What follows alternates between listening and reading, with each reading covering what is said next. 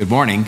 We have quorum this morning. We've still got a couple of members yet to come on, but my name is John Tory, the Mayor, and I am the Chair of the Executive Committee as well. The Clerk has confirmed that we do have quorum, and I will call the 25th meeting of the Executive Committee to order and welcome everyone.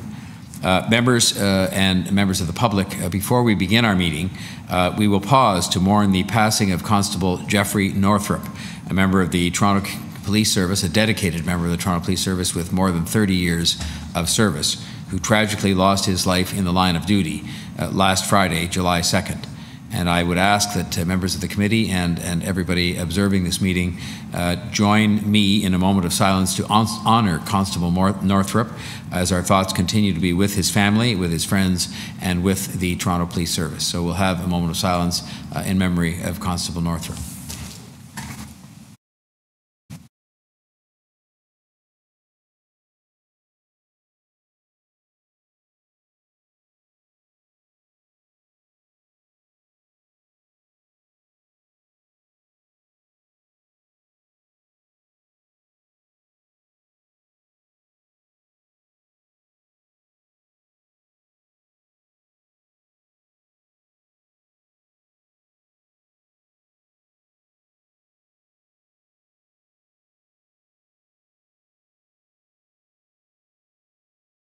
Thank you.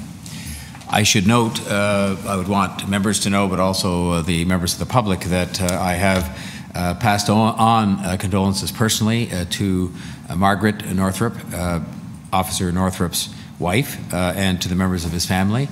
Have offered them the full support of the city, in addition to the support they're receiving from the Toronto Police Service and from the Toronto Police Association.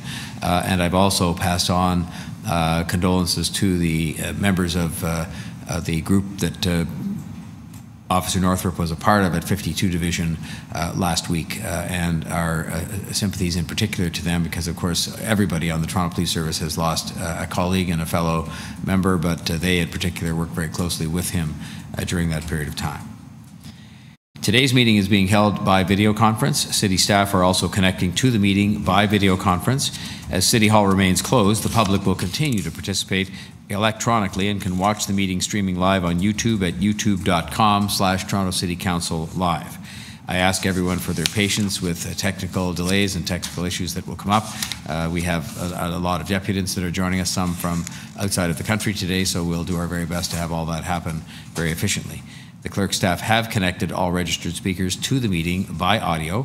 The list of speakers can be viewed online by visiting the Executive Committee's page at toronto.ca/council and clicking the speakers box for today's meeting. The City Clerk has provided all agenda materials via the Clerk's meeting portal. Clerk's IT staff will be available to participants to help with your devices. I'd like to remind staff to keep their mics muted and their videos turned off unless they need to answer questions or speak to the committee. This will make it easier for me as chair and for those watching on YouTube to observe members as they participate in the debate and vote on items. Members, if you could keep your mics muted as well unless you wish to question staff or speak to an item, and please ensure that your video is turned on.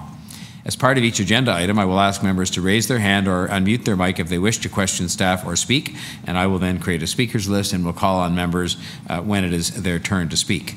When voting on an item or a motion, I ask that members ensure that they turn on their video and raise their hand to indicate their vote. Members, I want to remind you that you must submit and approve your motions by email. Staff are available at exc@toronto.ca to help with motions. If there are any visiting members of council attending the meeting today, I encourage you to turn on your video so that I know that you're present and I can give you the opportunity to ask questions or to speak. And this will also assist the clerk's staff to record attendance for the meeting. Although we're in different locations and meeting remotely today, the committee would like to acknowledge that the land we are meeting on is the traditional territory of many nations, including the Mississaugas of the Credit, the Anishinaabe, the Chippewa, the Haudenosaunee, and the Wendat peoples, and is now home to many First Nations, Inuit, and Métis peoples. We also acknowledge that Toronto is covered by Treaty 13 with the Mississaugas of the Credit. It's now time to see if there are any declarations of interest under the Municipal Conflict of Interest Act, and I would ask members, if they do have an interest, to please raise their hand and unmute their mic and state their interest, and there's also a form, of course, that has to be filled out. Are there any interests that people wish to disclose today at the beginning of this meeting? Seeing no hands, we can then proceed, and I would ask for a motion to confirm the minutes of the regular meeting held on June the 1st, 2021. Moved by Deputy Mayor Thompson. All those in favor? Opposed? Carried. And before we proceed with the agenda review, I would ask that you would consider a motion that speakers who have not pre-registered be allowed to register to speak until 10 a.m. on July 6th, 2021, after which no further registration is allowed and the speakers list will be closed. I will so move. If there's any comments or questions, otherwise I'll call the question. All those in favor? Opposed? Carried. Okay, let's go through the items then on the agenda. The first item is EX 25.1, Recognition Review Project Update in response to the Dundas Street renaming petition. There are quite a few speakers registered on this item, so I will hold it down. The next item is EX 25.2, COVID-19 Recovery July 2021 Update. There is a staff report with a recommendation. Would anyone like to hold this item? Otherwise, I would ask for a motion to adopt the recommendation in the staff report, moved by Deputy Mayor Thompson. All those in favor? Opposed? Carried. The next item is 25.3, Recommended Tax Design and Steps to Implement a Vacant Home Tax in Toronto. There is a staff report with recommendations. Would anyone like to hold this item? Well then, pardon me, seeing no one, I will move. Move a motion to adopt the recommendations in the staff report and call the question. All those in favor? Opposed? Was there a deputant? I'm sorry, what was that again? Is there a deputant? I don't believe so. On the vacant home tax? Yes, there is. Oh, I apologize. You're quite right. There is. Yes, there is one. Yes, so that's fine. Emily Johnson. Yeah, we'll proceed with that. I apologize. I didn't take note of that. The next item is EX 25.4, SafeTO, Toronto's 10-year Community Safety and Wellbeing Plan. There are speakers registered on this item, so I'll hold it down. The next item is EX 25.5, Update on Metrolinx Transit Expansion Project, second quarter 2021. There are speakers registered on this item, so I will hold it down. The next item is EX 25.6, City of Toronto Investment Report for the year 2020. There is a staff report with a recommendation. There are no speakers registered. I'll just check the absolute up-to-date list here. There are no speakers registered on this item, so I would ask that there be a motion to adopt the recommendation contained in the staff report, moved by Councillor McKelvey. I'll call the question. All those in favor? Opposed?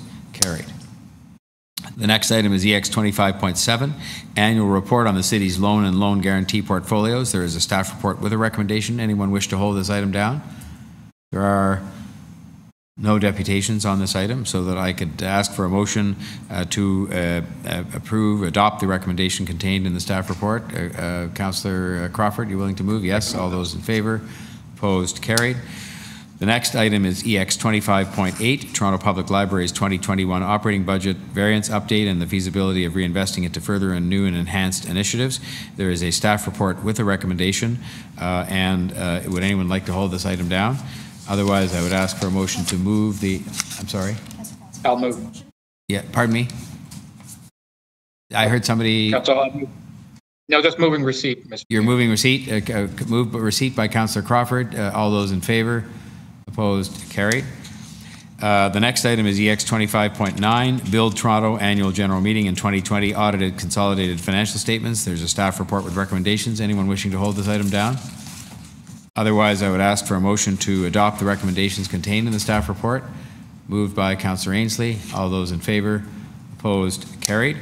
The next item is EX 25.10, Casa Loma Corporation Annual General Meeting in 2020 Audited Financial Statements. Again, a staff report with recommendations. Anyone wishing to hold this item? All right, I'll ask for a motion then adopting the recommendations in the staff report, moved by Councillor Pasternak. I'll call the question. All those in favor? Opposed? Carried. EX 25.11, the Lakeshore Arena Corporation Annual General Meeting in 2020 Audited Financial Statements. Again, a staff report with recommendations. Anyone wishing to hold this item? Seeing no one, I would ask for a motion to adopt the recommendations in the staff report, moved by Councillor McKelvey. I'll call the question. All those in favor? Opposed? Carried. The next item is EX 25.12, the Toronto Community Housing Corporation Annual General Meeting in 2020 Audited Consolidated Financial Statements. Again, there's a staff report with recommendations. Anyone wishing to hold this item? You want to hold it, Deputy Mayor Bylaw? I don't need to hold it. I just have a motion at the request of the TCHC board meeting, so I could move it now, or if members wish. I think unless there are other people wishing to hold for other reasons, we could have your motion dealt with now and deal with the item at this time. We're receiving the annual report. So do you want to go ahead and is your motion in the hands of the clerk? Okay, there we go. There it is. Yes, it is. And this is in response to a request from the board to add one tenant member to the board. So instead of 2 tenants, to have the board with 3 tenants. This will actually take us to 13 members of the board, which was what we had prior to 2018. Okay, so it really just restores what we had before. I think the motion is fairly straightforward. Are there any questions of the mover, or otherwise? Otherwise, we can call the question first on the motion. If everybody's ready, all those in favor of the motion? Opposed? Carried. And then the item as amended. All those in favor? Opposed? Carried. Thank you.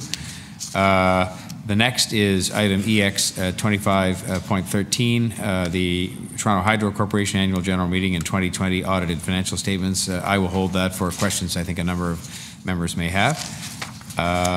The next item is EX 25.14, the Toronto Pan Am Sports Centre Annual General Meeting in 2020 Audited Financial Statements. There is a staff report with recommendations. Anyone wishes to hold this item? Otherwise, I'll ask for a motion approving adopting the recommendations in the staff report. Moved by Councillor Pasternak. I'll call the question. All those in favor? Opposed? Carried. The next item is the EX 25.15 Toronto Port Lands Company Annual General Meeting in 2020 Audited Financial Statements. Again, a staff report with recommendations, the annual report. I would ask if anyone wants to hold this. Seeing no one, I will ask for a motion to adopt the recommendations in the staff report. Moved by Deputy Mayor Bylaw. Call the question. All those in favor? Opposed? Carried. The next item is EX 25.16. Are you just, Margaret, I'm not paying as close attention as I might be to. No, I'm not there yet in terms of speakers. That's all. I'm just not casting my eye to that as readily as I should, but I think we've not skipped over anything that had speakers. 2516, comparison of campaign spending limits in Ontario, municipal, provincial, and federal election campaigns. This is a staff report with a recommendation. Does anyone wish to hold this down? Otherwise, I'll ask for a motion to adopt the recommendation in the staff report. Moved by Councillor Ainslie. All those in favor? Opposed? Carried. Item 25.17 has a speaker, so we'll hold that down. Item 25.18, 2021 Heads and Beds Levy on Institutions. I know, Councillor Ainslie, for a record-setting consecutive year, you have a motion. Are you able to move it now, or would you like to hold it down until the matter comes? Yeah, Mayor Tory, I can move my motion now. This is the 15th year in a row that I've moved this motion, so I'm on my 3rd premier. So hopefully Premier Ford or one of his cabinet ministers will listen to us this year. The City Council will forward this item to the Premier of Ontario and the Ontario Minister of Finance and request the province to increase the $75 levy annually by the rate of inflation. City Council forward the item to the Association of Municipalities of Ontario and the Federation of Canadian Municipalities. Thank you. Thank you, Councillor Ainslie. A motion moved by Councillor Ainslie, and one that I would just say by way of comment as we move through, makes perfect sense, is long overdue, and should be acted upon by the Government of Ontario in the best interest of keeping the city fairly and properly financed. But if there's anybody else with any other comments, otherwise I'll call the question on Councillor Ainslie's motion. All those in favor? Opposed? Carried. And I think we need item as amended. All those in favor? Opposed? Carried. The next item is EX 25.19, 2021 Levy on Railways, Roadways, and Rights-of-Way and on Power Utility Transmission and Distribution Corridors. Similarly, I believe, Councillor Ainslie, you have a motion? I do, Mayor Tory. This is only my 2nd year on this one. That City Council requests the Province of Ontario to explore the impact on national railways converting to a tonnage-based levy system as opposed to the current rate per acreage system in the Province of Ontario to determine any benefits to municipalities. City Council forward the item to the Ontario Good Roads Association, the Association of Municipalities of Ontario, and the Federation of Canadian Municipalities for their information. And just to speak to it quickly, Mayor Tory and my colleagues, if you look at the report, we received this levy based on acreage that railroads transport their freight trains to. The levy we're receiving this year is actually going down quite substantially. We are one of the few provinces left in Canada that doesn't put this levy on railroads based on tonnage or the amount of freight that they carry. If you look at recently, Canadian National Railroads and CP Rail just had quite a fight over purchasing a railroad in the United States. Both CN and CP Rail are currently have record year profits, even during a pandemic. And the money that they're giving us through this levy is actually going down. So I think we need to change tonnage, the levy based on tonnage and not acreage. And not only will this benefit the city of Toronto, but I'm also sending it to AMO and FCM because there's a number of smaller municipalities right across this province that would substantially benefit from a change in how the levy is taken care of as well, which is the second part of my motion. Thank you. Well taken motion that should be carefully considered by the government of Ontario in the interest of fairness. So we'll leave it at that. And we have Councillor Ainsley's motion on the floor. I'll call the question on that unless there's any other speakers. All those in favour? Opposed? Carried. Item as amended. All those in favour? Opposed? Carried. Next is item EX 25.20, operating variance report for the year ended December 31st, 2020. There's a speaker registered on this item, so I'll hold it down. The next item is EX 25.21, the capital variance report for the 12 months ended December 31st, 2020. There's a letter from the Budget Committee with a recommendation. Would anyone like to hold this item?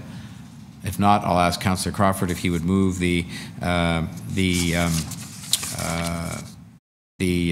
recommendation contained in the letter. All those in favor? Opposed? Carried. Item EX 2522.22, operating variance report for the 4 months ended April 30th, 2021. There's a letter from the Budget Committee with a recommendation. Anyone wishing to hold this item? Okay, I will then ask Councillor Crawford to move a motion to adopt the recommendation contained in the letter from the Budget Committee and call the question. All those in favor? Opposed? Carried. Next item, 25.23, capital variance report for the 4 months ended April 30th, 2021. Again, a letter from the Budget Committee with a recommendation. Anyone wishing to hold this item? Seeing no one, I'll ask Councillor Crawford to move a motion to adopt the recommendation contained in the letter from the Budget Committee. So moved by Councillor Crawford. All those in favor? Opposed? Carried. The next item is item EX 25.24, the Planning Act Section 42 Reserve Fund Statement for the years 2016 through 2019. Again, a letter from the Budget Committee with a recommendation. Anyone wishing to hold this item? Seeing none, I'll ask Councillor Crawford to move a motion adopting the recommendation contained in the letter from the Budget Committee. All those in favor? Opposed? Carried. The next item is EX 25.25, Planning Act Section 37 and Section 45 Reserve Fund Statements for 2019. A letter from the Budget Committee with a recommendation. Anyone wishing to hold this item? All right, then I'll ask Councillor Crawford to move a motion adopting the recommendation contained in the letter from the Budget Committee. So moved by Councillor Crawford. All those in favor? Opposed? Carried. And finally, the last item, EX 25.26, 2021 updated assessment of revenue options. There is a speaker registered on this item, and so I will hold it down. So I think that then brings us back to the beginning of the agenda and to the item EX 25.1, recognition review project update in response to the Dundas Street renaming petition. And one of the things we're going to try to do, and I'll just check in with our very able staff who manage all of these deputations remotely, there are some people that are calling us from overseas today, we understand, and we wanted to try and accommodate them first, if we could, in this list of deputants, which is about maybe 13 or 14 in number. So can I just check with our staff and just see if any of Dr. Stephen Mullen, is he yet with us? Do we know? Don't see him yet. And how about John Ralston Saul?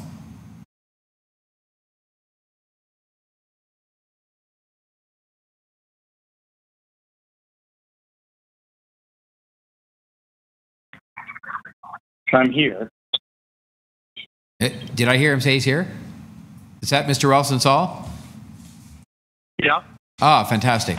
So welcome, sir, and we welcome you to the Executive Committee. The way this works, you've probably been here before, is that you have 5 minutes to make a deputation, or up to 5 minutes, and then there may be some questions for you from members of the committee or members of council that are here. So please go ahead, and you're most welcome here, and we thank you for taking the time. Well, thank you, Your Worship, and thank you to the Executive Committee. And of course, I'm not calling from overseas. I'm calling from downtown, not far from Dundas Street, and not far from where I live. And I really just want to say that, you know, I understand completely Toronto citizens of Toronto who live in the areas off Dundas Street who sort of say, look, my history is I was brought up around here, this is my neighborhood. I get that completely. But imagine if the street were called Kerbal Street or Himmler Street. And so immediately sensible people think, gosh, he's exaggerating. But I'm not exaggerating, because Dundas was responsible for at least 600,000 new slaves, a couple of 100,000 other people killed around that. And the fact that he did it very cleverly, well, he was doing some other quite decent things, but he did it behind the scenes. You know, being clever about how you do evil doesn't reduce the level of the evil. And when I'm on the street, I just keep thinking about this man of great evil and why are we stuck with his name in Toronto? It really is the worst dregs of the colonial attempts to make us already then less than we are, to make us a sort of place where people would just make use of York, of Toronto. So this street name is not Toronto, the most diverse city in the world. It has nothing to do with the fact that we always had a strong anti-slavery movement in Toronto. You know, in 1842, Robert Baldwin, one of Toronto's greatest politicians and democratic reformer with LaFontaine, were elected vice president of the International Anti-Slavery Society. Amazing. In this little place, the International Anti-Slavery Society. And when the new St. Lawrence Hall opened on April 1st, 1851, it was with an anti-slavery evil. I think Dundas would have hated our Toronto. He would have hated the street with his name on. He would have hated the Chinatown and the social projects and the very Toronto AGO. We're better than him. We must not let ourselves be trapped into an ugly colonial mindset just because it's been around for a while. And the last comment I would make is that if I hope we do change the name, and there's a whole process around that everything doesn't have to be one name. I think it would be very exciting if the square, which is a place of great celebration, had a name of its own, and the street had another name. Thank you very much. Questions of the deputy. Thank you so much, Mr. Ralston-Saul. Deputy Mayor Michael Thompson. Thank you very much, Mr. Mayor. Through you to Mr. Saul. Mr. Saul, can you just give us a little bit about your background, please? When you've come on as, obviously, I think some people know who you are. Give us a little bit about your background and what makes you qualified to comment on this particular issue.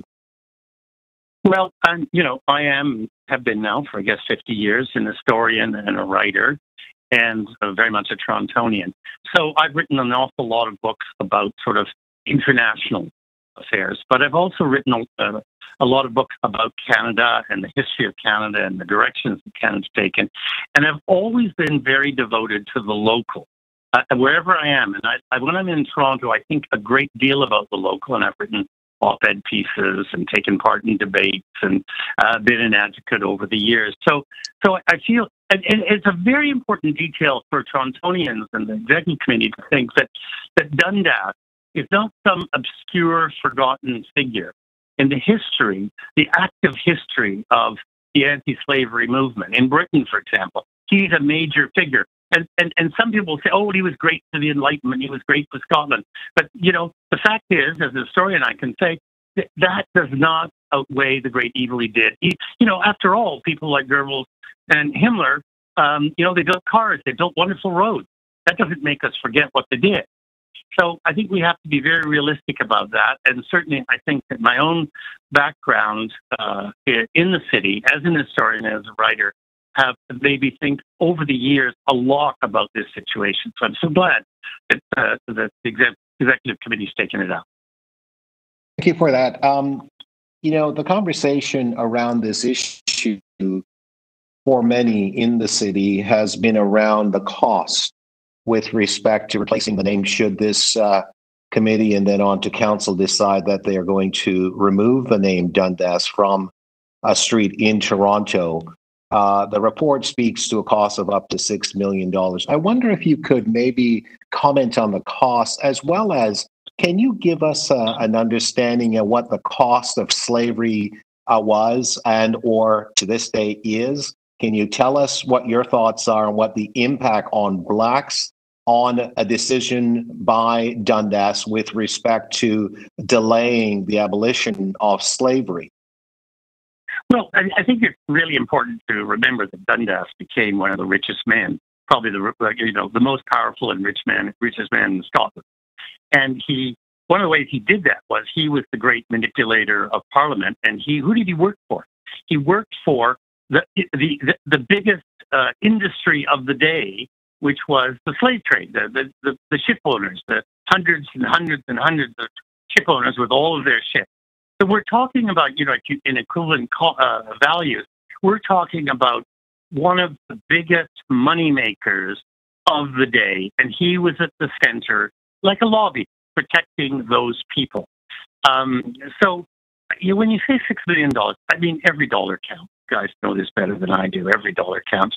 But we have to spend money when we have to spend money. And I do think that, this act of changing the name to something which is about Toronto and who we really are, will attract attention around the country and around the world, and will say something about it.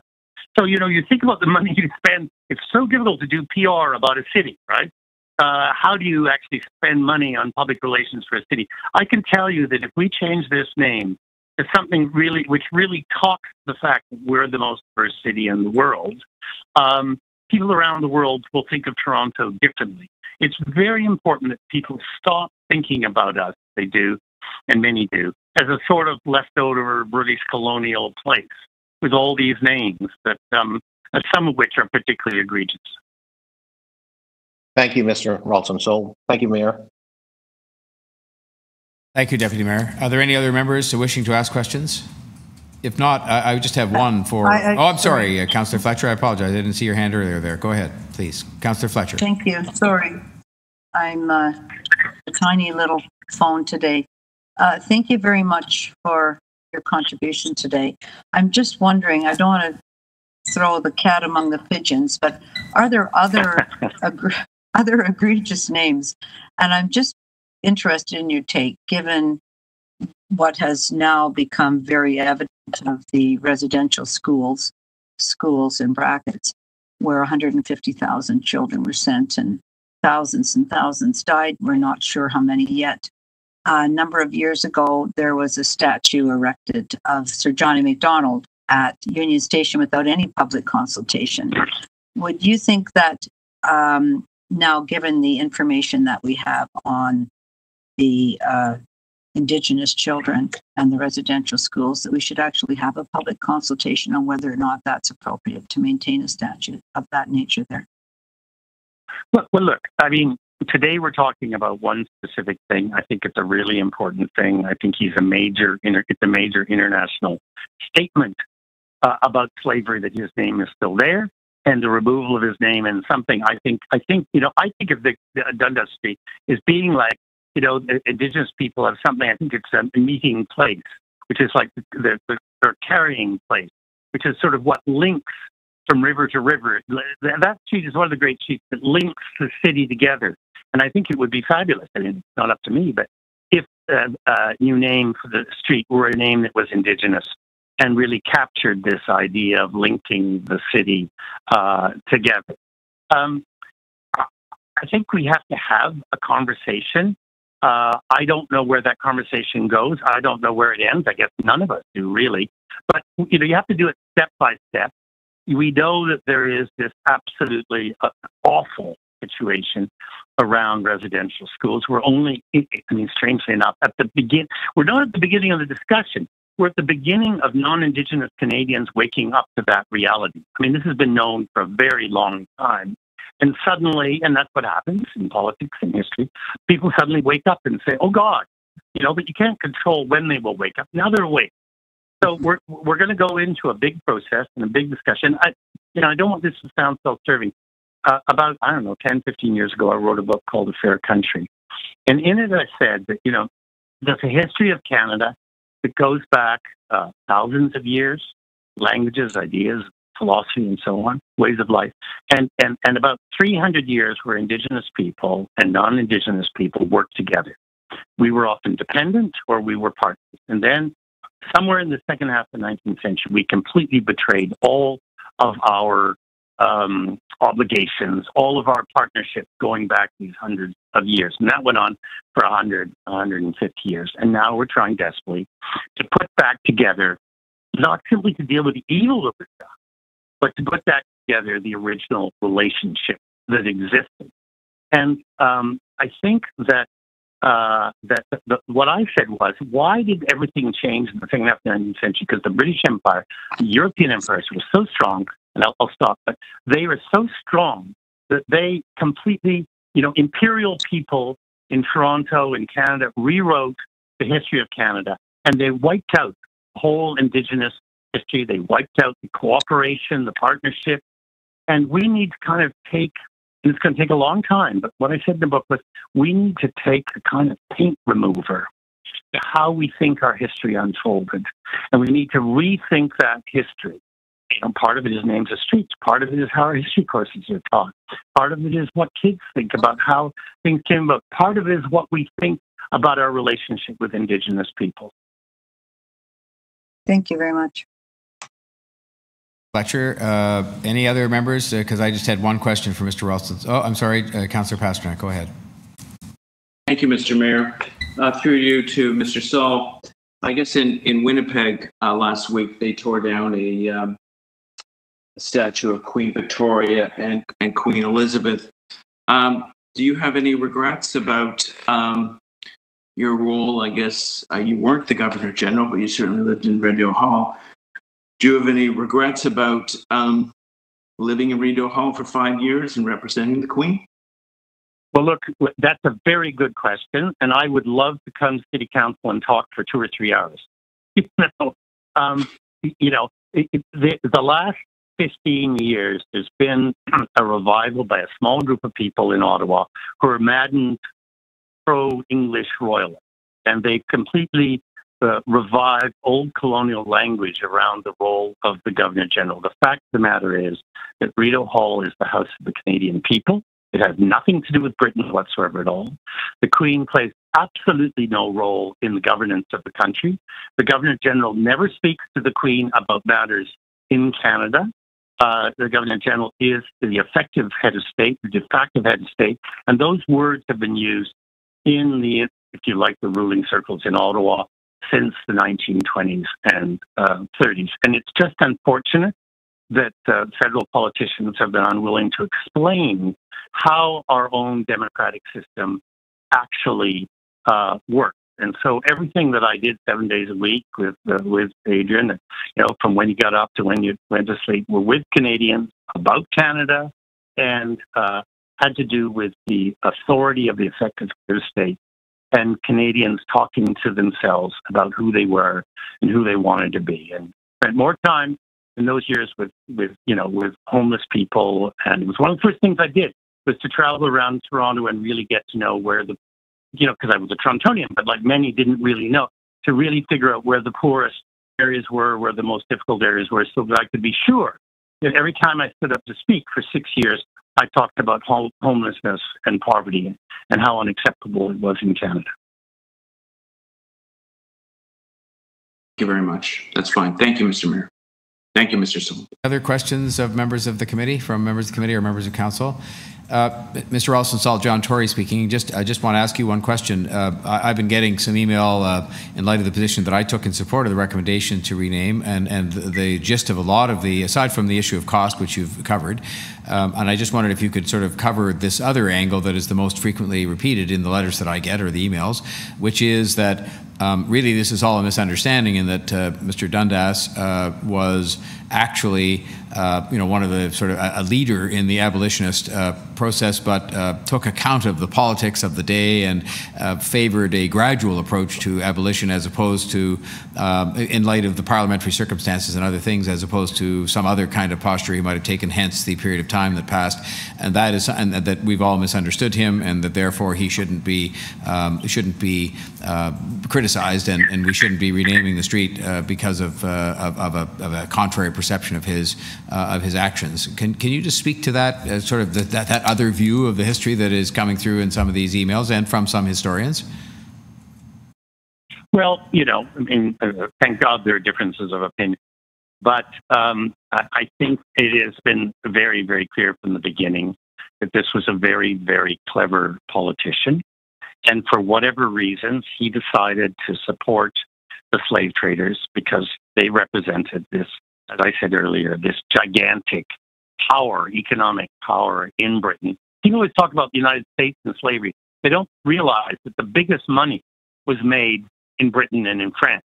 The people who owned, if you like, the boats and they owned the mechanisms of the industry, and were deeply evil. And so he was in the business of protecting them, and he did it all very cleverly and behind the scenes.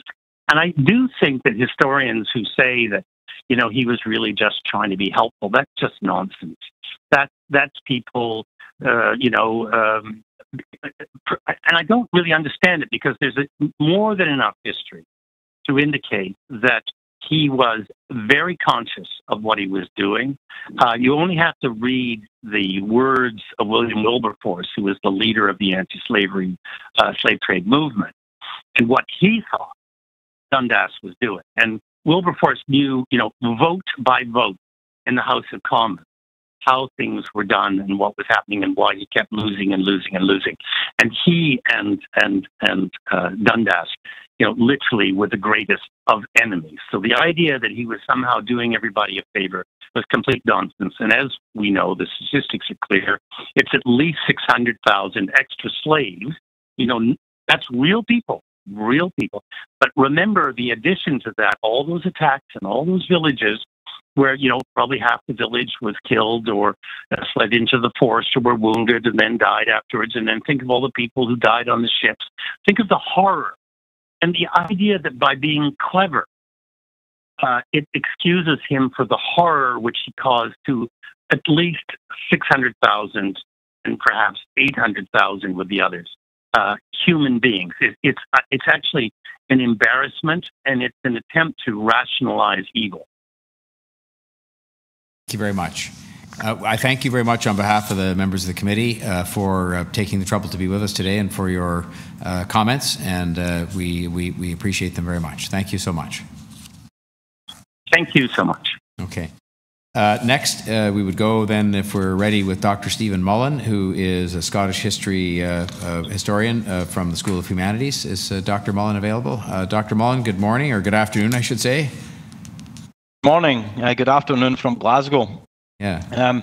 Okay, thank you for the invitation. I remain neutral in the debate whether Henry Dundas, the preeminent Scottish politician in the late 18th century British Parliament, should be commemorated or indeed removed from Toronto streets.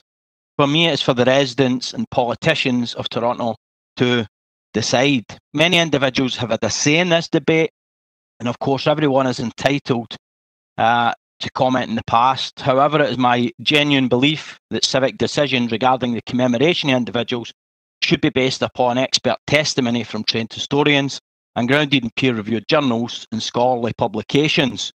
As a professional historian, I am required to justify and publish my conclusions, which are based upon empirical research and verifiable primary sources and historiography produced by other qualified historians. It is clear in several academic works since the 1930s, historians of slavery and abolition argue that Henry Dundas was instrumental to the delay of the abolition of the transatlantic slave trade in the British Parliament. In 1938, distinguished Caribbean historian Eric Williams described Dundas as a determined enemy of abolition. This position has been expanded by historians Roger Anstey, David Breon Davis, Roger Buckley, Hugh Thomas, Ian White, Douglas Hamilton, Seymour Drescher, and others. The current historiographical orthodoxy therefore posits that Dundas helped delay the abolition of the slave trade. This is not an outlier opinion advanced only by activists.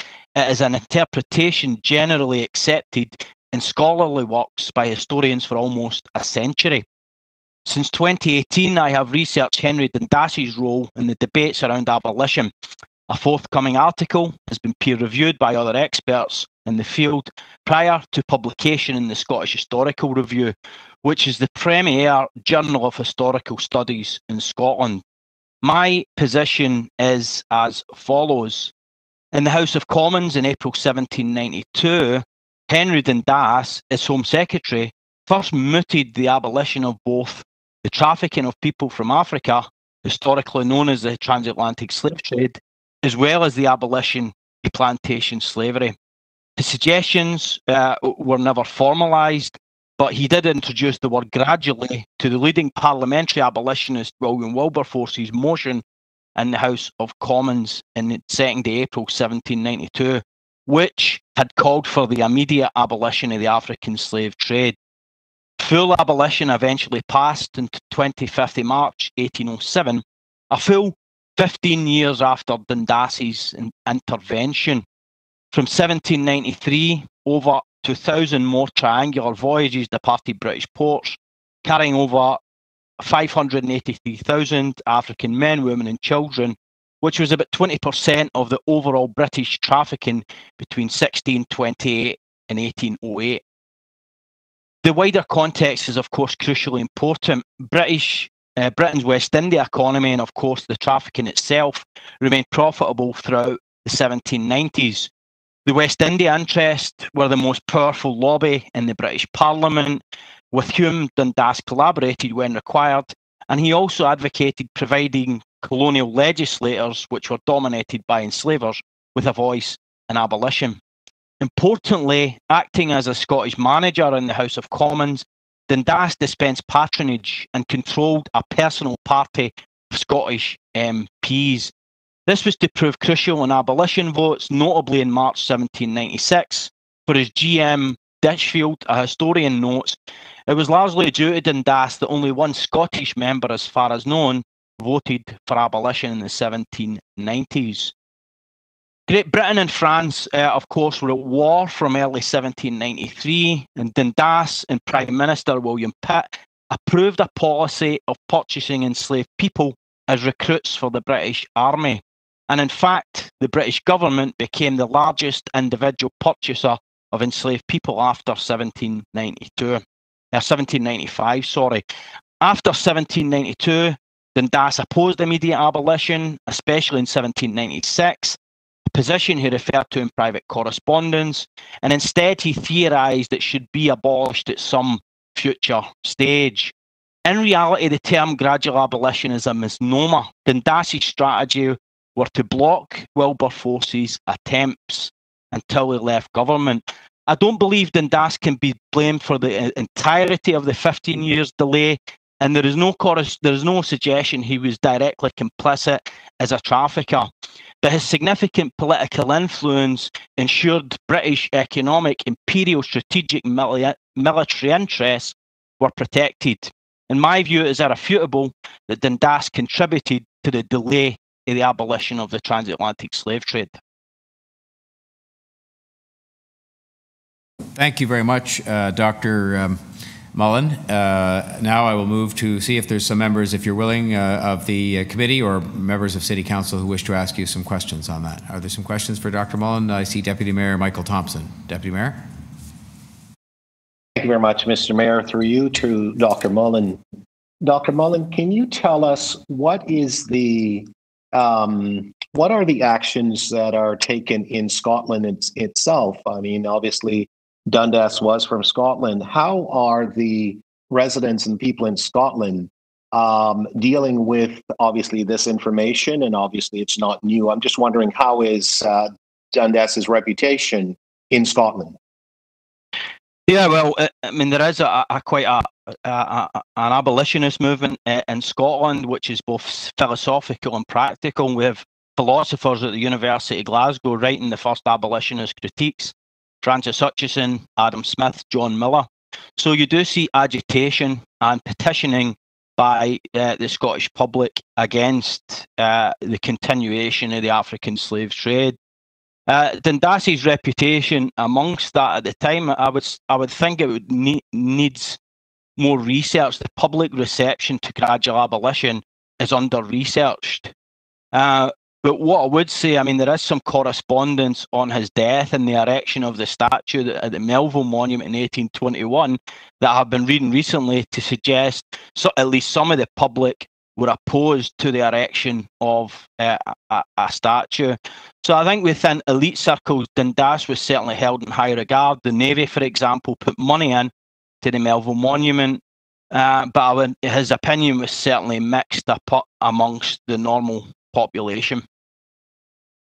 I just explore with you again, if you can help me to understand. You know, we often hear about the 600,000 slaves and so on, but we don't hear enough about some of the impact and or the actions that were taken or the result of the actions taken to impact people who were in Africa as a result of the slave trade. Now, we're not suggesting, I'm not suggesting that Dundas was in Africa or any of those things, but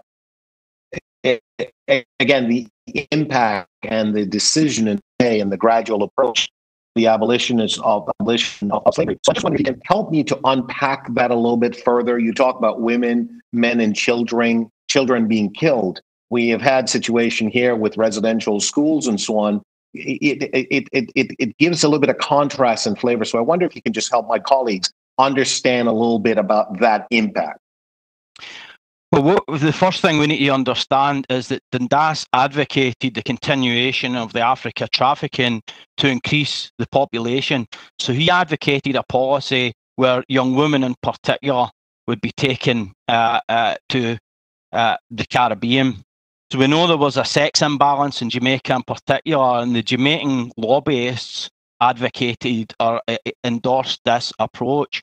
What we need to understand is that it was 20% of the entire British trafficking across the British period of the slave trade and 8% of the time. So gradual abolition actually increased the numbers of African people enslaved. I mean, there's very many historians wrote about the impact. Walter Rodney and the underdevelopment of Africa.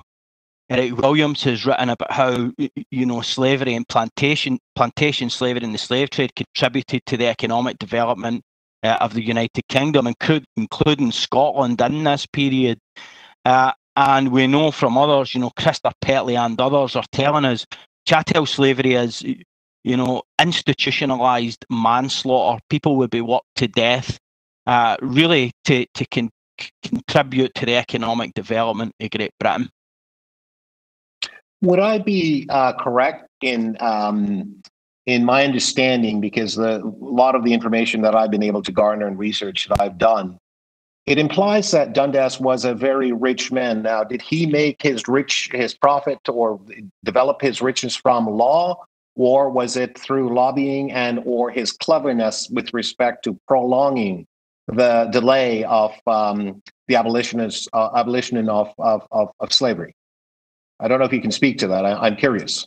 Well, I mean, in my researches so far, there is no suggestion that Dundas had a commercial interest in either the slave trade or plantation slavery. I do not know of any connection at all. As far as I understand, his wealth would be derived from landholding and his political career. That's fantastic. Thank you very much for helping my understanding. Those are all my questions, Mayor. Thanks, Deputy Mayor. Are there any other members wishing to ask questions of Dr. Mullen? Dr. Mullen, just as I did, if I may, John Tory, the Mayor here, if I could just ask you the same question I asked Mr. Ralston-Saul. I don't know if you heard the exchange before when you were on the line, but the question was simply this. There are those writing to me, and I'm sure to my colleagues, saying, oh, this is all a terrible misunderstanding. Really, this was a person who was, you know, kind of in the forefront of abolition and only took this gradual approach as a pragmatist and, you know, part of the art of the possible, and therefore therefore should not be criticized for in any way delaying, consciously, proactively delaying the abolition of slavery. Could you just speak to that school of thought that is represented by some historians and also in some of these emails that we're receiving in opposition to the notion of renaming? Yeah, well, what I would say, I'm not aware of any peer-reviewed journal article that makes the claim that Henry Dundas was a benevolent abolitionist. If there is one, I encourage anyone to contact me at the University of Glasgow with that. I'll be delighted to read it and assess it. I do not know of any bona fide historian who makes that claim. I am aware of an anonymised document and associated blogs, but to me, they do not constitute bona fide scholarship. I would say that if any serious researchers have discovered evidence that Dundas was an abolitionist, it should be submitted to a reputable academic journal for scrutiny by professional historians in advance of publication. My position is that people can have an opinion on what Henry Dundas did, but we need to listen to professional historians and bona fide scholarship that makes these arguments. To me, the historians are unequivocal that Henry Dundas was instrumental in the delay in the abolition of the slave trade. To me, there is no historiographical debate. Question, Dr. Mullen. I thank you very much for all of your answers today. Are you aware from all of your research you've done, his name, if you were to be here, and perhaps you have been here to visit, his name's all over the place here. And my understanding is that he had no connection to Canada at all, wasn't ever here, didn't really do anything in particular as regards Canada. Are you aware of anything he did that would cause anybody here, aside from the history we've just been discussing, to think he was somehow instrumental to or involved in the sort of building of this country? I would say I'm not an expert in Canadian history or Dundas's connection, so I would probably refrain from commenting on that. Okay. Thank you very much. We appreciate your taking the time today to be with us and for your answers to the questions. Thanks so much. I had next on my list, if she's available to us, connected, the Right Honourable Adrienne Clarkson. Yes, I am connected. Can you? Your Excellency, Your Worship? Good morning, Your Excellency. John Tory here. You have, the way this works, if you may have done this before, it's 5 minutes that you have to make any comments you want to make, and then there may be some questions for you from members of the committee or members of City Council. So you're most welcome here, and please go ahead. Absolutely delighted to be here with you, because the name of Dundas has no relevance to Canada. I understand Professor Mullen, who I was going to quote later in my discussion, but he has quoted himself so wonderfully that I don't have to do that. That has no relevance to Canada. He has no connection to Toronto. Henry Dundas, Lord Melville, by the way, who gained his wealth, a lot of it, by marrying an heiress of age 18 and taking his title, Lord Melville, from her castle. That's another question of Dundas as a person. But he was all-powerful, and only Prime Minister William Pitt himself was more powerful. He was the arch-fixer, the man who commanded the votes, dispensed power. He controlled almost the whole parliamentary representation of Scotland, most of the patronage in India, and appointments across the rest of the empire. So it's no wonder that John Graves Simcoe, Lieutenant Governor of Upper Canada in the muddy little town of York, in North America, in Canada, as it was to be, wanted to curry favor with the powerful Lord Melville, as Henry Dundas became.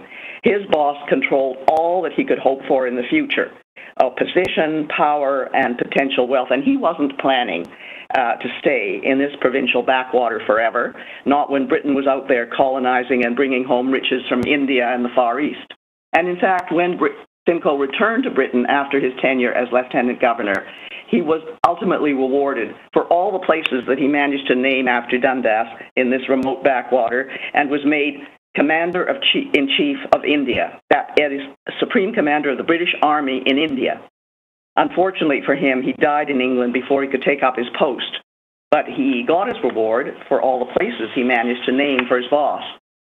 Dundas delayed by parliamentary maneuvering the passing of the bill to abolish the slave trade. And this, we know, caused at least 600,000 people from Africa to be enslaved and sold. If it hadn't been for Dundas, those people would have been living free in Africa with their families, all their extended families, their tribes, instead of treated as working animals and deprived of humanity. It means a lot to me, I can tell you, as a former Governor General, that we have a parliamentary, peaceful system, and that we have an inclusive society. And we are past the days of pathetic colonial bootlicking. I also recognize that we have a dreadful past of shame and injustice towards the Indigenous people, which we must turn our full attention to as a nation. Knowing that Dundas had nothing to do with Canada, in Mullen's words, he was the great delayer of the transatlantic slave trade. He doesn't deserve to be honored by anything in Toronto or in Ontario, which is a home to the world in its diversity. Toronto should show that we care about what we have become and are going to become in the future as a city of justice. We must say that it doesn't matter about the dollars. Dollars count, and to you running our city, I say they count. To me as a taxpayer, they mount. But the amount of dollars, no amount of money can expunge the sin of slavery. No amount of money can right that terrible wrong. But we can do this very real thing and remove the name of Dundas from our collective memory and show that Black lives do matter, that we care as people are able to learn from our history. Toronto should know that we care about what we have become and what we're going to become in the future of a city of justice and a city that will help to lead in the establishment of honor towards the Indigenous peoples, and that we will pay honor to our foundation in this territory of the dish with one spoon on which we are all so privileged to live.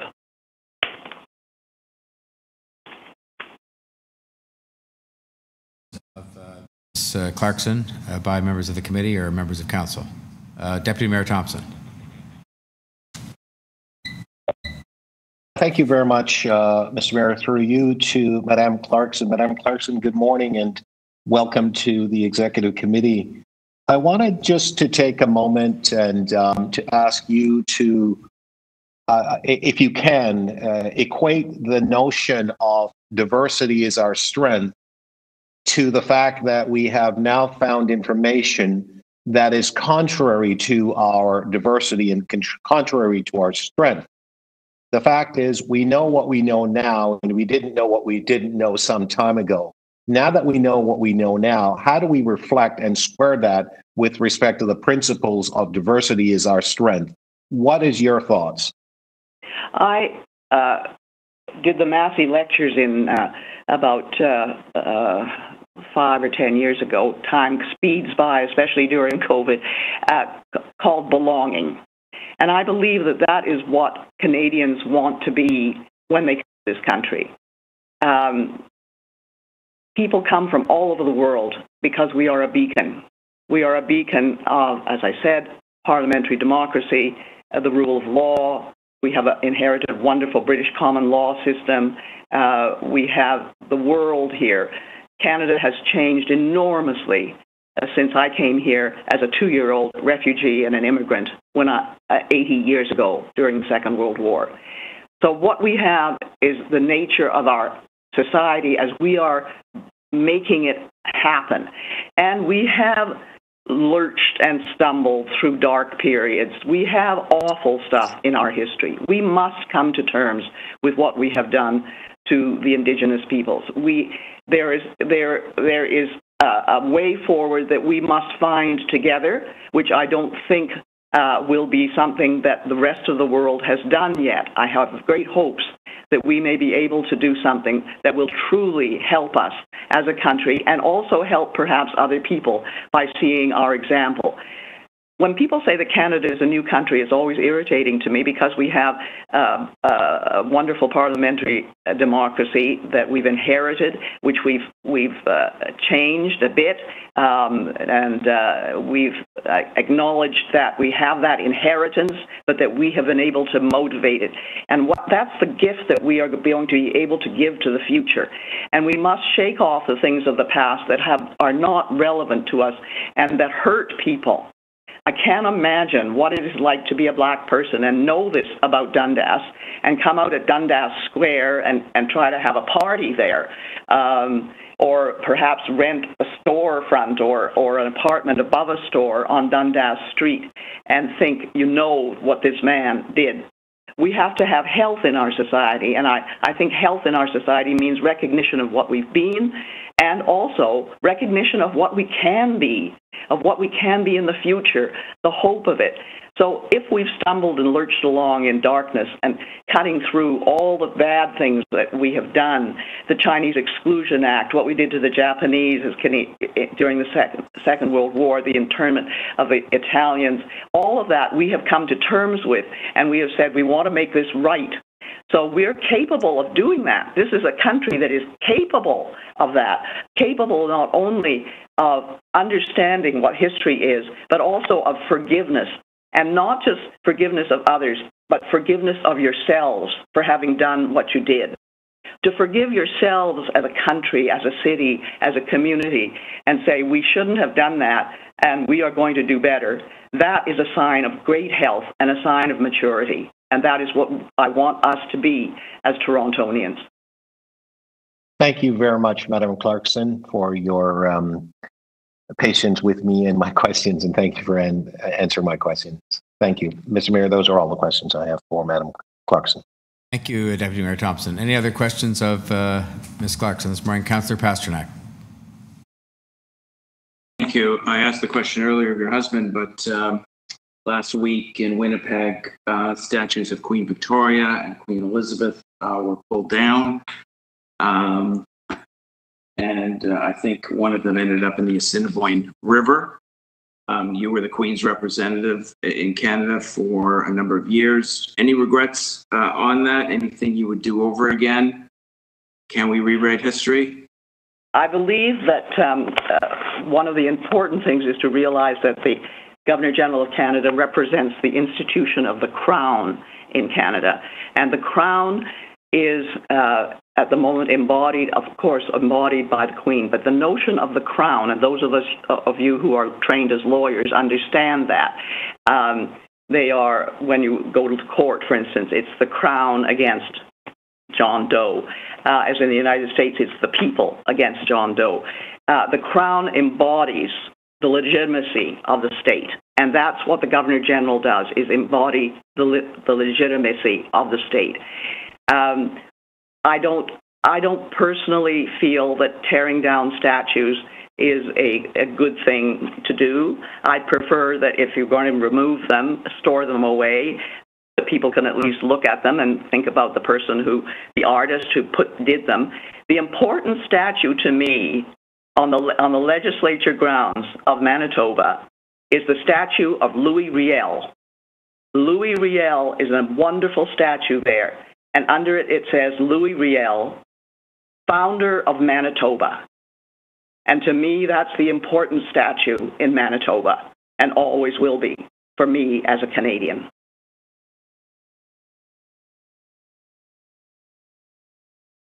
Very much. Thanks, Councillor Pasternak. Any other questions for Ms. Clarkson? Well, Excellency, thank you so much for taking your time to be with us today and for sharing your thoughts with us. And I'm sure it'll help us as we deliberate this matter and as it goes on to City Council. I'm sure there'll be people that'll be quoting from some of your comments that you've made this morning. We much appreciate that. Thank you. Thank you. I've enjoyed being with you. Thank you. All right. Now, I'll just ask if there's any other person that's on the line from overseas that we're aware of that's waiting, because no, not that we know of. Okay. Well, I know some of those people were not from overseas, but we were just trying to accommodate certainly the ones that were. And so we'll go back then to the top of the list as we received it. That would bring us to Anthony Nolan. Is Anthony Nolan on the line? Not available at the moment. Okay. That would bring us next then to Justice Faith Betty, co-chair of the City of Toronto's Confronting Anti-Black Racism. And Justice Betty is there, so please go ahead. Good morning. Good morning, Mayor Tory. Thank you very much. And thank you very much to the members of the Executive Committee. I'm very honored to be here in my capacity as co-chair of the City of Toronto's Confronting Anti-Black Racism Advisory Committee.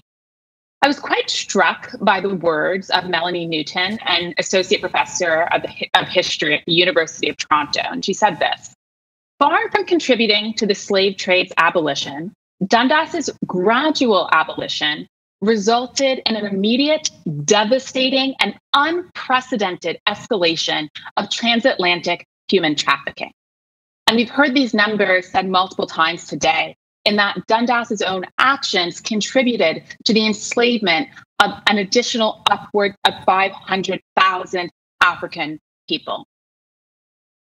Thinking about this as a young Black woman who is proud to call the city of Toronto my home and lives around the corner, in fact, from Dundas Street, I see the idea and the notion of not renaming Dundas Street and its related assets as being egregious. For keeping his name there represents a celebration of this man, a man who, for me, thinks, in fact, or thought, in fact, that individuals who looked were not deserving of freedom, justice, and equity. Knowing now what we know about this individual who had absolutely nothing to do with Canada or our history, it's incredibly offensive. And the City of Toronto's Confronting Anti-Black Racism Advisory Committee feels strongly about the course of action that must be taken in this regard.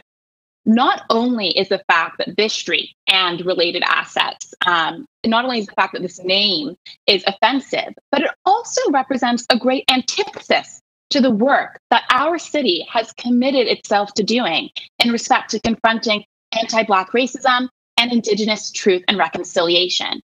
In fact, it stands in direct opposition to our city's own motto, diversity, our strength.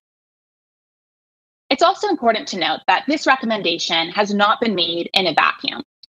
In fact, when we look at the broader context, it's something that we can all be very proud of. This represents a grassroots effort that, as of this morning, has taken on nearly 15,000 signatures on a petition since last summer.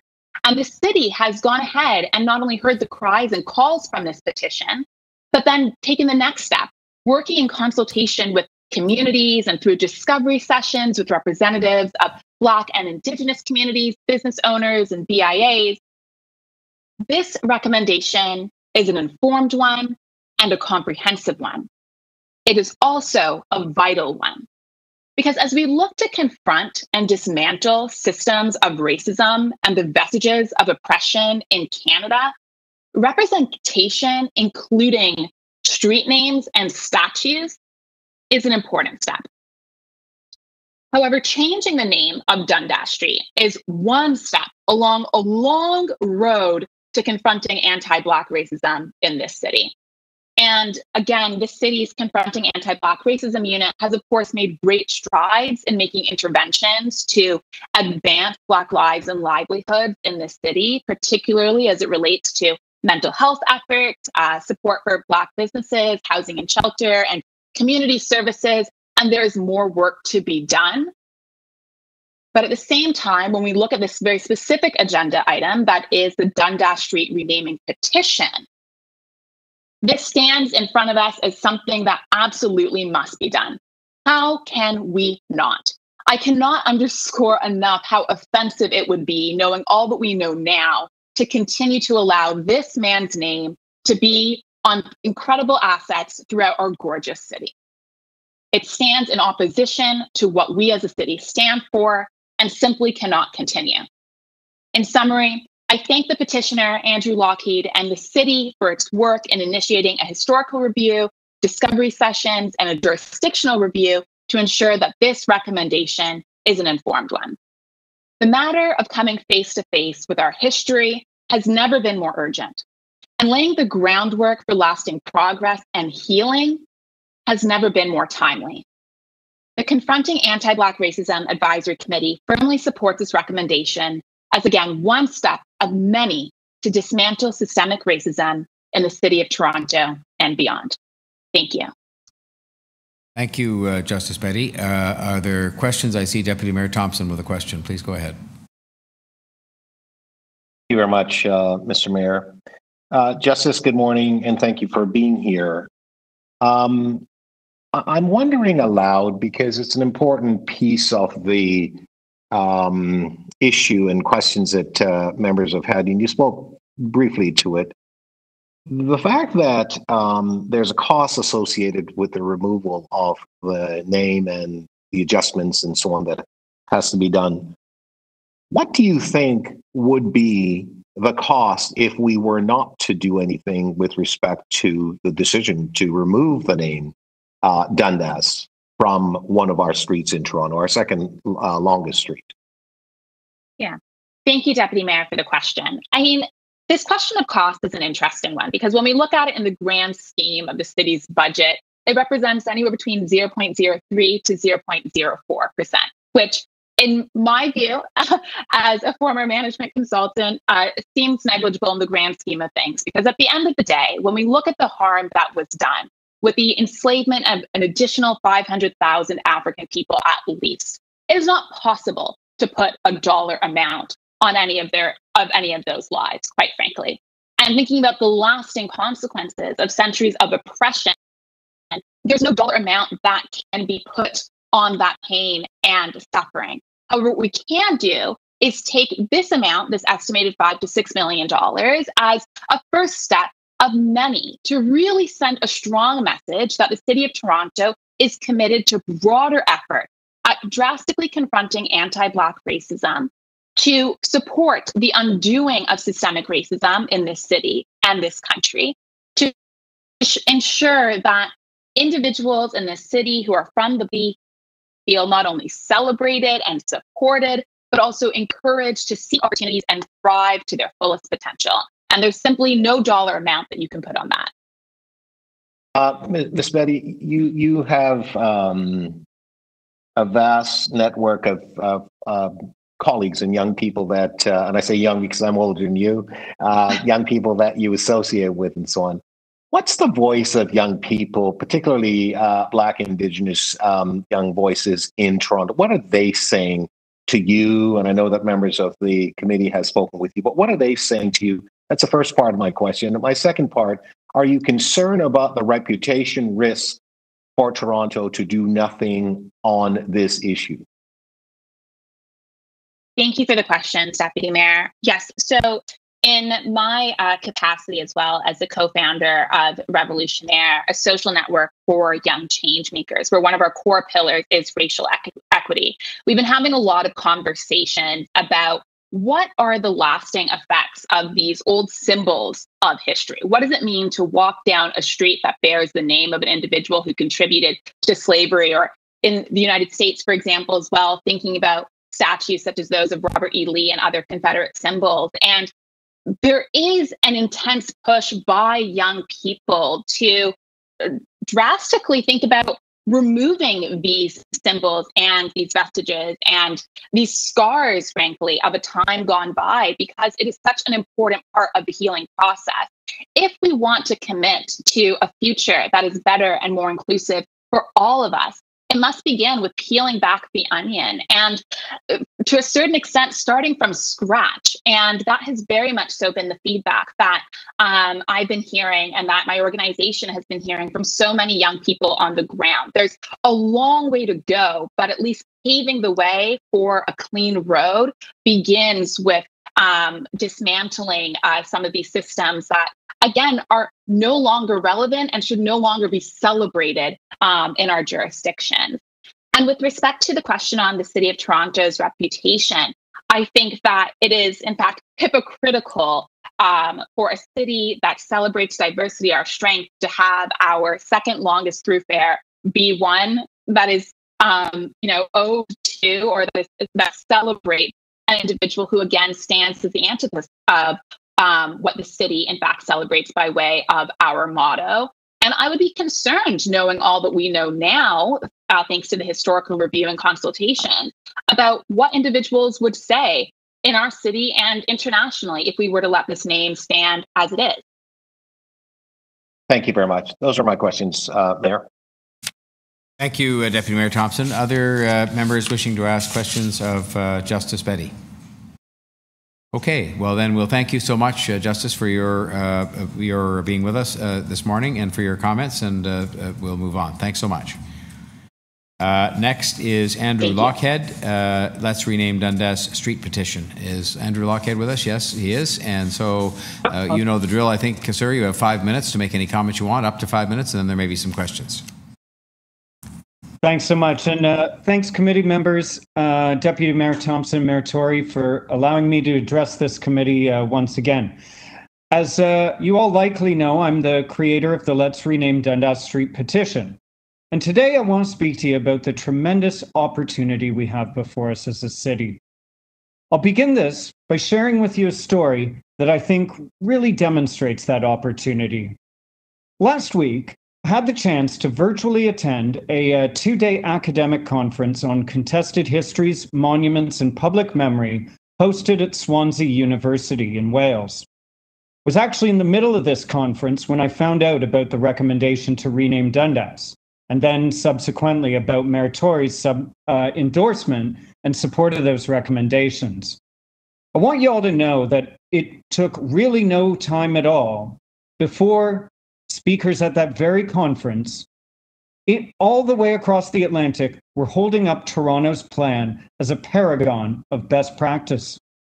And I think that's with really good reason. City staff have created an exciting and dynamic set of proposals for a process to rename Dundas Street. They've also given us a robust recognition review framework and a plan for future commemorations. This new framework appropriately centers and prioritizes Black and Indigenous voices and those of other stakeholder groups. It relies on expert historical scholarship, shared learning experiences, and creative community-based solutions. It is to be applauded and deserves consideration and the approval of City Council. To show evidence of this worldwide support, I'd like to call your attention to the document submitted along with a copy of my remarks. It's an open letter signed by over 120 knowledge keepers from here in Canada and around the world. The names on this list represent elders, community leaders, artists, scholars, and others who have dedicated their life to the preservation, dissemination, and creation of knowledge. This letter highlights the fact that the decisions you all make here today and hopefully at Council will have a significant effect on similar calls to action from Black, Indigenous, and other marginalized and or racialized communities and their allies around the globe. This is why it is imperative that Toronto acts now and acts urgently to address the embedded and systemic racism and colonial violence in our commemorative landscape. Failure to do so risks continued harm to our citizens and to the global reputation of our city as one of courage and vision.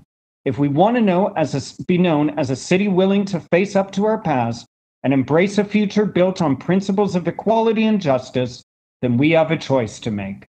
Now, some would have you believe that the choice in front of you is between renaming Dundas Street or spending money directly in communities impacted by legacies of enslavement and the ongoing Canadian colonial project.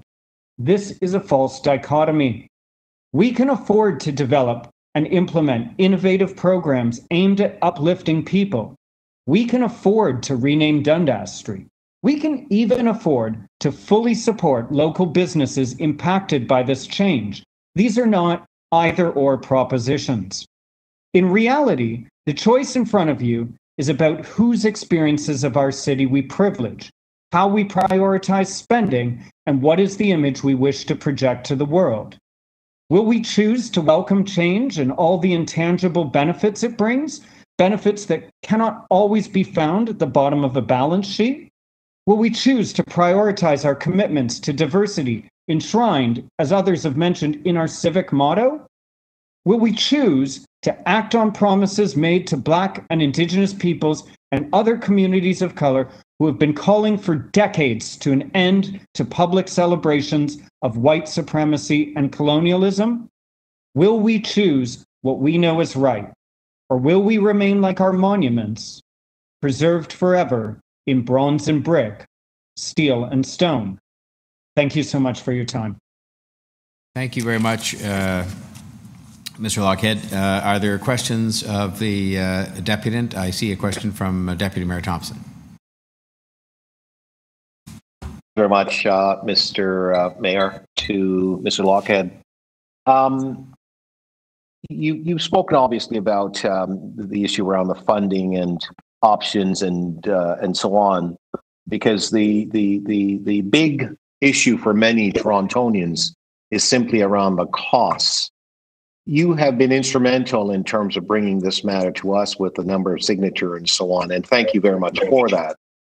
What do you say to Torontonians who are of the view that simply that, you know, nobody knew about Dundas, who cares, and why do we bother? Why is it important for us to bother?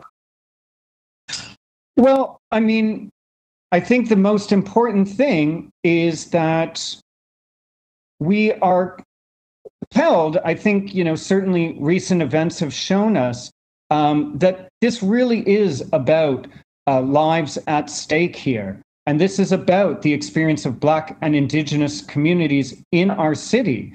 And I would, as Justice Faith mentioned earlier in the comments, how can we possibly put a value on that when we consider that we are all beneficiaries on this land of the material wealth extracted from Indigenous lands, the labor of enslaved people who were enslaved here in our city, you know, as well. How can we, as beneficiaries of that material wealth, deign to say that we can't spend on working to build a city landscape that stops these kinds of harmful celebrations? I think that is the important thing. We're all beneficiaries of that wealth. This is really just a question of spending priority. Thank you. Again, I guess just want to explore this a little further with you. I've received many letters and I've spoken to many people about this issue. And some have just simply said, you know, what's the big deal? At that period of time in history, that's the way things were. All of the folks, governments and leaders, basically, and kings and queens and others simply felt that this was the right thing to do. They're building their economy and they use slave labor to do that. So my question to you, given what we know now, could we just simply lightly just sort of pass this off? Because I think at the same time, some people will come forward to us and say, well, we've got this all wrong. First of all, can we just pass it off lightly? And secondly, do we have this all wrong in terms of the history? I think first off, to address your question about history, Deputy Mayor Thompson, I think we've already heard, and I know we're about to hear as well, from several eminent and expert historians on the matter. So I think we can say that the matter of history in this respect is closed and unambiguous. What we have to say to folks who would say, well, let's move on.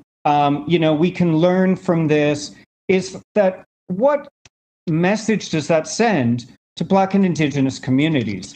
It says that we know about this, but we can't be bothered to do anything about it.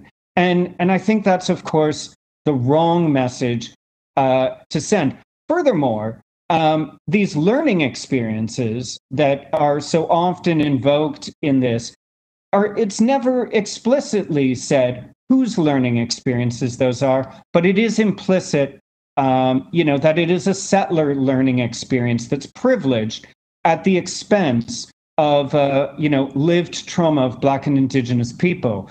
And I think we've gone on long enough privileging settler experience in that respect. And the last point, to speak to your initial comment, you know, when folks raise the issue of, well, you know, everyone was racist back then, it's simply untrue.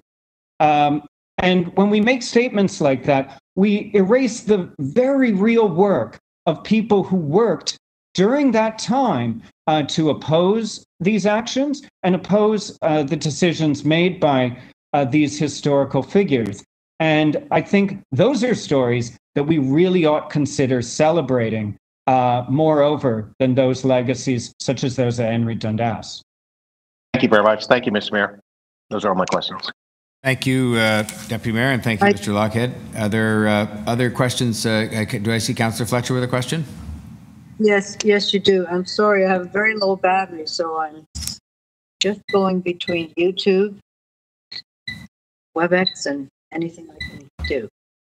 Thank you very much for coming in for your petition. I'm interested, what was the name of the conference that you're attending, Mr. Lockhead? It was the Contested Histories conference, the CRAM conference at Swansea University. I can email you the link to the conference if you like. Sure, and that was about naming and statues. Is that what I heard you say? Yes. I mean, that was a part of that program, but yes, more or less. Contested histories, monuments, memorials, really all over the world. Yeah. And really, you initiated your petition as a result of a very large outpouring of Black Lives Matter in the city of Toronto and Henry Dundas's role in slavery, as I recall. And then the city undertook a consultation to say, should we or shouldn't we do this? Would you agree that that's short form for what happened? That is a good shorthand for the process. Yes. And so, yeah, and now you're here to really say that's good consultation, etc. So I'm just interested. Obviously, you would think that for historical figures that are quite controversial, and I did ask Mr. Rosenstall about this earlier about Sir John A. Macdonald. Would you suggest that there actually be a consultation prior to simply erecting something without even discussing it? Well, I think that's one of the most important aspects of the set of proposals laid out by city staff is that there is a consultation process on future commemoration. And I would argue that this is not much different than other consultation processes undertaken in many other cities where, in particular with respect to a consultation with Indigenous tribes, as happens in many kinds of municipalities all over our country and the United States. I think this is one of the most exciting portions of the proposals, as I say, is that there is a framework for developing a whole new way about how our city remembers.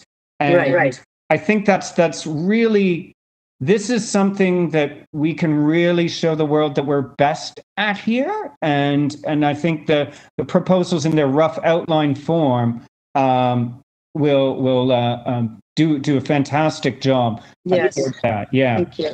Since last year and the outpouring around Black Lives Matter, as I mentioned earlier, we now have the revelations, not to the Indigenous community in Canada, but to everyone else who is not Indigenous in Canada, that there were so many lives lost, that so many children were taken to residential schools, that they were removed because they, as the Prime Minister of the day said, they could not be left in their savage homes or they would be savages. That's his quote. And I think there was an outpouring and understanding that this was very wrong, what happened. Would it be something that we should be looking at now, in your opinion, as to whether or not we should have a consultation about the appropriateness of the statue that was erected through a notice of motion, actually, at City Council? I would say that this is a decision best left to the recognition review process, which will be examining all previous commemorations enacted within the city and make decisions based on the outcome of that recognition review process. It's one of the reasons it's so absolutely urgent for executive to pass this today and to move it to full council for approval there as well.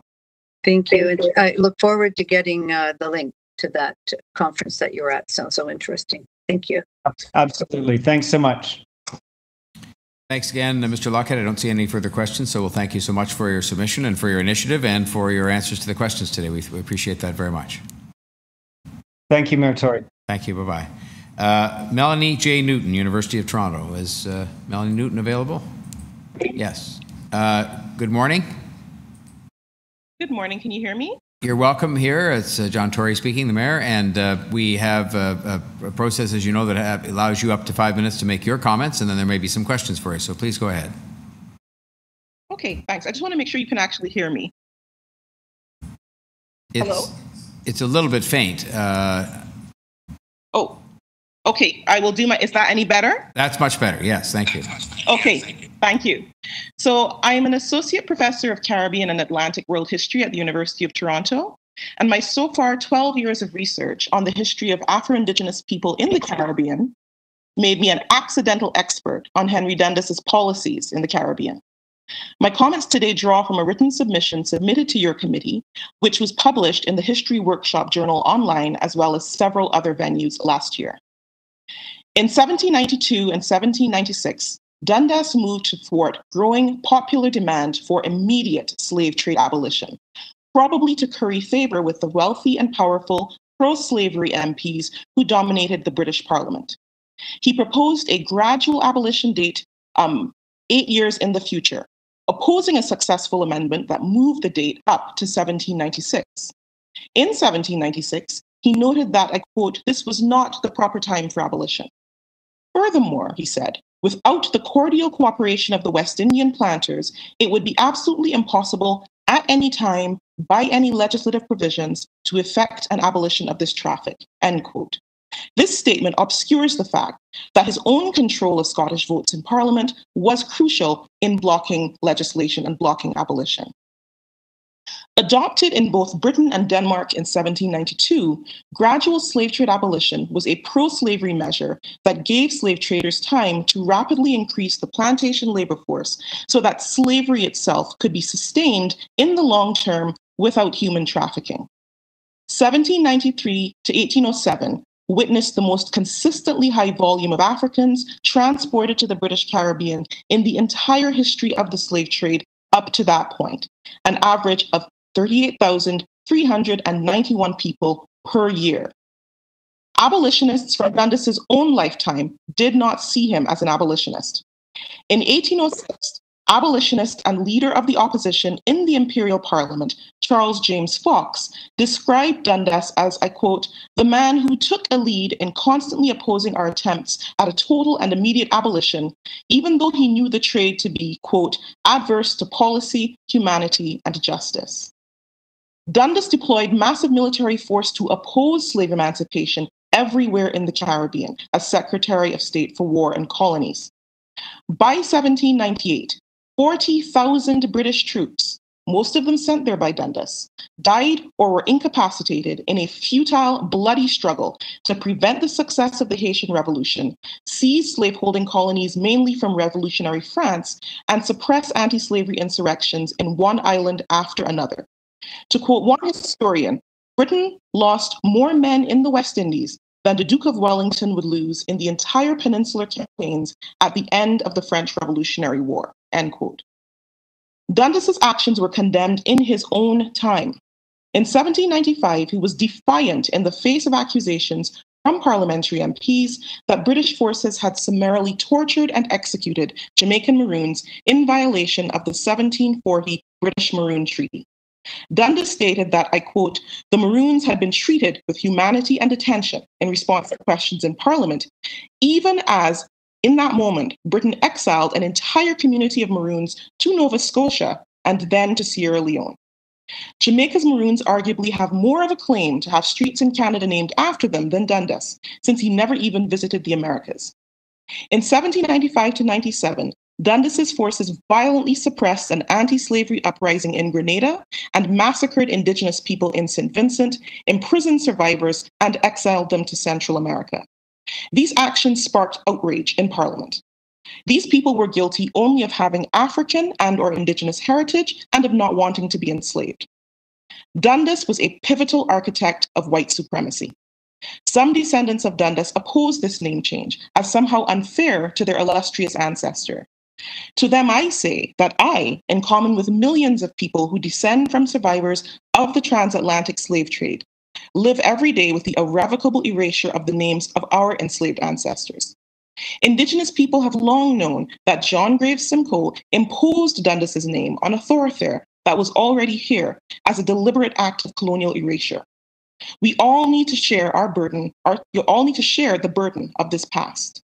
A society that knowingly celebrates perpetrators of genocide in its street names and public spaces is not a society whose democratic institutions are safe. Dundas must be remembered, but his name is a scar on the landscape. Colonial naming practices celebrated violence and hatred and called that history. That colonial relationship to our past and our streetscapes represents a deep and unsustainable contempt for both people and for the very ground on which we walk. Renaming public places named after Dundas is part of how we teach our children to reimagine the future based on a richer, more honest version of the past and healthier relationships with each other. We can lay a new foundation in this moment in history on which our children may remake the world. Thank you. Thank you very much, Professor Newton. There are questions from members of the committee, starting with Deputy Mayor Thompson.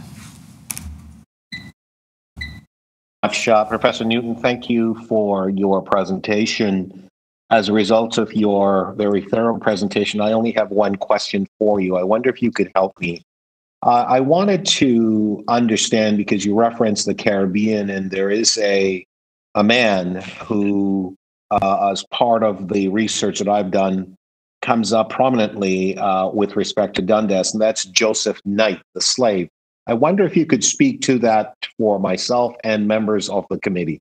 Who he was, what the sequence of involvement with respect to Dundas, and maybe others in Mr. Knight's legal matter. Certainly. So Joseph Knight was an enslaved man from Jamaica originally, who was brought to Scotland by his owner, whose surname was Wedderburn. In the I can't remember exactly when he arrived in Scotland, but he sued for his freedom in the 1780s. I have some of the details in my written submission, and there is a Scottish historian, legal historian called John Cairns, who's done a really excellent study of this case. So I'll just outline it here. So he sued for his freedom, and the context here was that in the period after the 1750s, roughly, in both France and England, you had a growing number of a sort of network of free Black people in urban centers in France and Britain who organized to try and protect people whose freedom was threatened. So he argued that since there was no law to hold him enslaved in Scotland, he should be free in Scotland, and his owner should not be allowed to force him to return to Jamaica as an enslaved person. And this was one of a couple of very celebrated cases in the 1780s. The other, which is somewhat better known, is the case of James Somerset, which was heard in, I believe it was 1782. I don't have it in front of me right now. So Dundas was on the legal team for Joseph Knight, but it's very important to understand that Dundas was a lawyer. Many lawyers were taken on and hired to represent people who were trying to secure their freedom and to prevent their owners from being able to force them back into slavery in the Caribbean. But being a lawyer for someone does not make you necessarily someone who believes in the sort of philosophy of their case. That is his job, right? That was his job.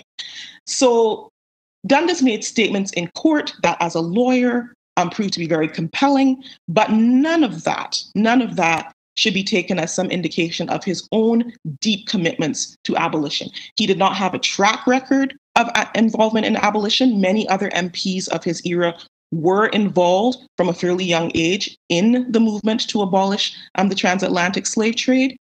And there's no evidence that after this case, he went on to translate his arguments in the courtroom into any kind of activism. He did his job. So thank you. While that the case is important, but he was also not, lawyers like him also were not the sort of the ground game that got these cases into court in the first place. So what you're saying is that there is a difference or a uniqueness, or maybe not unique, in that a lawyer can represent or be part of a team that represent a specific matter or principle in a matter in front of the court, and still have other views. In this particular case, that is to delay, for example, the abolition of slavery. So that's not unique. Is that what you're saying? It's not unique. But what is also a little bit more complicated, a complicating factor, is that you did have lawyers who opposed the presence of enslaved people in Britain.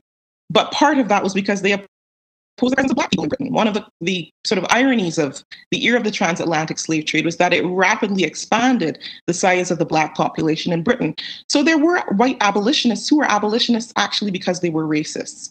They did not want the slave trade to Britain to continue. They did not want slavery's legality to be accepted on British soil, because they did not want slave owners from the Caribbean to be able to continue to bring Black people to Britain. We can't know what Dundas's views on this were. He was very good at obscuring his views, but opposing enslavement in Britain did not necessarily translate into opposing it elsewhere in the world.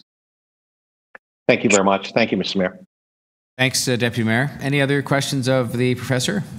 Well, we'll thank you very much for your submissions then, and for your answers to questions, and appreciate your taking the time with us today. Thanks so much.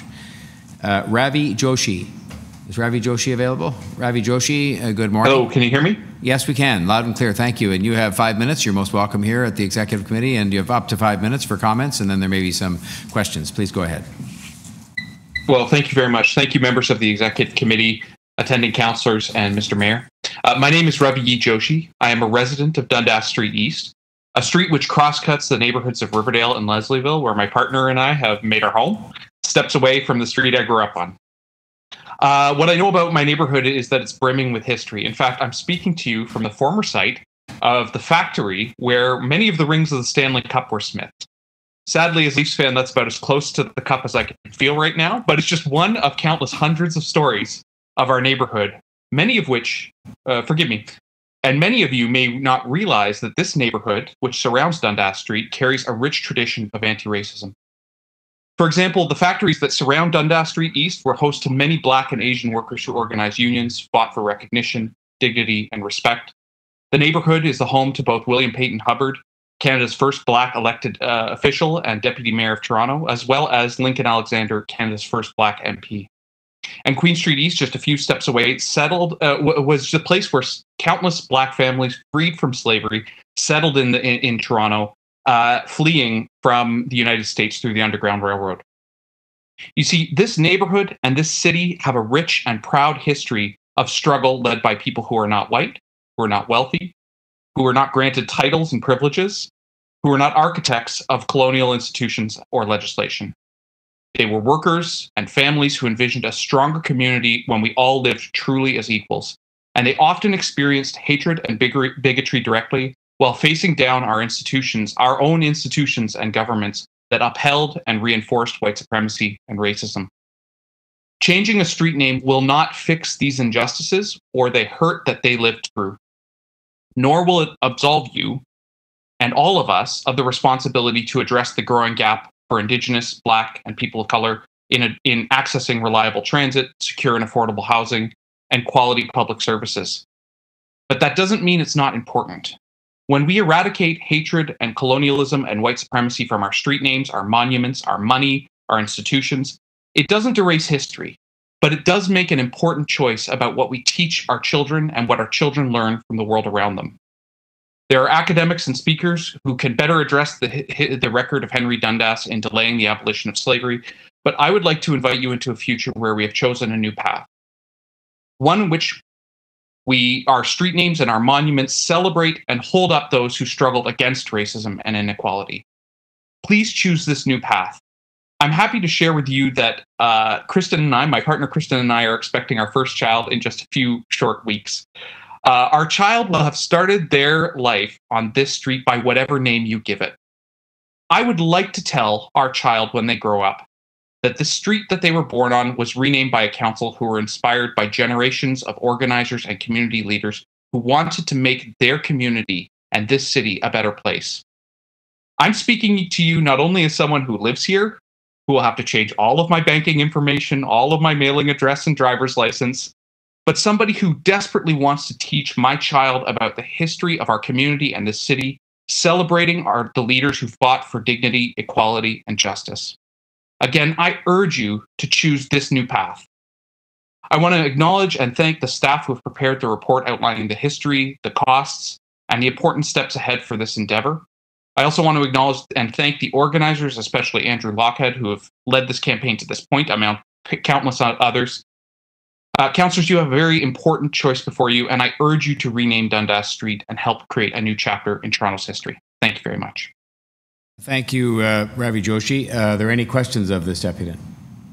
Well, thank you very much for a very thoughtful presentation. Appreciate that. Next is Lon Palmer. Is Lon Palmer with us? Lon Palmer, are you there? Yes.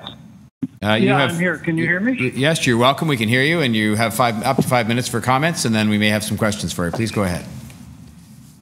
Thank you. I note that I'm the only person so far to take the opposing point of view. I hope you'll be patient with me. I'm not a historian, I'm not a politician, but I am a lifelong Torontonian, native Canadian, loyal subject of Her Majesty Queen Elizabeth II, Queen of Canada. I've heard both sides of the issue. I've heard that Henry Dundas stood in the way of abolition and that he favored abolition, but knew that abolition could not be achieved without compromise and patience. Personally, I adhere to the latter view because I have seen so often that politics is the art of the doable, that compromise is required in order to get things done, that the best should not be the enemy of the good, that 50% of something is better than 100% of nothing, and it sounds to me that Henry Dundas knew that too. I note with interest that William Wilberforce introduced a motion to abolish slavery in 1791 in the House of Commons, which was defeated. We passed a year later in 1792 when Dundas added a go-slow clause in effect. Now, I'm not a historian. My source is Wikipedia. But I do note that there is controversy about this. I've heard that Canada is multicultural. I've heard that for decades. And that multiculturalism should enrich our culture, not cancel it. That everyone's culture is important and worthy of celebration, and I agree. And so I look around for my culture and I ask how it is being celebrated, and I don't see that it is being celebrated. I see that instead it is being canceled. I am a loyal Canadian subject of Her Majesty the Queen, as I said, and I see her statue in Winnipeg being gleefully desecrated, with politicians being virtually silenced. I hear that the Toronto District School Board is renaming a school that was named after Queen Victoria, and of course her statue was also toppled recently. Our first Prime Minister, who conceived of Canada and with the help of Queen Victoria brought it into being, has had his statues defaced and toppled. Meanwhile, churches are being burned to the ground, and all our Prime Minister can say is, that's not the way we do things. Sort of tutting it instead of condemning it the way he would if mosques were being burnt down. Now streets are being misnamed or being renamed because we judge historical personages through the leftist lens of the present rather than against their historical times. But not all historical personages, only those who they politically disagree. Every nation has committed atrocities, including First Nations. It is wrong to judge their past actions or ours by present-day standards, and they are not, except for European nations and those of the European diaspora like Canada. This is wrong. This is hypocritical. Nations all over the world, on every continent, of every race, practiced slavery. Europeans were among the first to abolish it, but credit is never given for that. And singling out the British for something that was commonly practiced is hypocritical and, yes, racist. And so much of anti-racism is racist because it points at white people as the only possible racists and white privilege and all the rest of it. Canada is currently undergoing a slow revolution, to my mind. It's lurching to the left. Its historical figures from the left, though, they get a free pass. Joseph Brant owned slaves. Is Brantford going to be renamed? I don't think so. Pierre Trudeau oversaw the residential schools when he could have stopped it, allowing the genocide, as his son calls it, to continue. Will his statue be pulled down and all the institutions bearing his name be renamed? I doubt that will ever happen.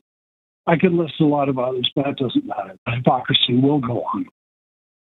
I want to have my Canadian heritage preserved and celebrated as a member of this multicultural society, and its historical figures understood in their proper historical context, not judged by the left according to a modern lens and by its own philosophy. So I ask that Dundas Street be left alone. It's part of our Canadian heritage, and whatever the eventual outcome of the debate, it's only the beginning. The eventual goal is tearing down all the reminders of the British contribution to the building of Canada, but that's our heritage. That's my heritage. My name's Palmer. It's a British name.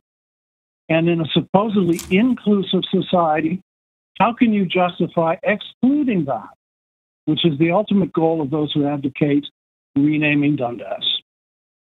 In colloquial terms, it is the thin edge of the wedge. And please disband the committee that is slated to be looking at other streets and renaming them. Or we'll lose Yonge Street, we'll lose Bloor. Certainly King and Queen Streets are gone because of their colonial connotations, unless the former is renamed Martin Luther King Street. The move to cancel our history, burning our churches, and tearing down our statues is like a tree trying to chop off its own roots. That cannot end well. Just because some activists got 14,000 signatures to rename Dundas Street and were gathered, that does not mean that is something that Toronto wants. I'm sure the majority don't want that. Put it to a referendum. Piggybacked on the next municipal election if you want. I like democracy. I'll have to ask you to conclude, Mr. Palmer. You're just at 6 minutes now. You're 1 minute over. So just if you could wrap up, that'd be great. Well, seeing as I'm the only person who's going to be taking this opposing view as I see it, could I please have another 2 minutes? No, sorry, I gave you one more, and I'll give you another 30 seconds. Only because if I did that, there'll be other people who will ask, and I understand. That's why I gave you the extra minute, because you've had a different point of view, and I want to make sure it gets expressed. So if you could just take 30 more seconds to wrap up, that would be great. You've had 1 minute extra already. I understand. I thank you very much. If you exclude any part of our Canadian heritage, then you cannot use, honestly, the term inclusive. It's hypocrisy. And I will conclude by reciting one verse of a song that was sung by Harriet Tubman. It was sung to the tune of "Oh, Susanna," but I don't feel much like singing. Oh, I heard Queen Victoria say that if we forsake our native land of slavery and come across the lake, Lake Ontario, that she was standing on the shore with arms extended wide to give us a peaceful home beyond the rolling tide. Farewell, old master, etc. You can blame Britain for all kinds of things colonial, but Britain was in the forefront of abolishing slavery. We should get props for that. We should honor that, and our culture should be respected. And I'm done. Thank you. Thank you, Mr. Palmer. Are there any questions of this deputant? All right. Well, thank you very much, Mr. Palmer. We appreciate your taking the time and to make those representations. Next is Doug Carroll. Doug Carroll's on the line. Good morning, Mr. Carroll. Good morning. Can you hear me? Yes, we can. Welcome to the Executive Committee. You have up to 5 minutes to make your remarks, and then there may be some questions. Please go ahead. Thank you, Mayor Tory. And Executive Council. My problem is that I'm compelled by what I've seen in reading about this matter to simply state what appear. I'm just driven by the facts, and it makes increasingly uncomfortable as other deputations have come in. But I'm so far forced by the facts I've been able to encounter to disagree with the characterization that Henry Dundas was against abolition. I take, for example, this guy died 210 years ago. The telegraph, just for reference, was invented in 1838, 27 years after he died.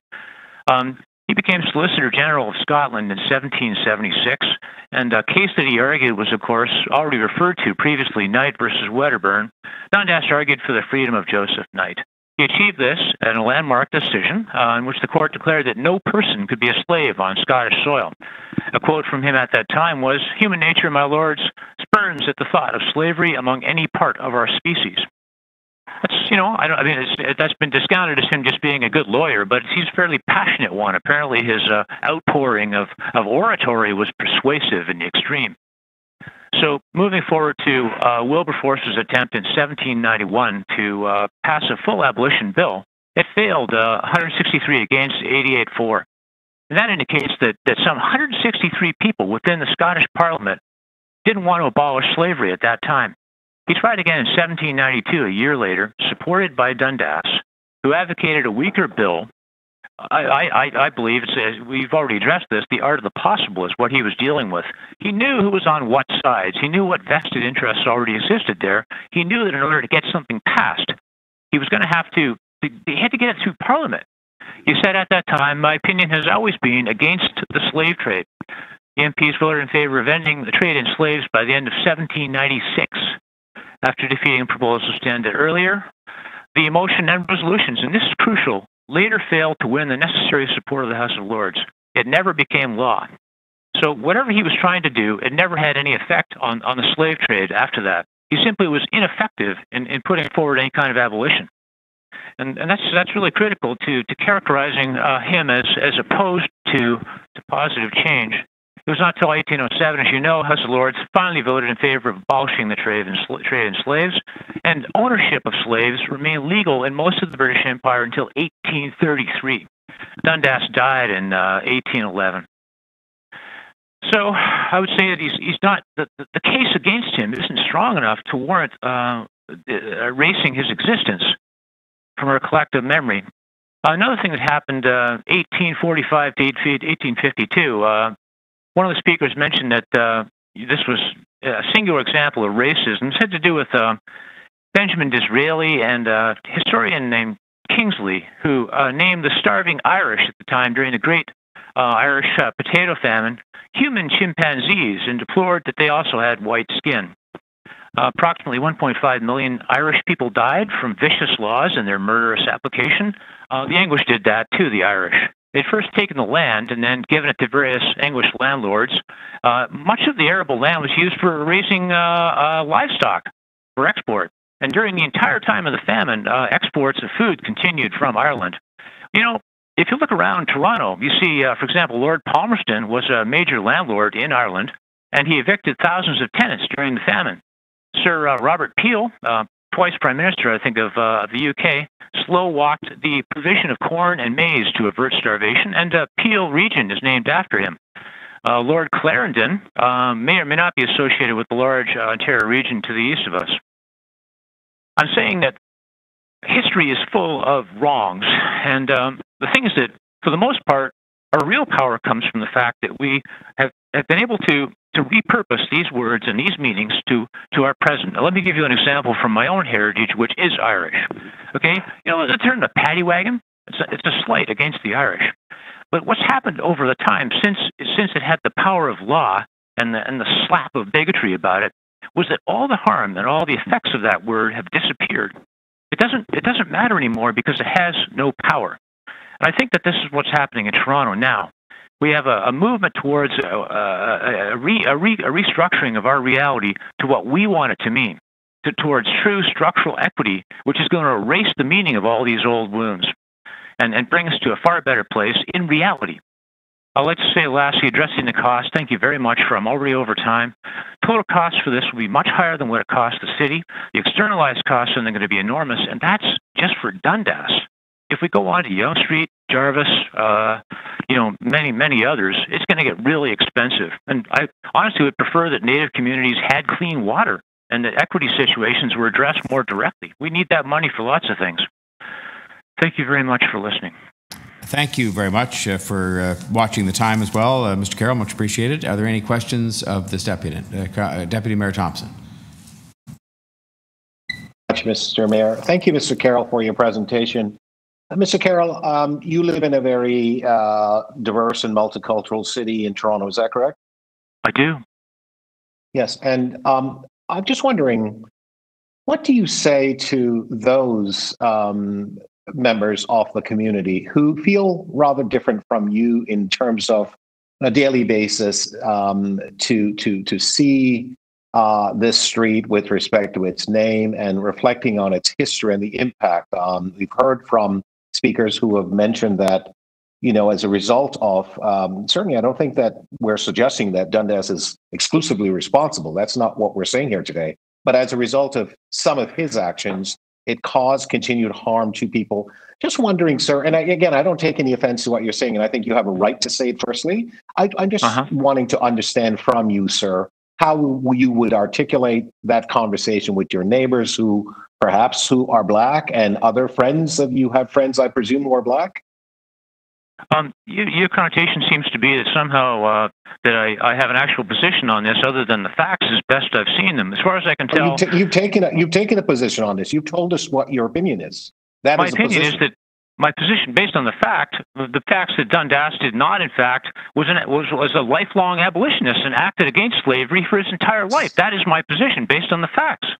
In other words, in terms of conscience, in speaking with Black neighbors or anybody in the entire diversity of the city, I would say that I support that diversity wholeheartedly. It's just that this is not a fair hanging. Dundas did not do the things that he's being accused of do. He acted thoroughly and actively against slavery at all points in his life. Excellent. Well, thank you very much for your comments, sir. I appreciate your response to my answer, my question. Thank you. So thank you for your answers. Thank you, Mr. Mayor. Those are the questions. Thank you, sir. Bye-bye. Thanks, Councillor Deputy Mayor Thompson. Are there any other questions of this deputy? Okay, Mr. Carroll, thanks so much for being with us. Appreciate that. Next up is John DeMarco. Thank you. John DeMarco is on the line, I understand. John DeMarco, are you there? Yes, I am. You're welcome to make your comments for up to 5 minutes, and then we may have some questions for you. And thank you for coming. Okay.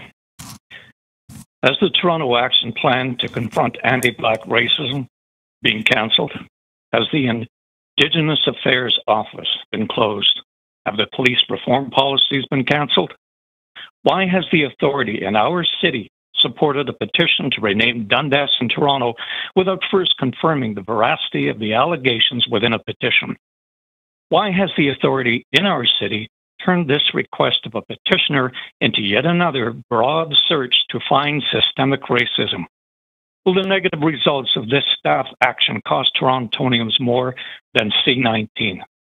When this petition, without supporting documentation, was taken to Council in June of 2020, our city staff had a well-documented rebuttal to it, and one councillor asked at the Executive and Council meetings of September and October if all had received it and all would be able to see it. Why did this not happen?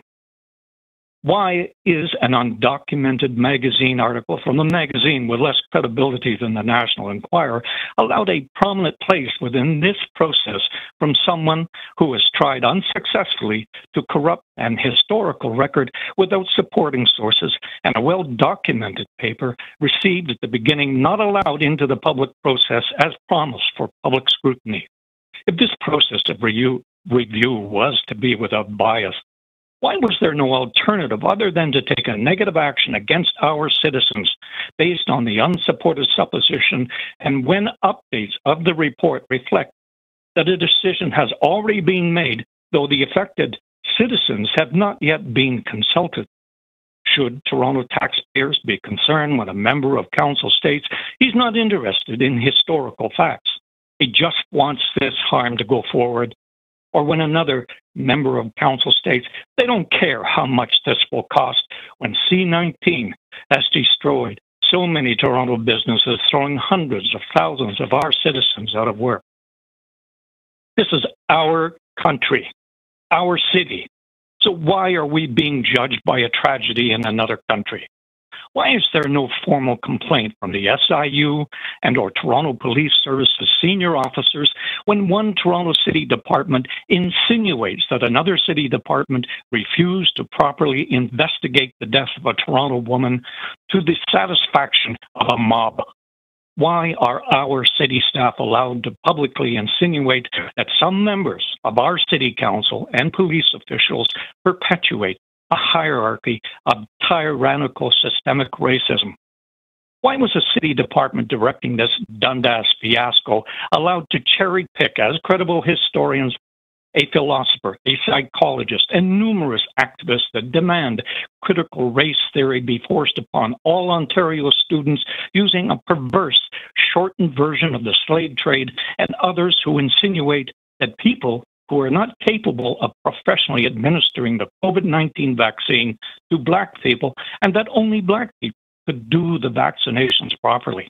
Why are errors of omission ignored and a clearly biased interpretation of history held up as support for deliberate, intended harm to many Toronto citizens to scrub our society clean of a dubious shame? But African atrocities are intentionally left out of this Dundas fiasco. It is imperative that we take care to not import the exaggerated, over-emotional, knee-jerk reaction that plagues socio-cultural politics in the United States and elsewhere because of a violent and abusive organization that uses the chaos of vigilantes and such abuse to intimidate others to be silent and acquiesce to unreasonable demands by throwing the race card down. Why is there this insatiable, masochistic frenzy to find racism in everything and everyone, which only serves as a tool to grandstand for upcoming elections?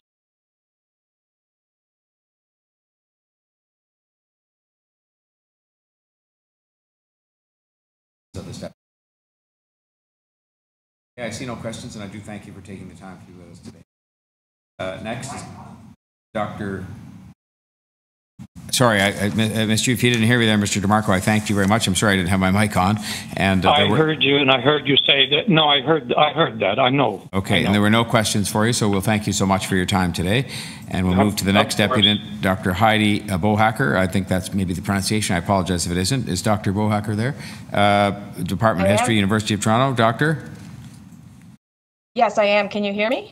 Yes. How did I pronounce your name? Is it right or wrong? Close. It's Boaker. Thank you. Okay. Thank you for being with us. And you have up to 5 minutes for your remarks, and then there may be some questions. Great. Hello, and thank you for this opportunity to speak. My name is Heidi Boaker, and I'm an associate professor of history at the University of Toronto, where I specialize in Canadian history and particularly Indigenous Crown relations. I'm a descendant of Loyalists who first came to Nova Scotia, as well as English fishers who came to Newfoundland, and today I live and work on lands that are part of the traditional territory of the Mississauga of the Credit River First Nation. You heard much already about Dundas and his history. I'm therefore going to address just one concern of opponents to this proposal, that renaming Dundas Street would be an act of erasure from Canadian history. If you still feel this way, I ask you to consider a different perspective, that renaming Dundas Street is instead a necessary act of historical recovery and reclamation. Before there was Dundas Street and Yonge Street and other roads and rivers, lakes, towns, and townships named for British places and British aristocrats, there existed yet another storied landscape rich with place names in Anishinaabe and Oklahoma languages, names that described physical features of the land, evoked memories of historical events, or identified the names of council fires. A few of those names have survived in one form or another: Canada, Ontario, Toronto, Mississauga, Oshawa, but their deeper meanings and historical references have been lost to most of us who live here now.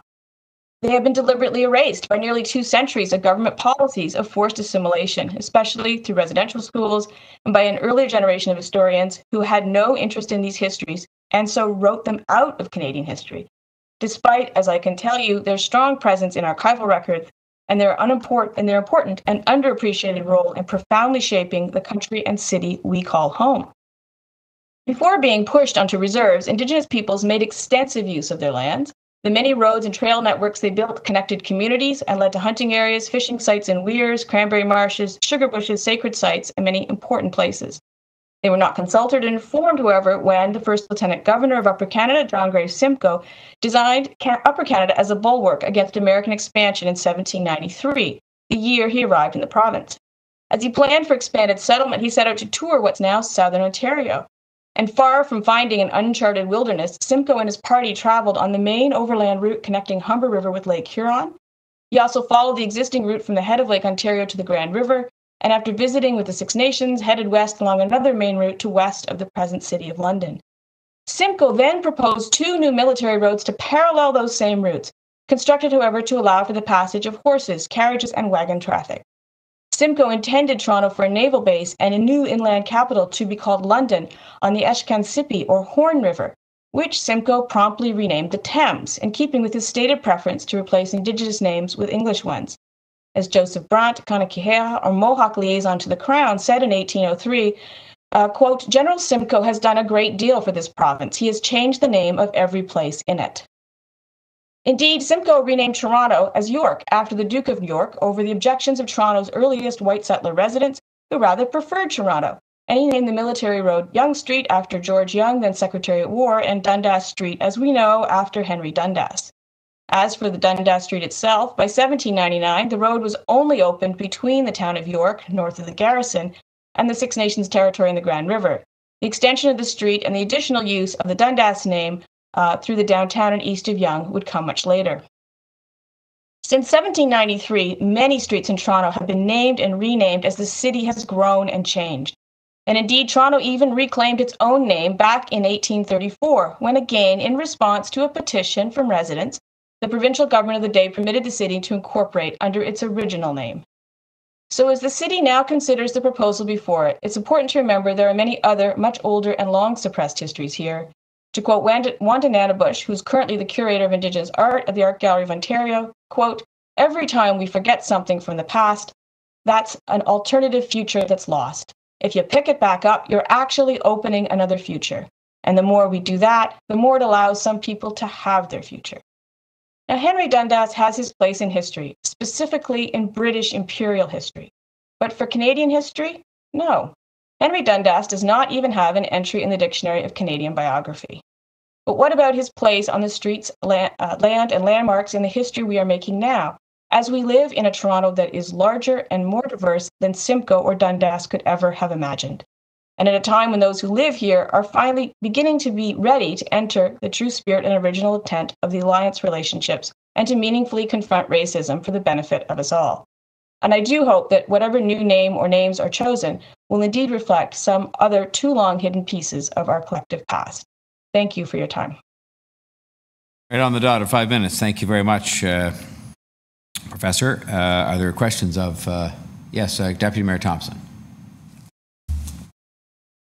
Very much, Mr. Mayor, through you to the professor. Professor, could you speak a little more, please, for me about the history of this country in this area before I would use the term settlers arrived? There was, in fact, real life, real commerce, real culture that existed before. Is that correct? Is that what I heard you said?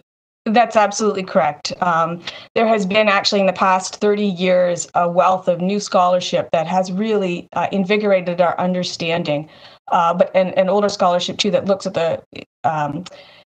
the Indigenous history particularly, which is much more extensive than any of us realize. And I will say that part of the reason most of us don't know this history is because our textbooks from the mid-19th century forward, especially in sort of the broader Canadian histories that you would have read, not only dismissed, if they included references to Indigenous peoples at all, it was to use language like primitive remnants and savage. And this just simply isn't true. In fact, it's not at all how colonial officials describe the leaders that they and the communities they frequently had interactions with. Sometimes they use that language when they were speaking publicly at home, but in the exchanges and the records of council minutes, you get an entirely different picture. I could go on as I'm a historian, and well, thank you. I love history myself. Yeah. Can I just put this to you? It would be for me, obviously, important to understand this. Some of the speakers who have said, "Look, Dundas is a guy who." The things that they're saying that he was guilty of, he's not guilty of it. And we have a tradition and we're at least what appears to be suggested that we're erasing history of those who were here. And I guess white history, that's really what it's suggesting. That's not what the objective and goal is, but it is important, as you just pointed out, that the history of the day was either altered or not taught, was dismissed. It would be important for us to really reflect and understand the overall comprehensive history that really is Canada, and for us to do something about it. Would you agree? Oh, absolutely. Look, if you go and pull the original survey maps out for it was before the patent plans, you will see on them the trails, the cornfields, the towns, the villages all over. And then this new grid system of the new property regime dropped on top of that.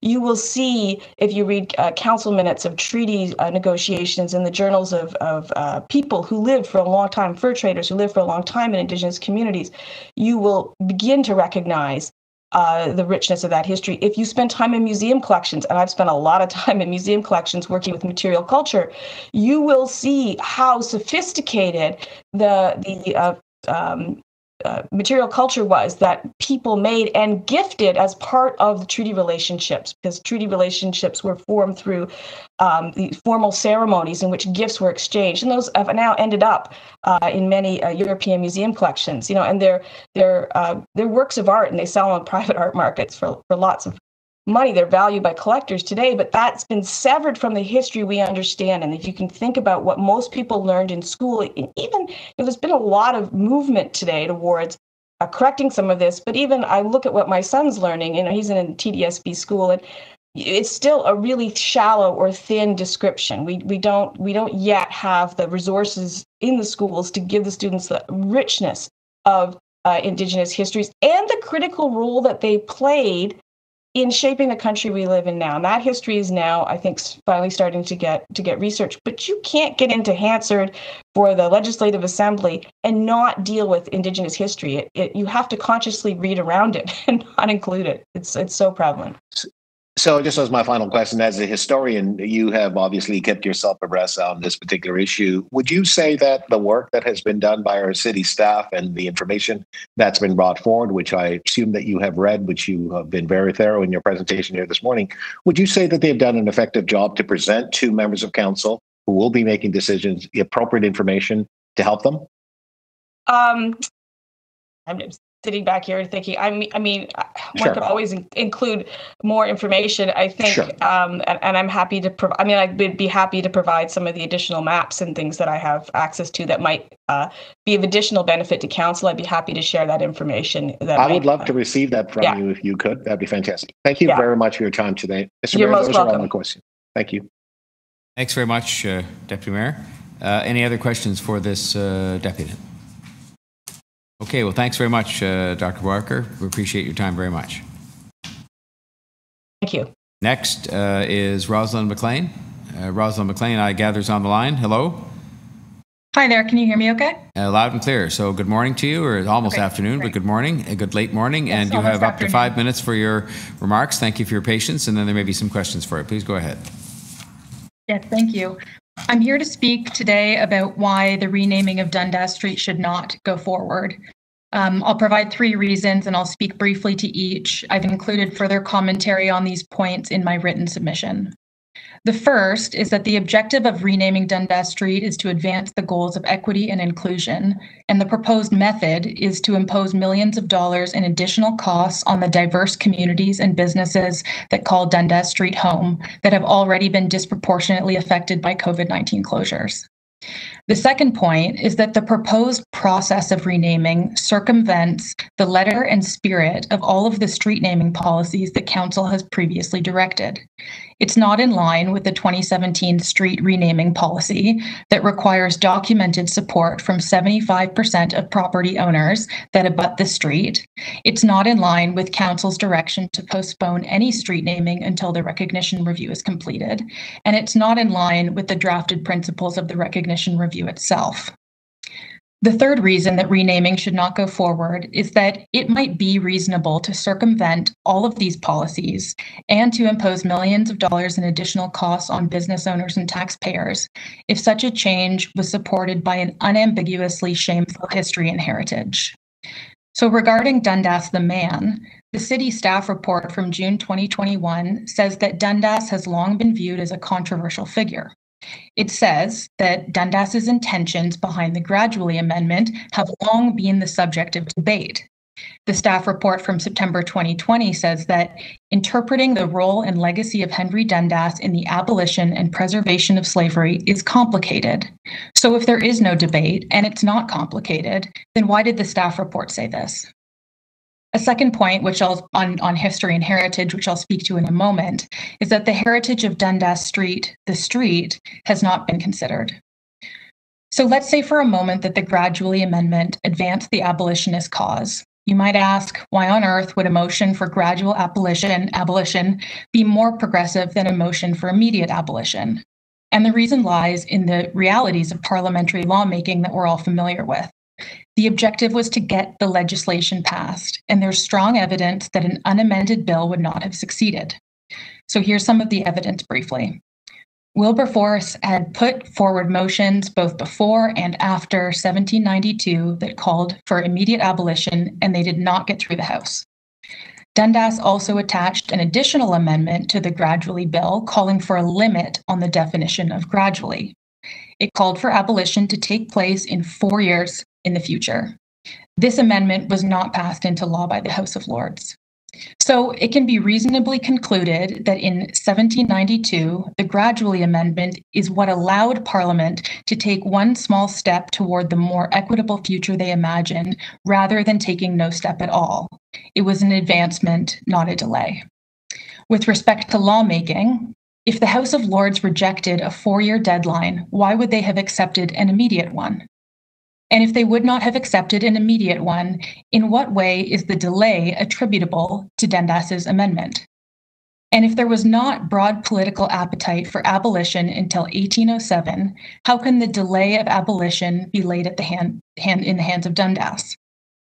In the parliamentary debates of 1792, supporters of the gradually amendment say this explicitly. They said, and I quote, "If by merely putting the word immediate into a bill for abolishing the slave trade, it would produce the effect, we would certainly vote for such a bill." They also say explicitly, while a motion for immediate abolition may seem to be the most virtuous choice, it should not satisfy your conscience because it will not diminish the misery that you hope to relieve. The fact is, significant and necessary change happens gradually, no matter how inhumane the current circumstances are. And we would know, conciliatory behavior by legislators is more often an indication of the drive to get things done. It is rigidity that is the politician's preferred tool of delay and deferral. I'll now turn to the heritage of Dundas Street, the street, quite briefly. I see I just have 30 seconds left here. And I'll just give you a time check. You've got about, say, 1 minute left. You're at 4:30, so you've got 1 minute left. Thank you very much. I just have a couple other comments. I'll turn to the heritage of Dundas Street, the street. Unlike statues, which are inextricably linked to the individual that they commemorate, Dundas Street has its own distinct cultural relevance to the city of Toronto above and beyond its original namesake. Heritage does not refer to a point in time. It's evolutionary. The heritage of Dundas Street serves as a continuous link to the stories of hustle and grit and diversity that have defined our city for more than 100 years. It's this heritage, the stories of the street itself, that have not been examined or discussed in the staff report. By focusing on history alone, we have ignored the heritage that we have created for ourselves.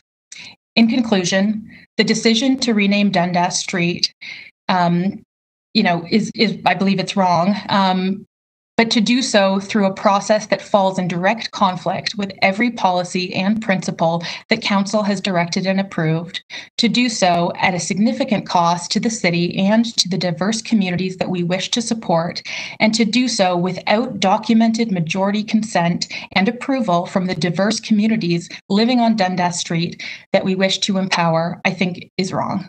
Thank you. Thank you very much. Are there questions of this applicant? Okay, well, thank you again then, Ms. McLean, for your comments, and we'll move along. Next is from Ryerson University, Miranda Black. I understand Miranda Black is on the line. Hello. Hi there. Good afternoon. Welcome to the Executive Committee. You have up to 5 minutes for your remarks, and then there may be some questions for you. Thank you. City Council. Hello, everyone. My name is Miranda Black. I am half settler and Mohawk of the Bay of Quinte. I have a complicated relationship with this land as my lineage, white and Indigenous, stems back further than 15 generations. That means not only am I Indigenous, but my ancestors were also oppressors of Indigenous people with a long history as the colonists who developed Toronto and much of Ontario. I'm ashamed of the actions of my ancestors. In Mohawk, Takaranto means where the trees stand in water, which is a direct reflection of the Mohawk people's relationship with the British Crown from early on in Canada's history. I identify as an Indigenous academic at X University, where I am working on my thesis research that focuses on Indigenous history in Toronto, specifically menacing a Mississauga of the credit word for Toronto Island. I will be the first to say that ingrained systemic racism and white supremacy in the city needs to be dismantled. This includes renaming the streets such as Dundas and all centers in the city that Dundas is affiliated with.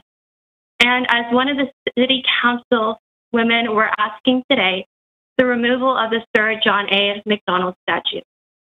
This doesn't remove Canadian history.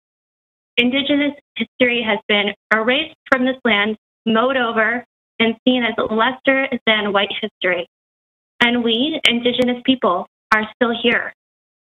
Dundas Street holds a lot of colonial significance in the Provincial Treaty of 1805. The street was used as a pinpoint by the surveyors who were known to be violent to Indigenous peoples. So although Dundas was not here on Canadian soil, he definitely had interest in the development of Canada and a strong relationship with the Crown. After this treaty was signed, the Mississauga of the Credit and any Indigenous peoples on this land were asked to vacate the area with no home to go to, and thereby displacing generations of Indigenous people on this land. This term is so prevalent in Toronto that we call hundreds of homeless Indigenous peoples on this land houseless, to reflect that you cannot be homeless when you live on your home territory. Many institutions now use the term reconciliation. There is more that needs to occur before reconciliation can happen. Firstly, colonial institutions need to be accountable to their dark histories and face consequences before healing, reconciliation, and unity can occur. Along with the dark history of slavery, which Henry Dundas is a reminder of, and that has impacted the ancestors of too many Torontonians, continuing to have the city dominated by colonial place names perpetuates Indigenous people's feeling of being unwelcomed in the city and in its many levels of governance. I am not saying that changing this place name will have an effect on the systemic oppression and genocide that Indigenous peoples experience daily, but I do know that the names of colonial oppressors, slave drivers, and those who have committed injustices have had dominance over this land for far too long. There are thousands of Indigenous people, status and non-status, who live in Toronto and work in Toronto. We pay municipal, provincial, and federal taxes. The City of Toronto earns $11.8 billion in revenue annually. I am certain that there is enough in the budget to make change for our future generations. While here, I also ask that when you do have a vote to change the name of the Church Young Corridor to Ryerson, that you reconsider in respect to the Indigenous-led initiative to change the name of Ryerson University to X University. And in all of your decisions, to make sure that you respect Indigenous peoples by recognizing the dark and tragic history that Canada and the City of Toronto has imposed on our Indigenous communities and our children. Nyawa, thank you.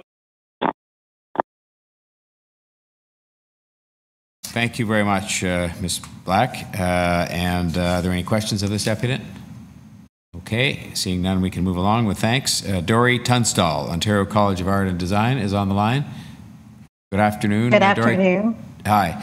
You have up to 5 minutes to make your remarks. We welcome you to the Executive Committee, and then there may be some questions for you. Let's now officially good afternoon, Executive Committee. Thank you for the opportunity to share some brief remarks as to why changing the name to Dundas Street is as important as part of both recognizing how Black Lives Matter as well as decolonization. So I'm here on behalf of Oakland University as Dean of Design, but also chair of the Economic Development and Culture Program Advisory Committee focused on increasing the role of Black voices in the EDC's work. So throughout the morning, historians have pointed out from a very study perspective the controversial figure who is Henry Dundas. And so I'm just going to highlight their main point that Dundas' opposition to the swift abolition delayed the abolitionist movement by 15 years, which resulted in the enslavement of an additional 630,000 African peoples. And again, as been pointed out this morning, that Dundas has never visited Canada, and his name was part of a superimposition over traditional Anishinaabe, Haudenosaunee, and Lenni Lenape routes. Again, part of the harmful acts of colonization for which Canada is still in its process of not fully atoning for. Renaming Dundas Street would tangibly demonstrate the city's commitment to anti-Black racism and Indigenous decolonization.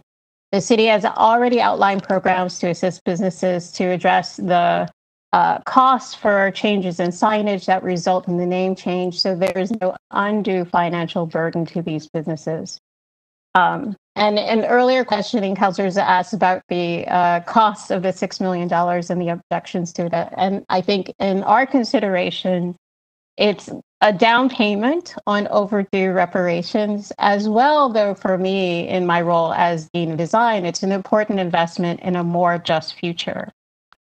Just 2 weeks ago, as part of It's My Future Toronto, I brought 8 BIPOC youth down to Young Dundas Square to celebrate the launch of their advertising campaign on the Outfront Media digital billboard to raise funds to support their fresh ideas of how the city can respond to COVID-19 as well as structural racism.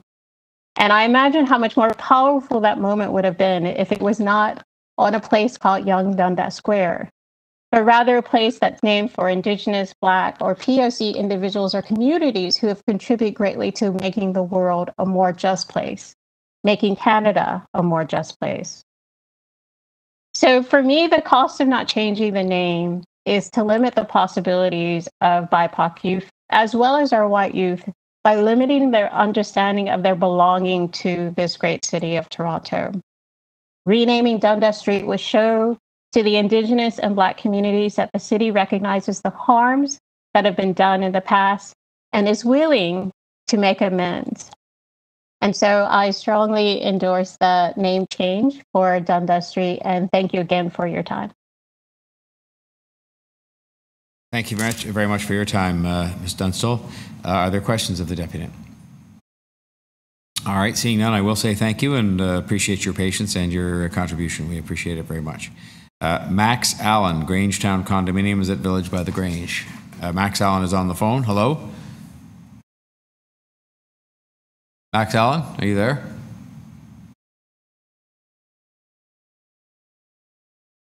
We'll get you to call in. We have a little trouble there. We'll move on next to Michelle Monk from École Queen Alexandra Middle School. Michelle Monk, are you there? Yes, can you hear me? Yes, we can, and we thank you so much for coming. Welcome to the Executive Committee. You have up to 5 minutes for your remarks, and then there may be some questions, so please go ahead. Thank you, Mayor Tory, Deputy Mayor Thompson, and City Councillors for the opportunity to address you today. As a resident of Toronto and as a teacher, I urge you to rename Dundas Street and to stop honoring a historical figure whose beliefs and actions conflict with our city's inclusive values. I teach at Queen Alexandra Middle School at Dundas and Broadview Avenue. As part of our history curriculum this year, my class explored British North America's involvement in the transatlantic slave trade. We learned about Henry Dundas and his efforts to obstruct the abolition of slavery, which ultimately resulted in a 15-year delay of abolition. During that 15-year period, it has been calculated that 600,000 people from Africa or African descent were enslaved, as we've heard. Upon learning about the history, my students expressed horror and outrage that Henry Dundas had been honored so extensively in Great Britain and its colonies by having towns, roads, and schools named after him. In fact, many of my students had graduated from Dundas Street Public Public School, which shares the property with Queen Alexandra Middle School. My students, who have been steeped in the Toronto District School Board's emphasis on equity, empathy, and kindness, could not reconcile the values they have been learning with the fact that our neighboring school and the street many of them live on or walk, bike, drive on every day are named for someone who fought to maintain the British Empire's participation in the transatlantic slave trade, with its, by then, well-documented harmful impacts on enslaved peoples. Many of my students are racialized, including some who are Black. They appreciate the intergenerational trauma and other lingering effects of racial injustice that the slave trade continues to have on marginalized groups. In response to their learning, a group of my students decided to speak out against the ongoing celebration of Dundas's legacy. They wanted to draw attention to the harmful effects of Henry Dundas's actions, and so they created their own petition to advocate for the renaming of Dundas Street Public School. These students recognize the inconsistency of a school which values and celebrates diversity, whose student body reflects the racial diversity of the neighborhood, and naming it for a person who worked to continue the trafficking and enslavement of Black bodies. As a teacher, I recognize the importance of teaching our history honestly. I will continue to teach about Henry Dundas and the effects of his collusion with West Indian plantation interests and his fight to expand slavery in the Caribbean. However, I also recognize the importance of choosing role models carefully and being thoughtful about whom we celebrate and honor with street and place names. I understand that renaming all civic assets bearing the Dundas name is a costly and complicated endeavor. However, I also understand that celebrating someone who blocked the abolition of the slave trade sends a harmful message to anyone who values equity, justice, and diversity. As elected representatives, I urge you to make a brave choice and to consider the impact of your decision on students and children growing up along a street named for a person who believed Black bodies are expendable.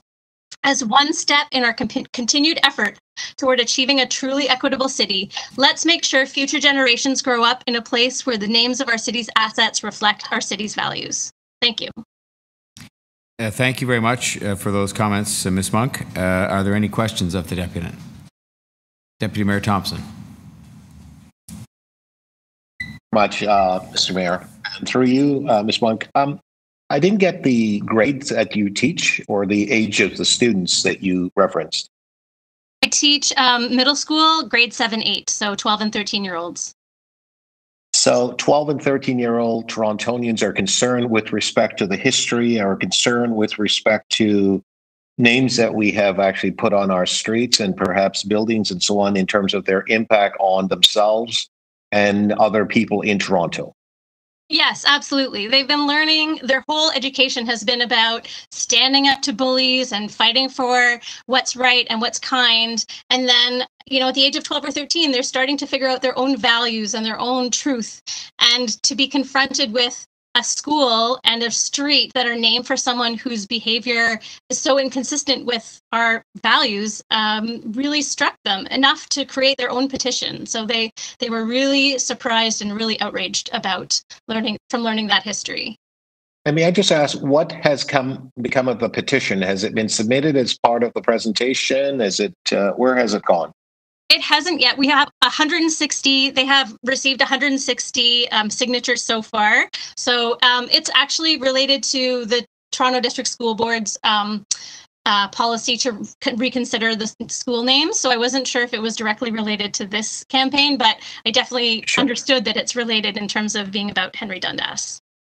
So you want this body, the executive committee, and of course, council, to basically provide leadership and also to create a better Toronto for your students and others. Is that correct?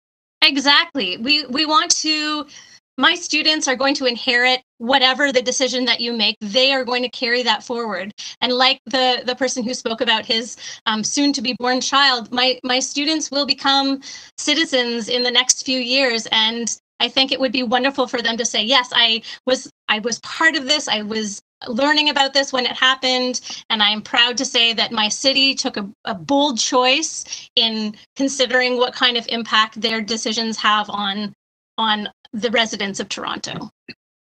Thank you very much for your time, and thank you for responding to my questions. Have a nice day. Thank you. Sorry, we've got next Councillor McKelvey with a question. Hi, thank you for coming to give a deputation. And it is interesting that if you want a moral compass on a decision, ask children. I think they have a unique perspective of what's right now. To teach about Henry Dundas and discuss this with the students in your class. Do you think that we have a curriculum problem where we're not discussing these issues, or where we're looking at history first and then as opposed to modern day as well issues? I think, sorry, it's a little bit hard to hear you, but I think what you're asking is if we're teaching history first at the expense of teaching contemporary issues. Is that what you're asking? Yes. Yes.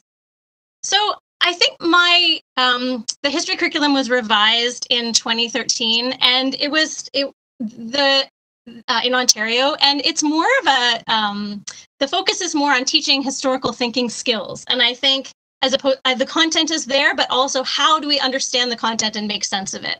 And I think that that is a lens that we can use to look at historical events and contemporary events. We can say, what do we know? What evidence is there? How does this match with our values and our beliefs? What action can we take if there's an injustice? How can we address it and understand it? And I think that teachers are professionals, and we bring those skills of looking at historical events into a contemporary context all the time. We connect historical events and we look at what's happening now. We look at, as has been mentioned several times, Indigenous history. How does that connect with what we're discovering now about residential schools and the impacts of residential schools, and how does that affect people who are victims and who were victims and who are survivors? So I think that we are doing a good job of integrating that historical lens with our current reality and our current challenges. So I think your comment on the curriculum being updated in 2013 is the piece I was missing. And I'll give you the context for kind of my next question. My son was in probably about a decade ago, so learning about Indigenous peoples and history in Canada. And so I asked a friend who is Indigenous, maybe if she could go to the class and she could talk to them. And the teacher met us in the hallway and said, I just want to let you know that the kids were asking me how she could be coming here and is she a ghost? And the teacher said she realized there was a problem because they were learning about Indigenous people, hundreds of years ago, but they were missing that context that Indigenous people are here and what is the current situation. So is it your impression then through this 2013 curriculum change that we've rectified that and we're learning about the present day at the same time? I do think so. And in addition, in 2018, following the recommendations of the Truth and Reconciliation Commission, there were the curriculum was modified, tweaked to include a more honest representation of the experience of Indigenous Canadians. So I think there's been a lot of training and a lot of support to teach Indigenous history more honestly. And likewise, I think that the way we're teaching history now is to look with a more critical lens. It's not just about the wars and the heroes, but what are the other voices that we haven't been hearing, and how were marginalized peoples, what were their experiences, what were their voices, what were their struggles, what were their challenges. And I feel like we are doing a better job now of recognizing and addressing those issues, which is why I included this discussion about Henry Dundas in my teaching of grade 7 and 8 history this year. Okay, thank you for all you do. It's a tough job, and the next generation is in good hands with teachers like yourself. Thank you. Thank you. Very much, Councillor McKelvey. Any other questions of this deputy? Okay, well, Ms. Monk, well, thank you again for your contributions and appreciate your time. We have two left to try and get in before lunch, which I think we can just do. Can I just get a motion to extend just to finish the two deputations? I think we're going to be good to finish before. But I've got Mr. Anthony Nolan, who was the very first speaker, who wasn't available just when we called upon him at the top of the list. And so he's here now. And Mr. Nolan, welcome, and thank you for being with us. You have 5 minutes, up to 5 minutes for your remarks, and then there may be some questions. Please go ahead. Mr. Mayor, thank you very much for this opportunity to speak truth to power. Whether or not the executive committee recommends the name change, that's totally within your purview. That's your power to do that. What is problematic, and I wanted to bring to the executive committee's attention, is the process being proposed by the city manager. The city manager's recommendations, paragraph 2, recommends that membership on the Community Advisory Committee be restricted to Black and Indigenous leaders exclusively.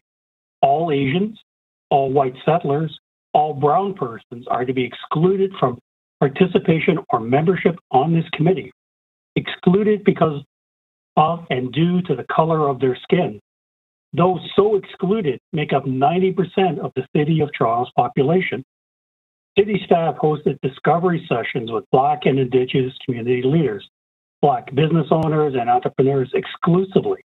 Again, all Asians, white settlers, all brown persons were by design not consulted or even made aware that such consultations were ongoing.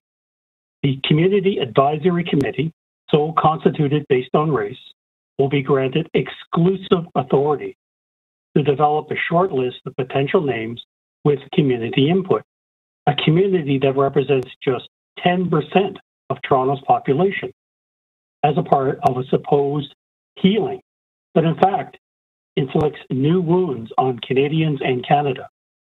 The new commemorative framework to be presented to Council in 2022 makes no mention of how to deal with existing statutes on city property that celebrate and honor persons who have committed mass murder, human rights violations, acts of treason against Canada, sexual offenses against young girls trafficked in the international slave trade.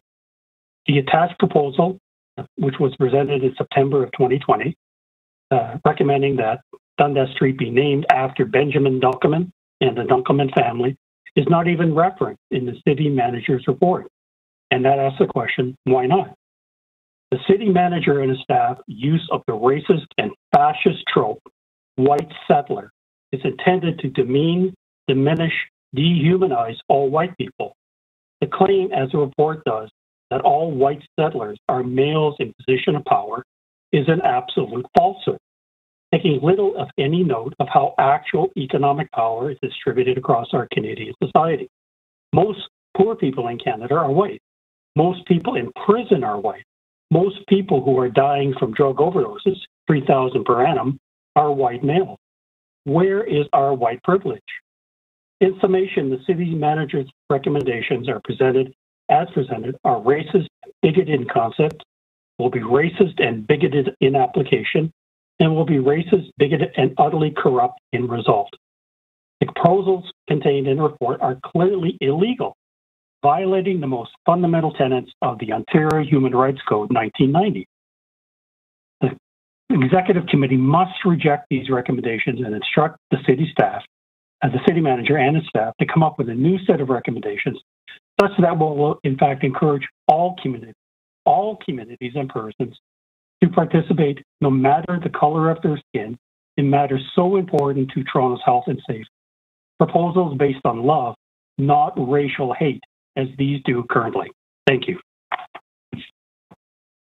Appreciate the your submissions. Deputy Mayor Thompson has a question for you.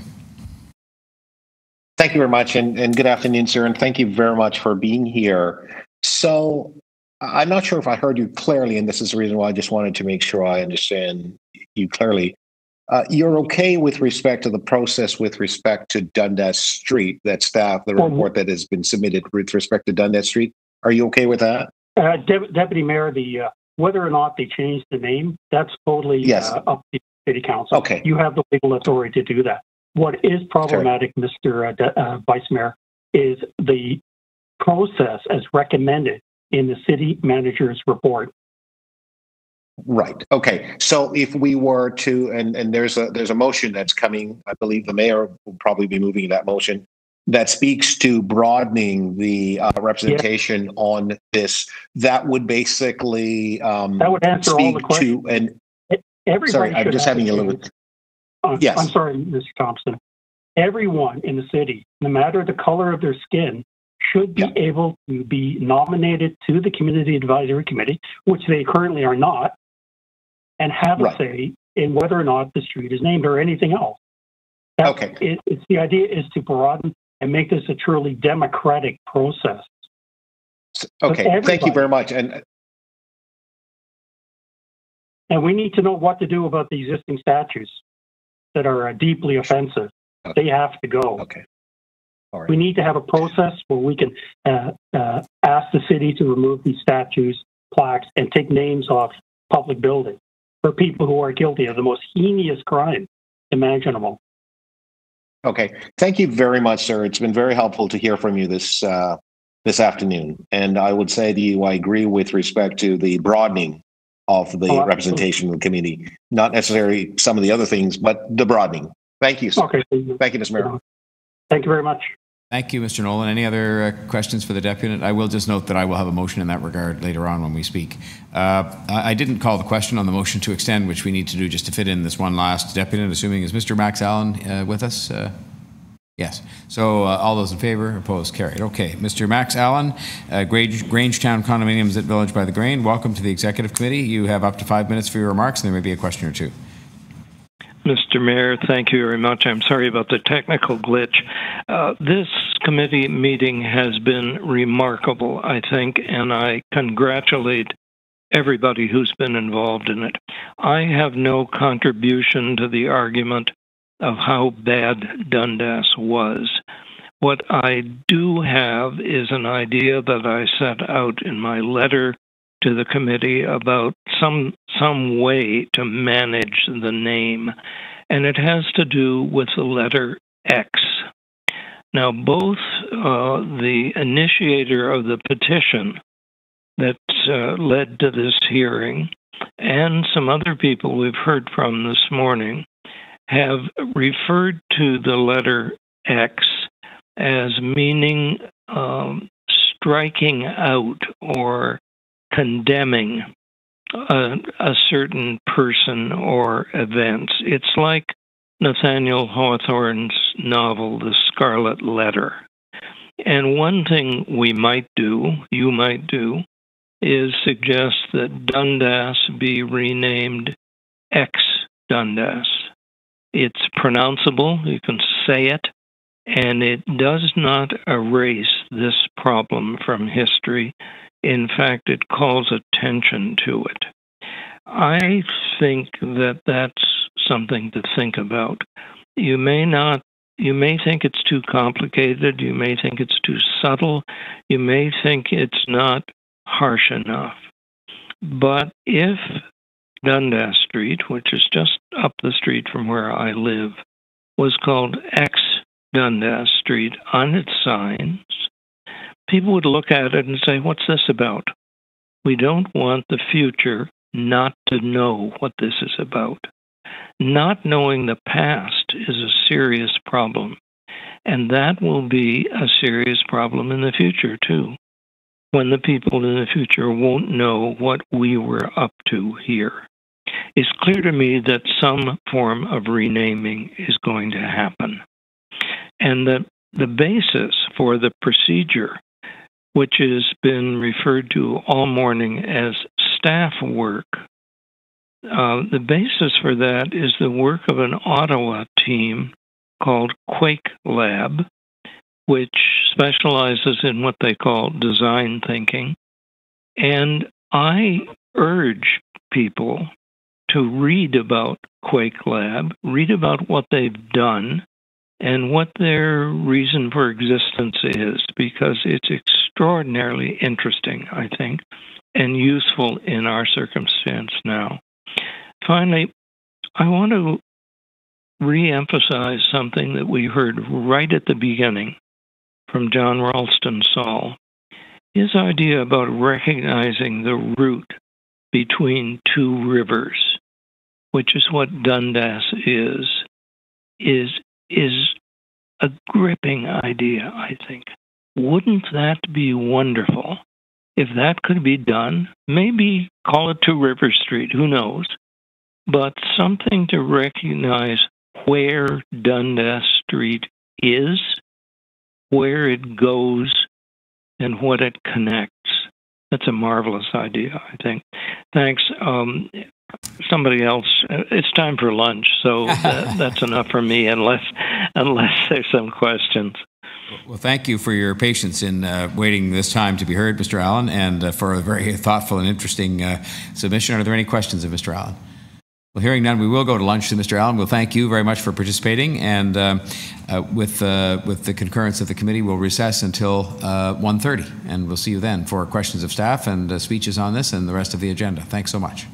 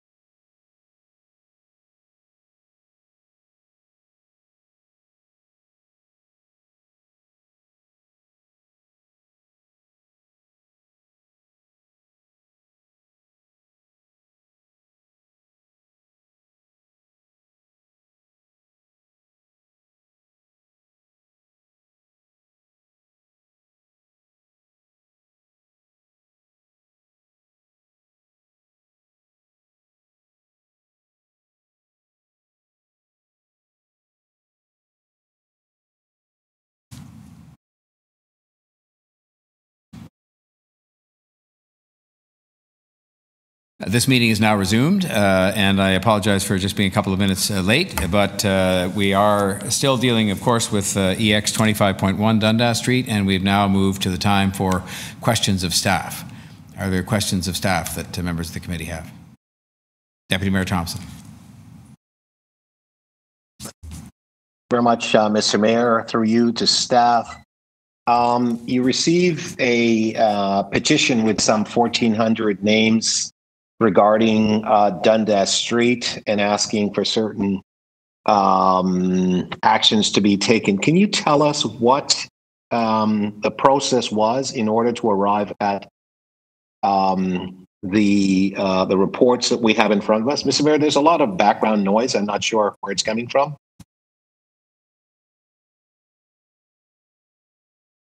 So if I can, maybe what I'll do through you, Mr. Mayor, ask Cheryl just to give a rundown of the process, which really started with our first report in September of last year.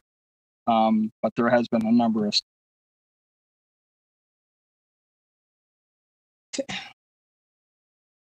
So thank you for that, Mr. City Manager, and thank you, Deputy Mayor Thompson, for your question. Following the September report to Council last year, staff engaged Quake Lab to develop an inclusive public consultation plan for the project.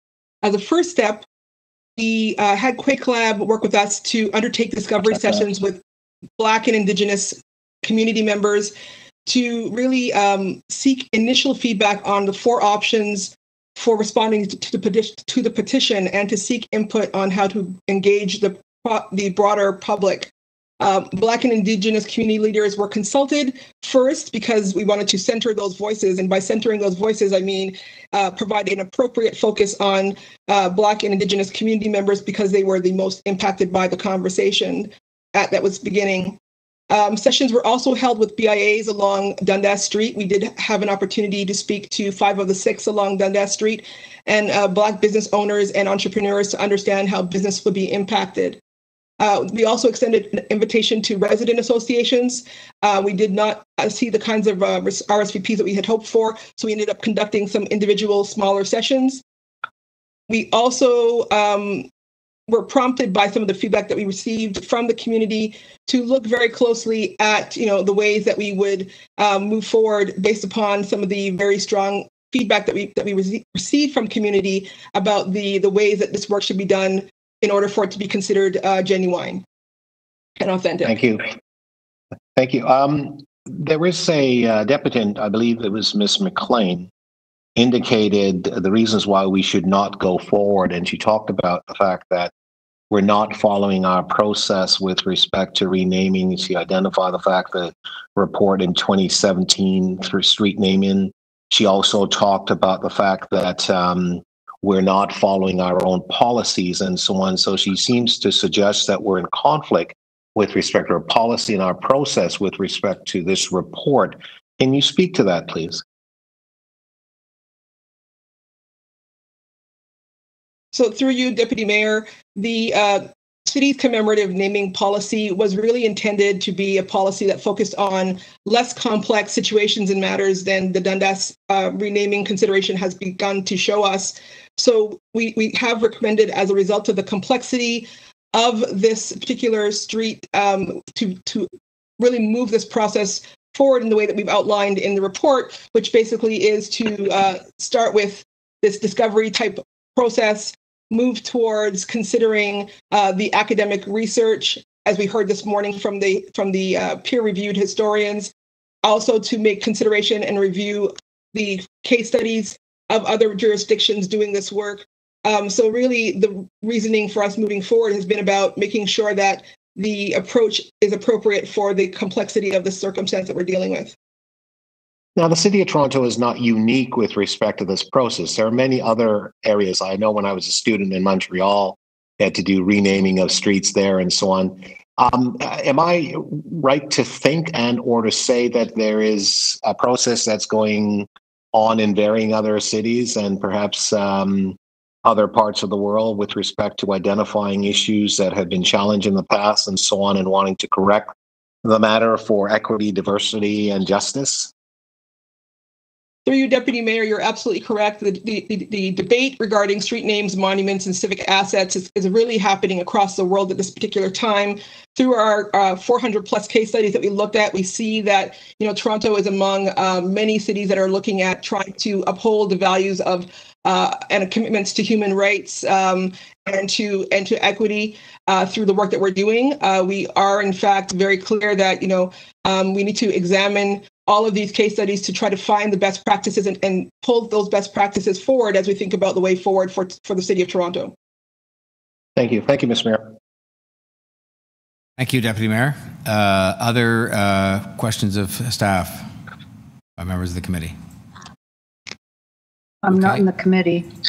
I'm sorry. They didn't even see you there, Councillor Fletcher. You weren't there now, but now you are, and you're most welcome to ask questions if you have some. Please go ahead. I do have questions. There are, I think this is a great step forward.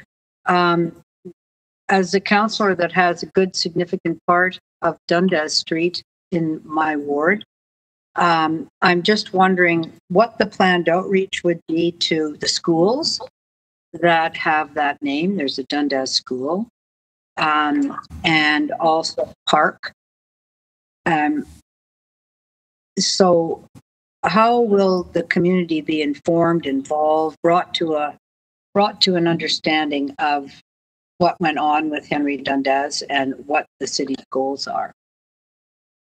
Through you, Mr. Chair, with regards to your question, Councillor, our intention really is to have a conversation that includes a number of different community groups, Black and Indigenous leaders, other people of color, academics will continue to be part of the conversation. And we, of course, want to reach out to schools and school boards and have already made some initial outreach just to begin to introduce ourselves in anticipation of a conversation that we know needs to happen with school boards and trustees regarding the assets that are in our purview and the way that we are going to move forward collaboratively. Yes, I think there's only one school named Dundas School, and it's in my ward. Or do you know of any others? Through you, we do not know of any others, Councillor Fletcher, that are named Dundas in your ward, just the one that you identify. And I'm sure today you heard me asking some questions about how council approached the attempt to rename Union Station after Sir John A. Macdonald, and then it was decided to have a plaza with a plaque, and the city manager directed to establish a working group with councillors, staff, local businesses, etc. I'm wondering if that's actually happened, that working group, and who was in that working group.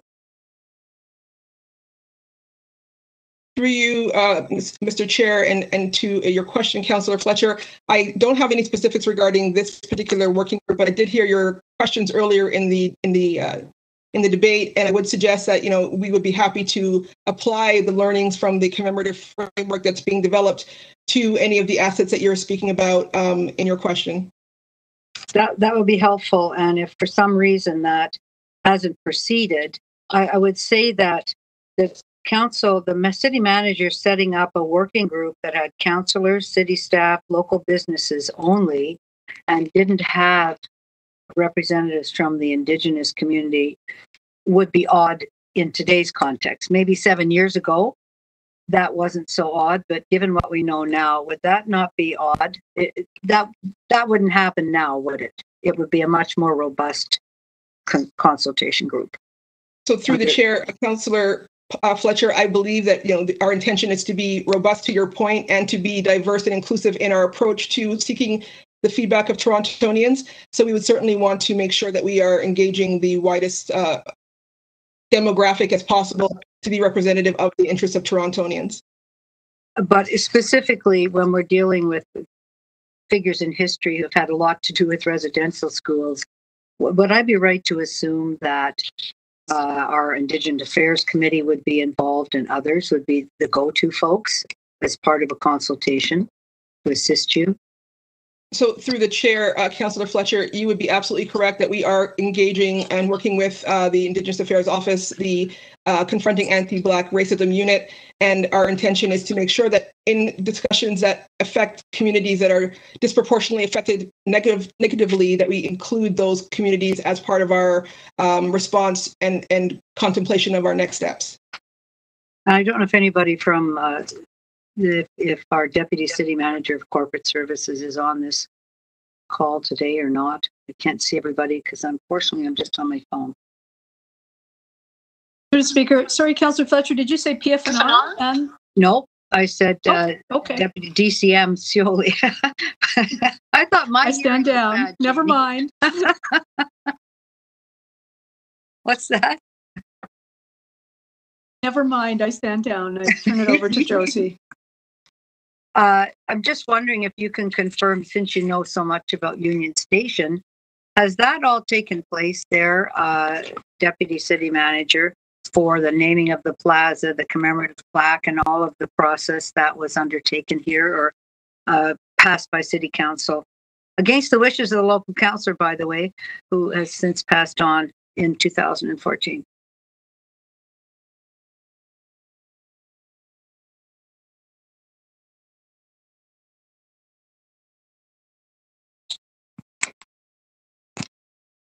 Sorry, did we lose our Deputy City Manager? Yeah, available there? I heard her voice a second ago.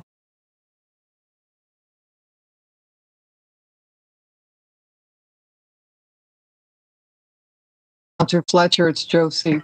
Thank you. I was not on, actually. I just came on. I had an urgent issue I was dealing with. So could you repeat the question to me? And I apologize. Oh, I'm just asking. I said, if you don't mind, Mr. Mayor, because I know I'm over my time. No, this is the final question, but you have just a re-ask, so go ahead. Sorry about that. Thank you. It was to do with Union Station, and in 2014, the City Council passed this motion that was to rename to have the plaza developed and named for Sir John A. Macdonald, and then to have a plaque, and then to have a working group. And I'm wondering if you know if all of those things have happened yet, Ms. Scioli. So I would say everything but the working group, Councillor Fletcher. So I will verify that with the team.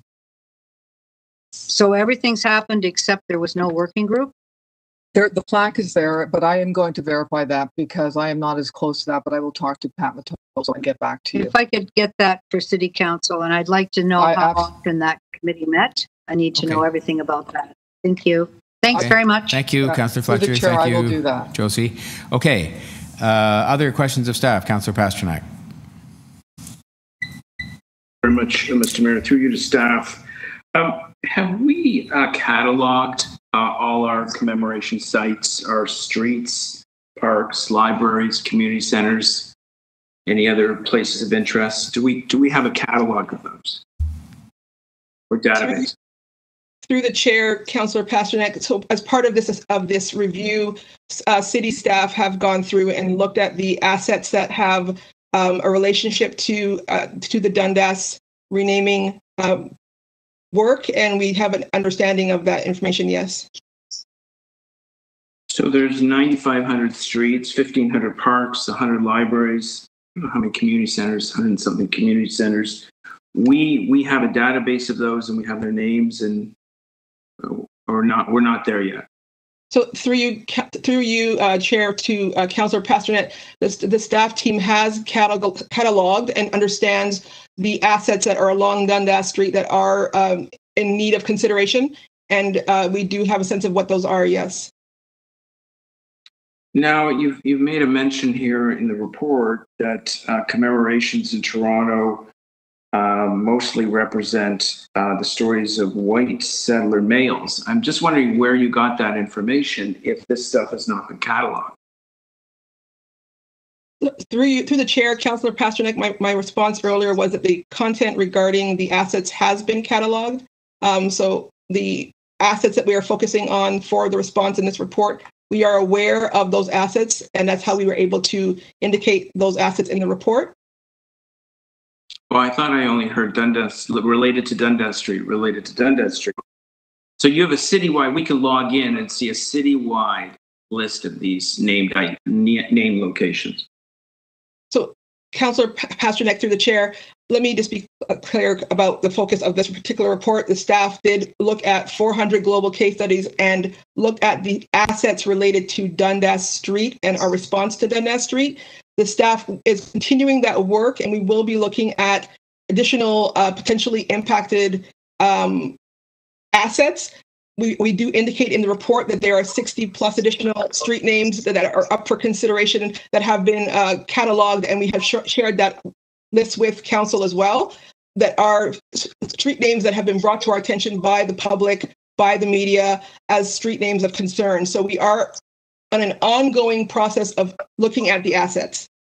Okay, well, we'll move on from there, but you have written here that most commemorations in Toronto represent the stories of white settler males in positions of power. So that's a pretty broad statement. Let's leave that for now. When it comes to naming sites, now you've included a few that came up while the moratorium was on.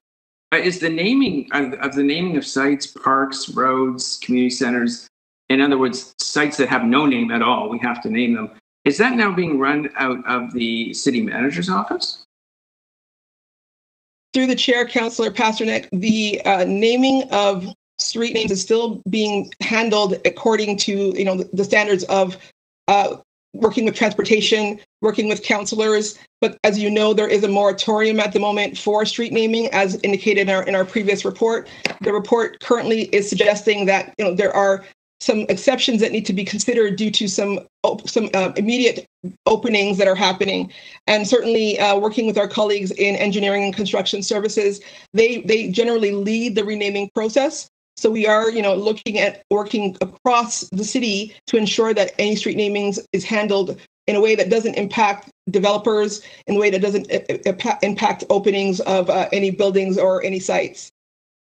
Okay, so I mean, I can only speak for North York. In our area, there's a growing backlog of suggested namings on sites that do not have names. They're not renamings.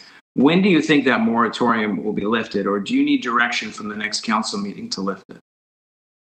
So through the chair, Councillor Pasternak, in the report, we indicate that we would like to see some of these some of the moratorium related kind of items considered up until I think it was July of 2021. So to your point, we're trying to ensure that there isn't a backlog. We are working closely with construction, with buildings, with engineering and transportation to make sure that there isn't a backlog, and we are managing any concerns that are being brought forward on a case-by-case basis.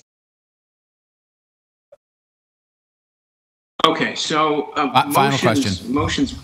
Okay, I mean, we had motions brought to North York Community Council, and they were out of order because of the moratorium. How do you flow the information, and where does it go to?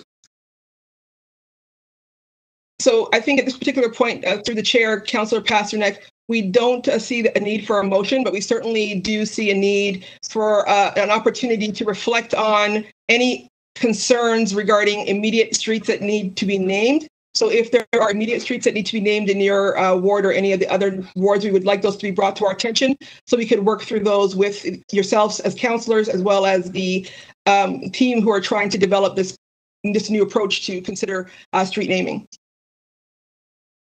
Okay, thank you very much. Thanks, Councillor Pasternak. Questions of staff?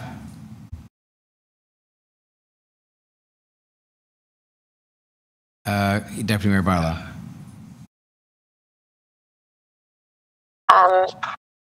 Thank you, Mayor. Just to follow up on the questions about the moratorium. So you said the moratorium would be in effect until July 2021. Through to the chair, and thank you, Deputy Mayor Bailao. In the report, we are indicating that we would like there to be some streets that are considered because there is an exceptional time pressure associated to those particular streets. With only those exceptions in mind, we would like to then go on and maintain the moratorium until Q2 of 2022.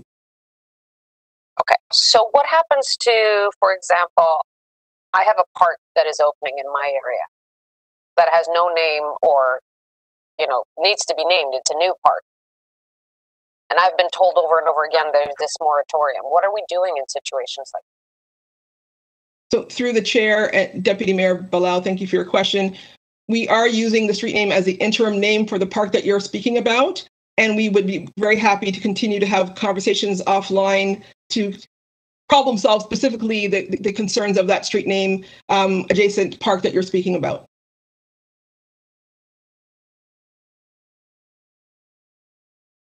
Okay, but why are we having different processes for different things? I mean, you have a process for some things that are in front of us today. You're having now a different process for what you just told me. And then another one from, like, why can't we just be consistent from what's, if there's something that needs to be named in the meantime, let's find a process forward. So it is what it is. I mean, and don't get me wrong. I think this work, we need to do it thoughtfully. We need to do it well. We just, and I think the report is very thoughtful on all that. I just think that we just need to, for these situations where in limbo in between, to make sure that we don't get ourselves into situations that we don't want to be, that we have some process that is uniform across the city. So through the chair, and thank you, Deputy Mayor Bilal, for acknowledging the work of the staff. And certainly I would say that in September of 2020, we were directed that no new applications would be put forward while we were in the process of trying to develop our commemorative framework. And so we did also at the time consider applications that were received on or after October the 1st. So we do appreciate that this process is longer than anyone might want it to be at this particular juncture. And our intention is certainly not to have multiple processes, but it is to actually maintain the moratorium and to try to manage the exceptions that are coming up. Part of our process has been to speak with buildings and planning and to really understand what is coming up in terms of what needs to be addressed. And that was considered as we made our recommendation. So certainly at this particular juncture, if there is something that is becoming a pressure for councillors, we would be happy to work with councillors to try to address that. But we would very much like to maintain the moratorium and to work towards the development of the commemorative framework to reflect the principles that we're hoping to deliver to council in Q2 of 2022. Okay. Totally different question. So how are we involving the communities along the route of Dundas Street on the advisory panel? So through the chair, thank you, Deputy Mayor Bilal, for your question. The intention really is to make sure that there are opportunities for participation, broadly speaking, with the communities along the Dundas route. We are, as we've discussed, looking to create an advisory committee. That's one particular way of engaging. We are also looking forward to the opportunity to have speaker and dialogue series, potentially hold community conversation circles, telephone town halls. We would like to be able to conduct surveys and other stakeholder type meetings. And we're also hoping to apply some art to this kind of dialogue with some partnerships, both with Artworks TO and Monument Lab, so that we can collaborate on the ways that Torontonians would like to see us move forward as we think about the future. Okay, thank you. Thank you, Deputy Mayor. Other questions of staff? Okay. Oh, I'm sorry, Councillor McKelvey, go ahead, please. Thank you, Mr. Mayor. I think Councillor Pasternak may have touched on this, but sorry, I had to leave and come back. What is the process for other streets going forward? And are we developing a standardized process for this? And I will say that I have a community that is named after an entire suite of historical figures, including Langevin. So I think that this is something that will come up. And are we working towards a standardized process for this that is somewhat removing it from the political process? So through the chair, and thank you, Councillor McKelvey, the intention really is for us to have this transition plan that we speak about that will allow us to develop, with the support of the advisory, with the support and feedback of consultation, a process that will really focus on how we move forward, how we consider these 60 additional names. So we do have a kind of an understanding that as an outcome, we would like to see there be a framework that is developed that will be reflective of the fact that there are 4,500 businesses on Dundas Street and the 97,000 residents also being kind of considered and having an opportunity to weigh in. So we are working through our processes here to develop that framework that would consider those additional 60 names that are being aggregated in the list that we are monitoring. Okay, and then for businesses or residences along Dundas Street, if you have, letterhead, business cards, signage, things like that, you're still financially hurting. You'd like to change it eventually, but in the time being, unfortunately, you're stuck leaving it named as Dundas until you use up the paper or whatever it is. Will Canada Post still work? If somebody doesn't change their address and send something to an address on Dundas that's no longer called Dundas, will it still get there? So through the chair, and thank you for the question, Councillor McKelvey, we have been in conversations with Canada Post, and they've given us very clear messaging that they can work with us on automatic forwarding that will minimize any impacts to residents and businesses along Dundas Street. We are also very clear that there is a TCHC residence along Dundas Street with vulnerable residents, and we want to also make sure that all of those residents are considered. So in our conversations with Canada Post, through our work back planning, we'll be able to address timelines and concerns around the automated shift for the residents along Dundas Street.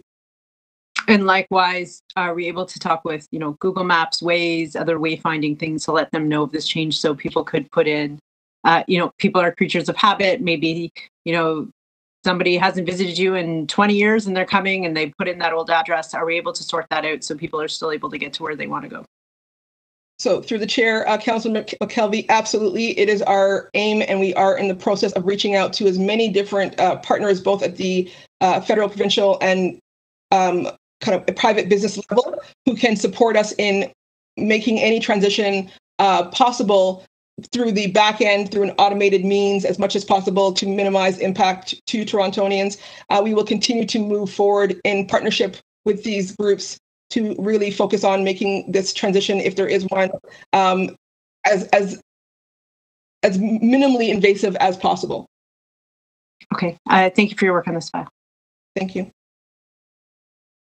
Thank you, Councillor McKelvey. Any other questions of staff? Okay, then we can move to speakers. I think Councillor Thompson will speak last, Deputy Mayor Thompson. I'll speak second to last. So who would like to go ahead of the two of us? And who else would like to speak? I don't see any other speakers. Well, in that case, it would be my turn. Just give me 1 second to grab a piece of paper here. First of all, I want to join. Let me just set the clock here.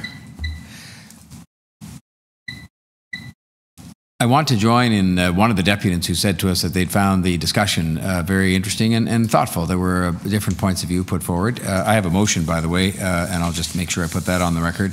We'll just show that. It has to do with the groups that are to be consulted or who are to compose the Community Advisory Committee. And I think in light of some of the comments we've received this morning, there should be specific explicit reference, as I've written in here, to the fact there should be representatives from the diverse communities represented along Dundas Street. It makes mention of Black and Indigenous, and just to pick one example of several you could pick, Dundas Street is historically the home of a Chinese Canadian community in what was the first Chinatown, so-called, in Toronto, and so that's just one example of many that should be taken into account. But I think the discussion has been an interesting one. I'll start with a question that is not the question to be asked, because I think the question to be asked is more fundamental, but you have to ask yourself this question: why are we celebrating this man? Why are we recognizing this man? Why are we honoring this man? Because to me it is an honor, a recognition, a celebration of someone to have a major street, one of the major streets in all of the city of Toronto, named after you. And yet we hear this morning in the questions that were asked and some of the submissions that were made that this man had no connection whatsoever to Toronto or to Canada, never visited here, never did anything here that would be worthy of that kind of recognition or celebration or honor. And so it's not the direct question that has to be asked in 2021 as we sit here trying to decide on the right thing to do, but I think it is a relevant consideration that makes the right decision an easier one to make. The right decision, to me, is all about what we can be, what we want to become, who we are, what we are. And I think that was well spoken by former Governor General Clarkson, because we believe ourselves as a city, as a people that live here, that one of our sort of collective values, one of our shared values is that we treat each other respectfully. We acknowledge that there have been things that have happened historically that we have recognized and tried to make up for, as it were. And some of those things are happening real time. Some of those things have been taken far too long to recognize, this included. But the bottom line is that I think one of the reasons we're admired around the world is because people see that while we are far from having achieved perfection, that we make a genuine effort to determine who we are, to determine what we want to be and what we can be. And I think that by making the kind of commitment to inclusion and to ensuring that that things that may have been done in the past with possibly perfectly good intentions, I don't really know. I mean, it sounds to me, again, just to add to the whole notion of why we would be celebrating this man, that the best reason that was offered this morning was that John Graves Simcoe was trying to curry favor with his boss by naming as many things as he could after him in the province of Ontario, what was then, I guess, Upper Canada, and in so doing, he did a pretty good job of it.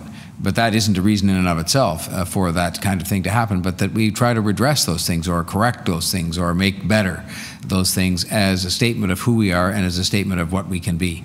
And I think that it could have been something else, but this happened to come in front of us first. This happened to be the subject of what I think is a thorough report. There are arguments that exist with respect to the history, but it's a thorough report. We heard from historians today. All those who wished to speak that were historians signed up and spoke. There was some difference of opinion as between those historians, but frankly, not that much, and there was recitation made of many, many different learned and peer-reviewed articles that had to do with the history that certainly satisfy me that this was a person, aside from his lack of connection of any kind to Toronto and to Canada, is not a person who should be honored or recognized or celebrated in the way that I think a street naming does.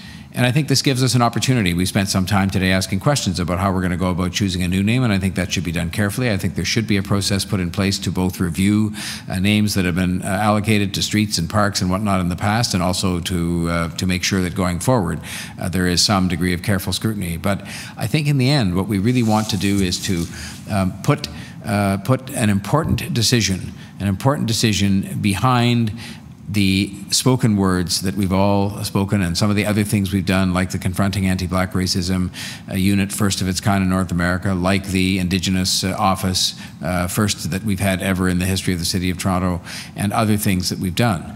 That we have to put this decision behind that, in the sense that we're saying that when confronted or presented with an opportunity to do something that will create a sense of hope, create a sense of inclusion, create a sense of consistency with our values and with who we are and what we want to be, that we took that step.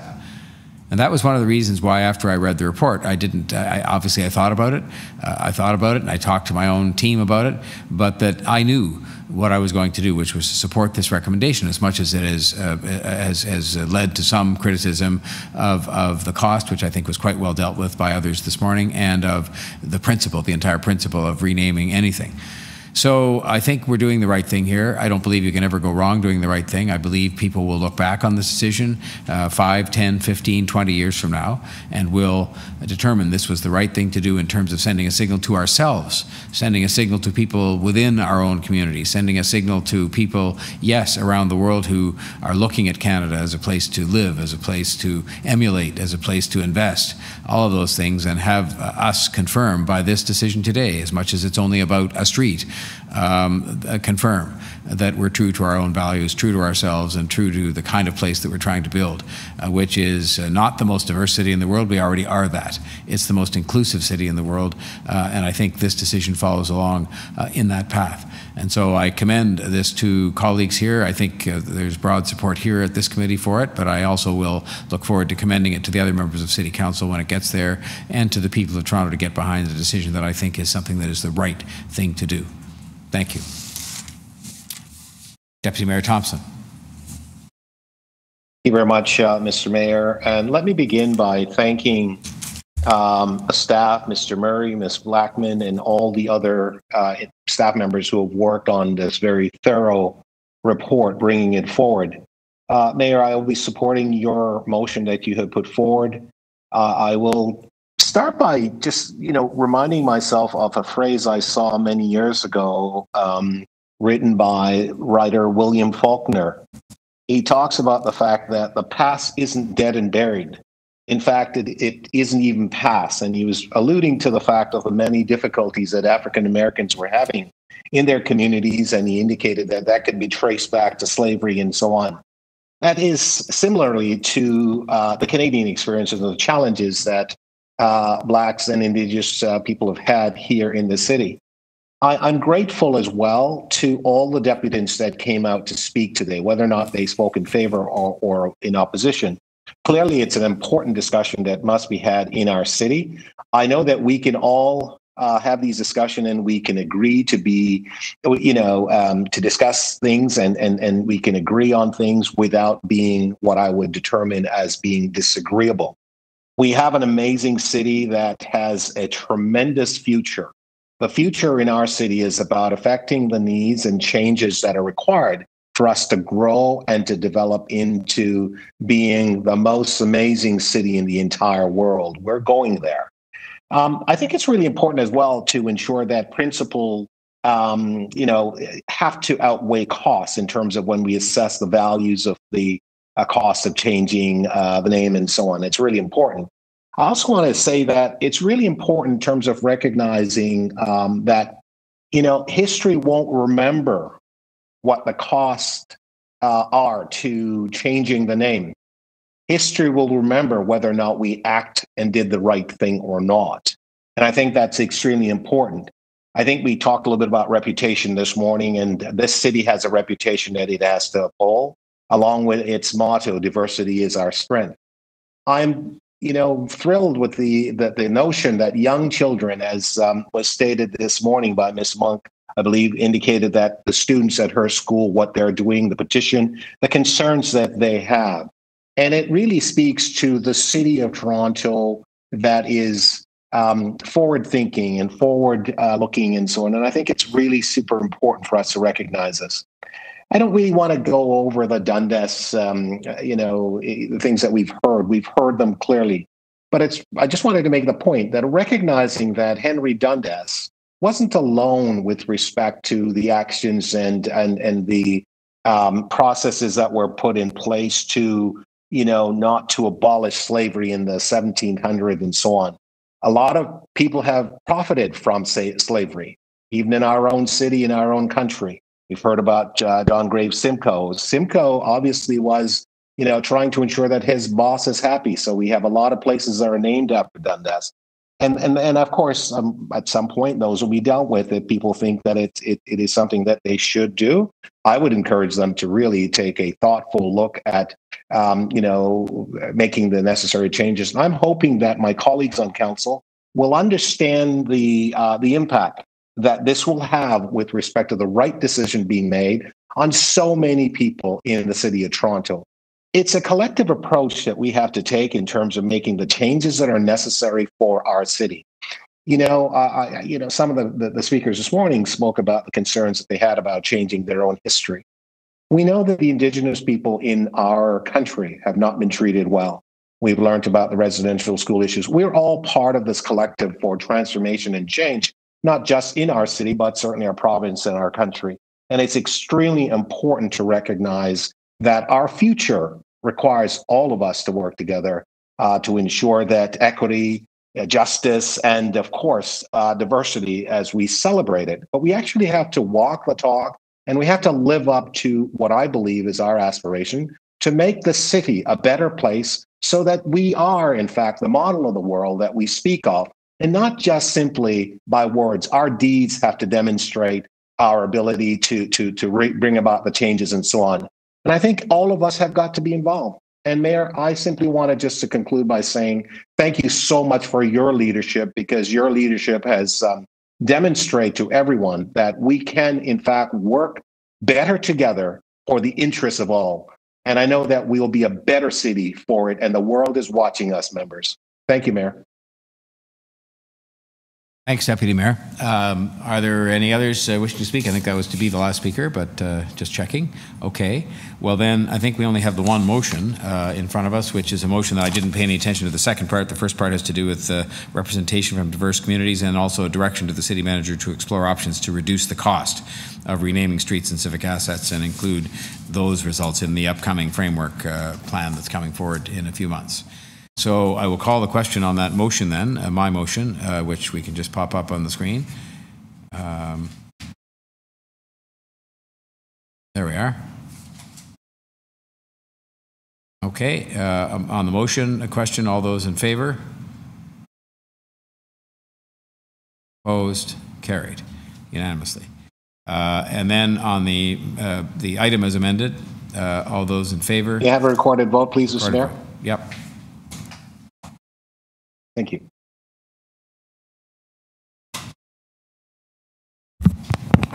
On the item as amended, all those in favor? Mayor Tory, Councillor Thompson, Councillor McKelvey, Deputy Mayor Bilal, Councillor Ainsley, Councillor Crawford. Councillor Pasternak, are you present and voting? Councillor Pasternak? He is not present?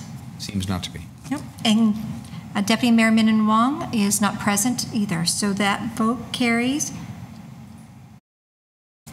6-0, unanimous. Thank you.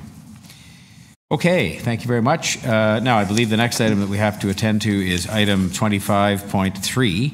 And it was the recommended tax design and steps to implement a vacant home tax in Toronto, and it was held down because we have one speaker. Is Emily Johnson available? Emily Johnson, welcome to the Executive Committee. Thank you. Can you hear me? Yes, you have up to 5 minutes to make your remarks, and then there may be a question for you. So please go ahead. Thank you. Lovely. Thank you so much. Good afternoon, councillors. Good afternoon, Mayor Tory. The last time I deputed before the Budget Committee on a vacant homes tax, I and others were arguing for its use as a revenue tool, something that could generate funds for the city, which has been starved for investment in social services and housing after over 10 years of chronic underfunding. But the vacant homes tax was also always intended to act as a disincentive for real estate speculators to pressure them to turn their vacant units into actual rental housing. Today, in discussing the rate for this tax, I'm adding my voice to those calling for it to be higher than the 1% currently proposed. In order to act as a disincentive for speculators, the tax ought to be 3% at least. A housing crisis like the one Toronto is currently suffering through is not the time to retread ground we know is going to be ineffectual. Introducing the tax at an ineffectively low rate is to cut its potential benefits in half. Toronto is very lucky to have the example of Vancouver to go by. Their vacant homes tax was introduced at 1% in 2018 and saw very limited improvement in terms of convincing owners of vacant properties to rent them out. They finally increased the tax to 3% this past September. It's finally begun to put a few more significant number of rental units back on the market. But there's still too many units sitting empty. They might have to go higher, but we know that 1% doesn't work to disincentivize vacant units at the rate that we need to. Toronto does not have time to make that mistake. Furthermore, tens of thousands of struggling people do not have time to wait out that mistake. Even as a person with stable full-time employment in a rent-controlled apartment, I pay more in rent than I can technically afford. I see friends with good jobs leave the city because they can't afford rent here. Other friends are forced to move because of divorces, job losses, family losses. They also struggle to find places they can afford. I'm leaving Toronto to go do my master's degree. And looking at the rental market these days, once I lose my rent-controlled apartment, I'm not going to be able to afford to move back. Basement apartments in my neighborhood these days go for $1,500, $1,700 a month. And of course, I say this as a person with a great deal of privilege. This is to say nothing of people with low wage or precarious employment, with families to support, on social assistance, trying to find their way back into stable housing after experiencing homelessness. I don't need to remind the committee that the crisis is wedded to the food insecurity crisis, and that it's a continued expression of systemic racism, that racialized people, immigrants, and refugees experience disproportionately high levels of houselessness and inadequate housing, as do Indigenous people. This crisis comes most brutally to bear on the most vulnerable. Owning multiple properties and not renting them out, effectively holding those units hostage, in a city where thousands of people are unhoused and thousands more choose between food and rent, where tens of thousands cannot afford market rent, is unconscionable. And this practice can't be protected any longer. People with the capital to buy and sit on properties like this and leave them vacant for their own purposes can afford to absorb a 3% tax. 1% is not disincentive. 1%, if we're serious about using everything in our arsenal to address the housing crisis, is frankly a joke. 1% is an insult to the 81,000 people on the waiting list for social housing and the 11% of renters in arrears following the pandemic. A just city, a functional city, cannot have thousands of units sitting empty to protect the interests of the few. Introducing a vacant homes tax is a great step in the right direction, one that will ideally direct some much needed revenue to public housing investment. But the other major piece of the efficacy of this tax is in its deterrent potential. Housing supply is desperately needed for homes, not as a commodity. So I urge the committee to vote to increase the proposed vacant homes tax to 3% at least, in the interest of making the city what it ought to be at minimum, which is livable for everyone. Thank you so much. Thank you very much, Ms. Johnson. Are there any questions of the deputy? Okay, seeing none, I'll thank you so much for your patience and for your submissions, and we will move on to questions of staff on this item. Deputy Mayor Bylaw. Thank you. Let's start with a question around this issue that the speaker talked about, the percentage of the tax. Why are you recommending 1% versus the 3% that we're seeing Vancouver implementing? Through you, Mr. Mayor, Deputy Mayor, the reason the recommendation reflects a 1% introductory tax is we're mirroring the experience of Vancouver.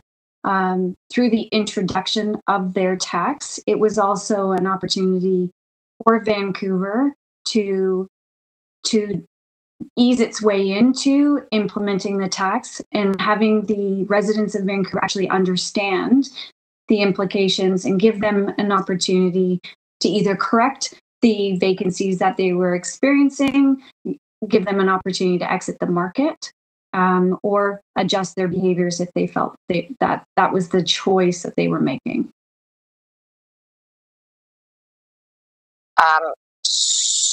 So even though that you see that as a bigger benefit than having it being more of a disincentive right from the start? So from a stats perspective, Vancouver actually experienced a 25% decline after the first year, and that was because of the increase in tax. So I know Abby is on the line and she was in Vancouver for this, but if the tax is successful, there won't be any revenue for the city, which is obviously what the policy aims to be. But we also know that the experience and the acceptance of the tax, it's important on how this is introduced and how it's rolled out.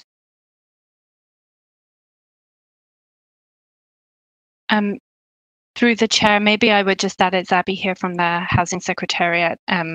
Maybe I would just add that in those first few years in Vancouver, there was a substantial number of new condominium rental housing added to the permanent rental housing stock. So even with the tax at the initial kind of 1%, they saw around 6,000 units added. And they've only just recently increased the tax to the 3%. So we're still awaiting the kind of results or the further impact of that. But certainly in the first few years when the tax was at a initial rate of 1%, they still were able to see a significant shift in rental product over into the permanent rental market from vacant into tenanted unit.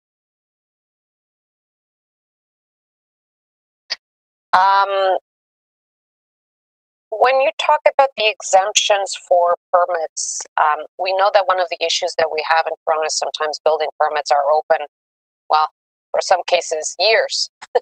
So what are we going to do in those cases? Because, I mean, there's no expiry date on building permits. So if I have a building permit open for 5 years, I don't pay vacant tax for 5 years, or?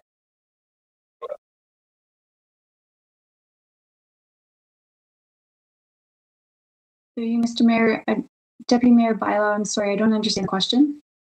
So if you have a building permit, there's an exemption, rightly so. You know, I'm under construction, there's an exemption. But sometimes building permits are open for a very long time. It's a problem that we have in the City of Toronto. You know, we really wanted them to close it and to finish construction, but sometimes, you know, homeowners, sometimes they get a house under construction for 5 years, 7 years, 8 years. So is there going to be a time frame around that, or it doesn't matter how long you have a building permit, as long as you have a building permit, you pay vacant tax? I'm going to ask Andrew Flynn, the controller, to respond to that. Certainly. Thank you, Heather. And through the mayor to you, Deputy Mayor. I think the point would be that you'd have to ensure that the building permit is being actively pursued. The intent here is that if you have a vacant unit and it's just being held vacant but is able to be occupied, then it would be vacant and would be subject to the tax. Obviously, if you're actively working through a major renovation of a property that takes years to do it, the property would not then be available for occupancy in any case. So I think that would certainly be one of those situations that would be investigated specifically. And who has the authority to rule on that? Is that our chief building officer? Is that our CFO? So through the mayor, I think that would be a combination of the revenue services director and the city building officer. That was your last. I see Abby. I see Abby nodding your head. I presume that was Vancouver's situation. That was your final question. Other questions of staff? Okay, we can then move to speakers. Are there people wishing to speak on this? Okay, if I see none, then I'm prepared to ask for a motion to endorse the staff recommendation. Let's go back here. So can I have a motion to adopt the recommendations contained in the staff report? Moved by Deputy Mayor Bylaw. All those in favor? Opposed? Carried. Thank you. Next, we go to item 25.4, EX 25.4, SafeTO, Toronto's 10-year community safety and well-being plan. We have three deputants. Is Dr. Laura Rosella on the line? Dr. Laura Rosella, welcome to the Executive Committee. You have up to 5 minutes and maybe some questions for you. Okay, thank you very much. I'll jump right in. I'm just by way of background, I'm a professor at the Dondas School of Public Health at U of T, and I hold a research chair in population analytics and an epidemiologist by training. I received a grant last year to establish a partnership with City of Toronto to facilitate a data strategy for community safety and well-being, so I'm going to speak to that. I'd like to start by emphasizing and stating my support for the SafeTO plan. In particular, the goals and priority actions emphasize prevention and a focus on the upstream factors that create a supportive environment where all citizens can thrive. And indeed, that is the pathway to community well-being and safety. As a public health expert, I can attest from my own research and from a large body of evidence around the world that focusing on prevention that addresses social determinants of health is fundamental for well-being and community safety. And this plan prioritizes upstream determinants such as social development, addressing community trauma, reducing victimization, discrimination, and ensuring residents feel connected to their communities. While there's always a need for some element of response when it comes to safety, the focus on prevention here is the real important paradigm shift for the concept of community safety. Attention to prevention actually has been neglected for a long time in many jurisdictions, and that's been leading to many of the challenges we're seeing in societies today. One key feature of the data work that we've been doing is to ensure that data is integrated across sectors. And the main reason for that is to recognize that safety and well-being is much more than the absence of crime or injuries, but a holistic concept that captures social and other determinants. For example, one of the most important indicators that's coming up is that social inclusion. A socially inclusive society is defined as one where people feel valued, their differences and rights are respected, their basic needs are met so they can live in dignity and they can have their voices heard. And that definition really illustrates why multi-sectoral data is needed. We're developing indicators that capture how people feel about their community, measuring adverse child experiences and history of food insecurity as some examples. Now, we tend to think of data in sectors, but people living in the community do not experience their environment in that siloed way. Therefore, the data to support the strategy has to connect across sectors, as would be experienced by a person living in the community. Sectors such as housing and mental health promotion and access to critical city services. And this perspective needs to inform the supports and programs to prevent the conditions that lead to harm and victimization, and they support safety from the physical, mental, social, and economic perspectives. Now, I'll just say a few words about the effective use of data in a plan like this. Of course, data and indicators are only one mechanism to ensure impact and accountability, but they are a very important one. Over the past 15 months, we've all seen the importance of timely and robust data in our experience with COVID, and not just any data, but layered data that gives us context to the problem. And so multi-sectoral data proposed in this plan will facilitate three key aspects to make sure it succeeds. First, it allows the identification of risk in our community on all dimensions, including social risk. And this needs assessment is of critical importance. We can think of this as instruments on the plane we're flying. And if we have gaps in data, we risk not having an eye to where the needs truly are. And without intersectoral data, we will miss axes of need and marginalization. And that's what's needed really to implement this proactive approach that's being proposed. Second, it's about assessing distribution of risk across the community. Who does it affect, what neighborhoods, and to what extent? And that brings us to the third piece, which is using these data in a way that better matches the interventions and programs proposed with need.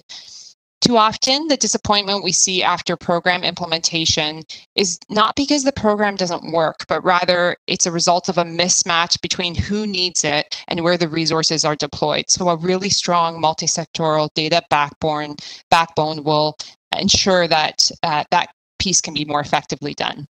So in closing, this plan offers a robust approach to considering community safety with strategic goals that focus on social development and prevention. A multi-sectoral data strategy that puts the person first, considers how they interact across systems in the community will allow for a more robust and holistic way to effectively plan for and ultimately create a safer Toronto. Thank you. Thank you, Dr. Rosella. Are there any questions of the deputy? Well, thank you very much, Dr. Rosella, for your patience and for your very thoughtful contribution. Appreciate that very much. Next, we have Brandy Tannenbaum from the Torrey Trauma Program Center for Injury Prevention. Is Brandy Tannenbaum there? Yes, can you hear me? Yes, loud and clear. And you are most welcome here at the Executive Committee. You have up to 5 minutes for your remarks, and then you might have some questions. Please go ahead. Perfect. Thank you so much. I'm joined here at the hospital by my colleagues Corey Friedman and Michael Lewis. So we'll begin with Corey. Good afternoon, honorable members of the Executive Committee, staff, and guests. Thank you for the opportunity to speak today in support of SafeTO and the comprehensive community safety and well-being plan under consideration. My name is Corey Friedman. I'm the manager of trauma services at Sunnybrook Health Sciences Center. Injury is not equal. Communities and neighborhoods that experience higher levels of inequities or higher levels of violence are most vulnerable to becoming traumatized. Unaddressed trauma can manifest in physical, emotional, and psychological harm, creating negative impacts on community well-being, health, and safety. Sunnybrook Health Sciences Center's Torrey Trauma Center is the trauma center that receives patients who experience significant violent injury in the northern half of Toronto. As such, we are intimately connected to many communities across the city. In September 2019, we made a presentation to the Economic and Community Development Committee seeking to support to launch a novel hospital-based violence intervention program called Breaking the Silence of Violence with Empathy, or BRAVE, in collaboration with the City of Toronto. Almost a year later, we are affirmed in our belief that hospitals have a key role to play in violence interruption. BRAVE was informed by the experience of programs operating in the United States for more than 20 years, but applied in the Toronto context. The program uses a trauma-informed lens and public health approach to interrupt violence by engaging very early in the post-injury stage with patients while in hospital with a specially trained and experienced case manager. As manager of trauma, I can't tell you the amount of times the hospitals treated patients for stabbing or gunshot injuries with concern that without intervention, they may come back with injuries that our medical interventions cannot fix. Since September 2020, our trauma team has set a sense of hope and direction that when a young person is injured by violence, we have a program in BRAVE that begins to address the underlying conditions of violence with the intention to reduce the likelihood of re-injury and improve overall health outcomes. Please let me introduce Ms. Brandy Tannenbaum, Injury Prevention Coordinator, and speak more about the program. Thanks, Corey. BRAVE is functioning with fidelity and meeting expectations. However, there are additional benefits that exceed our expectations and speak directly to the importance of collaboration. We didn't fully anticipate the degree to which our institution would build relationships with community agencies and other projects. With each new meeting, we hear the same message from community leaders. We've been waiting years for you to join us. The sentiment is clear. There is a need to build a robust safety net for patients to enable them to recover from the physical and psychological trauma of violence. Together, we have built clear pathways from the Tory Trauma Program to Black Creek Community Health Centre and Rexdale Community Health Centre. We've developed screening protocols and referrals to the Brain Injury Society of Toronto, recognizing that people affected by violence may have previous injuries that affect their recovery process. We have developed a referral pathway to the Toronto Youth Equity Strategy to support justice-involved youth, as we know the cycle of violence may not be broken immediately and change doesn't happen overnight. We are a member of FOCUS to facilitate referrals and long-term case management. We recognize the importance of elevating the standard of care in our institution to embrace the community expectations for trauma-informed care and practices. We are redefining what trauma means in a trauma population and what that means for quality healthcare. In the first 8 months of BRAVE, we have identified more than 200 risk factors among the first 40 patients, facilitated more than 100 referrals to community agencies, and conducted more than 180 home visits, all during the pandemic. These numbers don't tell you about the experiences of the program participants. Please let me introduce Mr. Michael Lewis, our BRAVE case manager, to share his approach. Good afternoon, everyone. As a case manager, I spend a lot of time with the patients and get to understand the needs and to begin developing a case plan to implement over the time as they are already. We're fortunate in Toronto to have good services. It is important that referrals include consideration for cultural needs locally so the patient does not have to travel far for the care they need. My work happens in conversation where I can engage with patients around things such as TV shows, movies, or even personal experiences. I learn more about the person as a whole and not just as an injury. My job is to provide an empathetic care, help people connect to services, and nudge them to move ahead with their life goals and aspirations. It's true that when you meet people in trauma, you often run into individuals who've been looking to make a change for a long time. I've been working for some time around violence interventions in city agencies for many years. I can tell firsthand that trying to engage a young person after they have left the hospital is considerably harder than in the period when they are in the hospital. This program and the approach to early intervention is critical to reaching young people affected by community violence. These places are just one decision or one service connection away from a different life. Back to Corey. We're just at the beginning of this important work with our community partners and realizing the possibilities for reimagined core elements of community safety and well-being. Sunnybrook Hospital and the Tory Trauma Program are in full support of emphasizing the importance of proactive prevention. While our role has historically focused on caring for injuries, programs such as BRAVE now include considerations for secondary prevention. This complex work can only be done by a multi-sector collaboration with shared objectives, administrative leadership, and clear pathways. The SafeTO plan leads us in this direction and ensures long-term sustainability for this complex work. Sunnybrook applauds the work, effort, and vision for the SafeTO plan, and we are honored to be included in recommendation number 8. Thank you for your time today. Thank you for your time, and 3 or 4 speakers in 6 seconds, more than 5 minutes. That's pretty good, allowing time for shifting back and forth. We appreciate that. Are there questions of these deputants by any members of the committee? All right, well, thank you very much for taking the time and the trouble to comment and for the work that you do every day. We appreciate that. Liren Doherty is on the line, and if you want to go ahead, you're most welcome here to the Executive Committee. You have 5 minutes, and up to 5 minutes for your remarks, and there may be some questions. Please go ahead. Thank you, Mayor Tory. Good afternoon, members of the Executive Committee, and thank you so much for your time today. I know it's been a long day.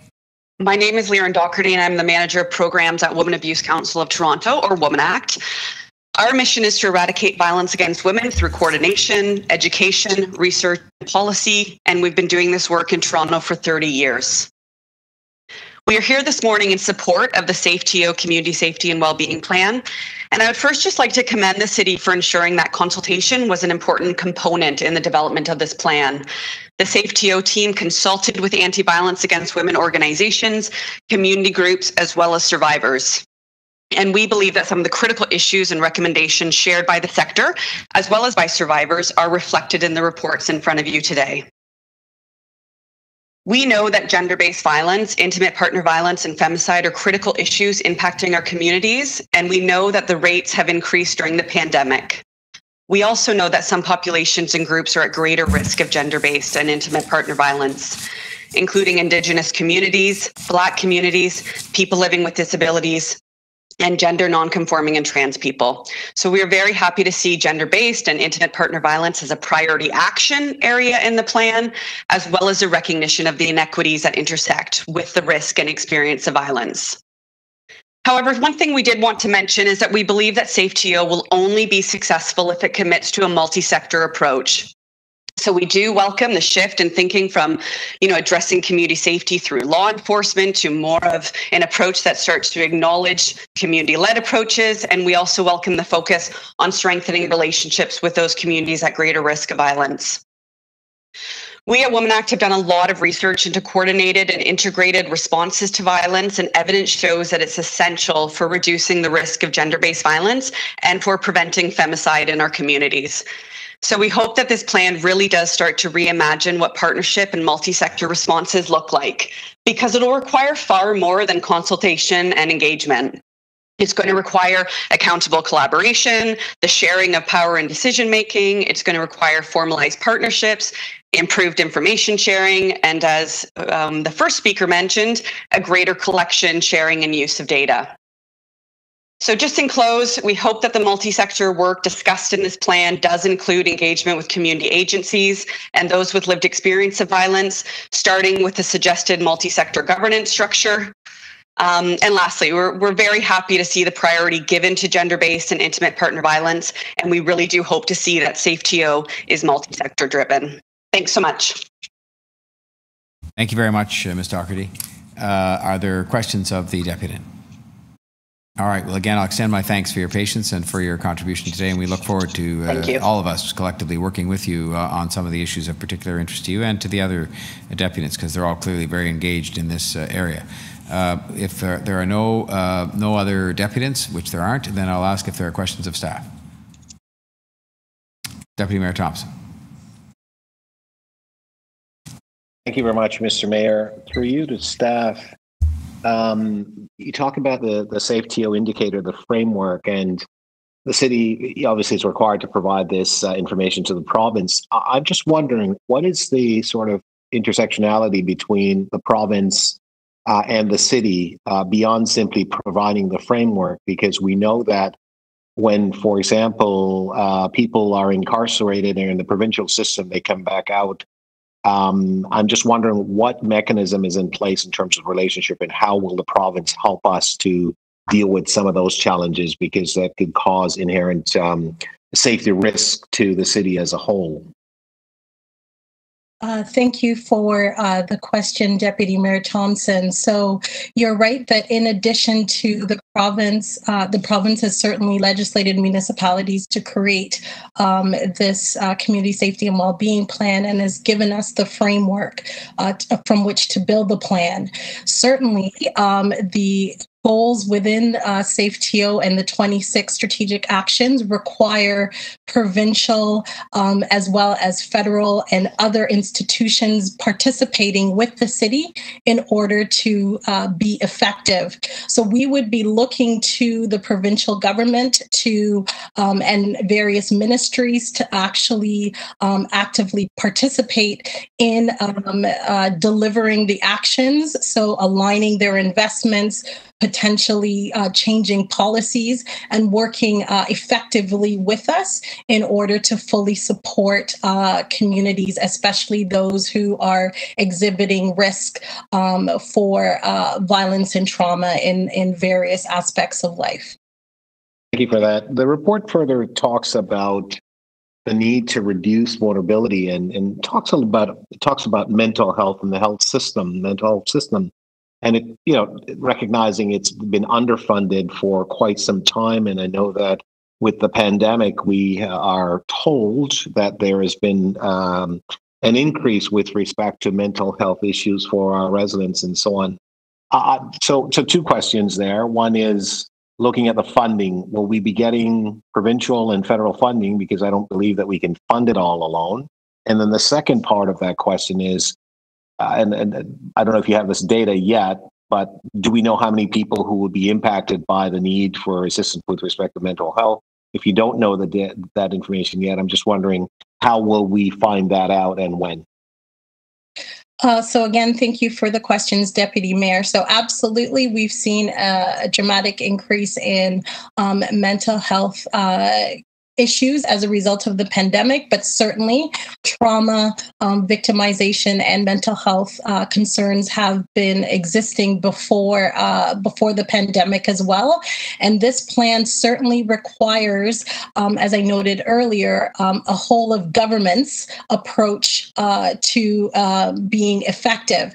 That means, as I said, investments, co-investments, integrated investments, as well as policy change. So council and the city, with all of our best intentions, cannot alone address the mental health concerns or the complex needs of Torontonians in terms of achieving well-being. And we certainly would need other orders of government to actively participate in delivering this plan and meeting the complex mental health as well as other needs of communities.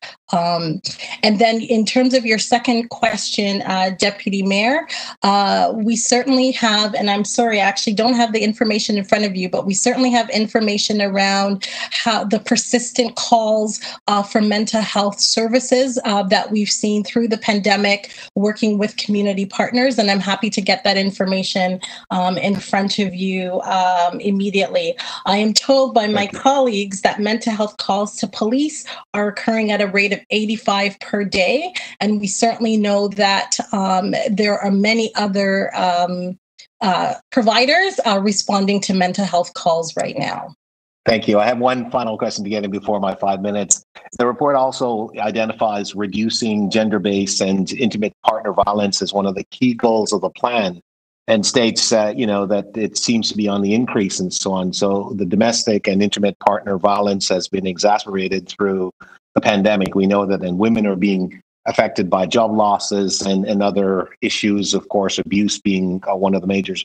Are the staff planning to evaluate the existing evidence in the field and considering the approach that works in other jurisdictions? For example, in Italy, they've got an special app for women to use to be able to seek help. In France, they can get help through areas like pharmacies and so on. The UN and the WHO and the UN Women's and the Italian government have, they launched the app, but they're doing other things, which is focusing on the respect for women. I'm just wondering, what's our plan? So this plan, SafeTO, does call for the city working with other partners to develop a comprehensive approach to intimate partner violence and gender-based violence. There are efforts underway at the city through equity, diversity, and human rights. However, we need a much broader approach. This is not a traditional area for municipal government. So like many things within SafeTO, we can't own this problem or own the solution. We definitely need the other orders of government and institutions. And as you heard from one of the deputants, we definitely need to be working with community agencies and with those that have experience with this type of violence to be able to formulate the most effective plan. Using data, as you heard earlier through one of the deputants as well, will be critical for us to develop the right approaches that are effective, and we certainly will continue to look at other jurisdictions such as those that you've named, Deputy Mayor Thompson. Thank you. Thank you, Mr. Mayor. Thank you, Deputy Mayor Thompson. Others wishing to question staff? Deputy Mayor Bylaw. Just a couple of questions. How does this work? Complement or works with the pilot that we're doing and the other reports that we've been having around the policing? Thank you for the question, Deputy Mayor Bylaw. So certainly, as the report states, we have the City of Toronto is doing a lot of things. And I think that that's the good news. We have a lot of the pieces in play or in development. And I think some 60-odd strategies that are in play that we need now to knit together better, to work better with other actors across different systems, and to add in some new pieces, specifically in terms of some of the more recent decisions that Council has made in terms of reforming police and and adding in alternative models. This plan is, I think the best way to consider it is as an umbrella strategy or plan, a 10-year umbrella strategy where those existing initiatives such as the Community Crisis Support Service that we are building to launch next year are going to be critical instruments in driving the overall objective of achieving well-being and safety within our city. So this is an umbrella strategy over 10 years that will very much build on some of the right things that we're doing, add in the data pieces that you heard about from one of our partners at the Dalalana School of Public Health, and certainly bring together new partners for the city to work with in order to achieve the kinds of long-term results that is hoped for within the plan. So when you bring the implementation plan at the end of the year, can we expect to see some of those strategies being put into this with KPIs, with funds that you're going to need, how we're going to measure our success with this plan, what success looks like? Is that what we should expect by the end of the year? That is definitely what you should expect, Deputy Mayor, including a little bit more about the intergovernmental strategy, the data plan that's now in development, and some key governance pieces that we need to put in place, both internally within the city system, but maybe even more importantly, working across sectors and with community, because the city alone, no one institution alone can achieve the depth of community safety and well-being that the legislation calls for, and that we've certainly heard from community is critical to building the kind of city that we all want Toronto to be. Okay. But in the meantime, things like the focus tables, the spider tables, all those things, they'll continue to operate and they'll be in full service. Correct? Yes, Deputy Mayor, that's absolutely correct. As I noted, it was really affirming to see both from the jurisdictional review as well as the comprehensive community engagement that this team has done, that we have some of the right pieces already in play, like those that you just named. We need to add some more pieces, and we need some stronger partners at the table to eliminate some of the barriers like those noted by Deputy Mayor Thompson in his earlier questions about the province. Okay, thank you. Thank you, Deputy Mayor, and thank you, Ms. Campbell. Are there any other questions of staff? Okay, seeing none, and then we could move to speakers. Who wishes to speak on this item? Well, I will say a few words then. Just let me reset the clock here.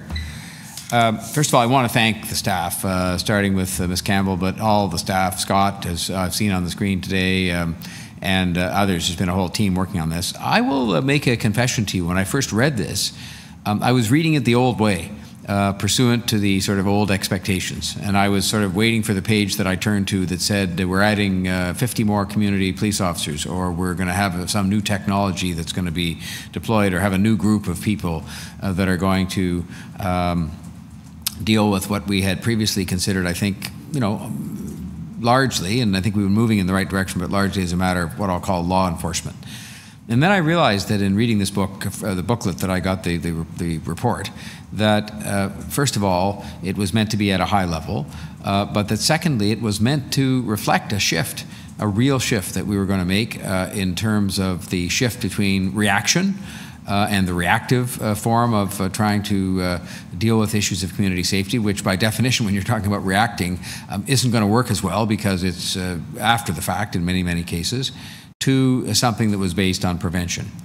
And when you looked at what the book is all about, and I'm summarizing it in a way that doesn't do justice to its work and to the pages and different illustrations that are in the book, it's founded on collaboration, it's founded on cooperation, it's founded on consultation, it's founded on community. And to my way of thinking now that I've sort of read it, had a chance to discuss it with the people who put it together, it actually does offer a much better chance for better results. It offers a chance for better lives for people, which is really separate and apart in some ways from community safety issues per se. It offers the chance for less crime. And I think what's really interesting is that it offers a chance for lower policing costs. And that's commensurate with a role that would be lessened for the police, both because you have other people that are dealing with some of these things with a greater degree of particular expertise, and because there are going to be, I believe, if we execute this properly, fewer calls for the services of the police. They're going to be less needed in areas where there will be less of the kind of incident that would call for their attention. It's one of the reasons why I picked up on some of this work, and we put together a table almost by happenstance in Lawrence Heights.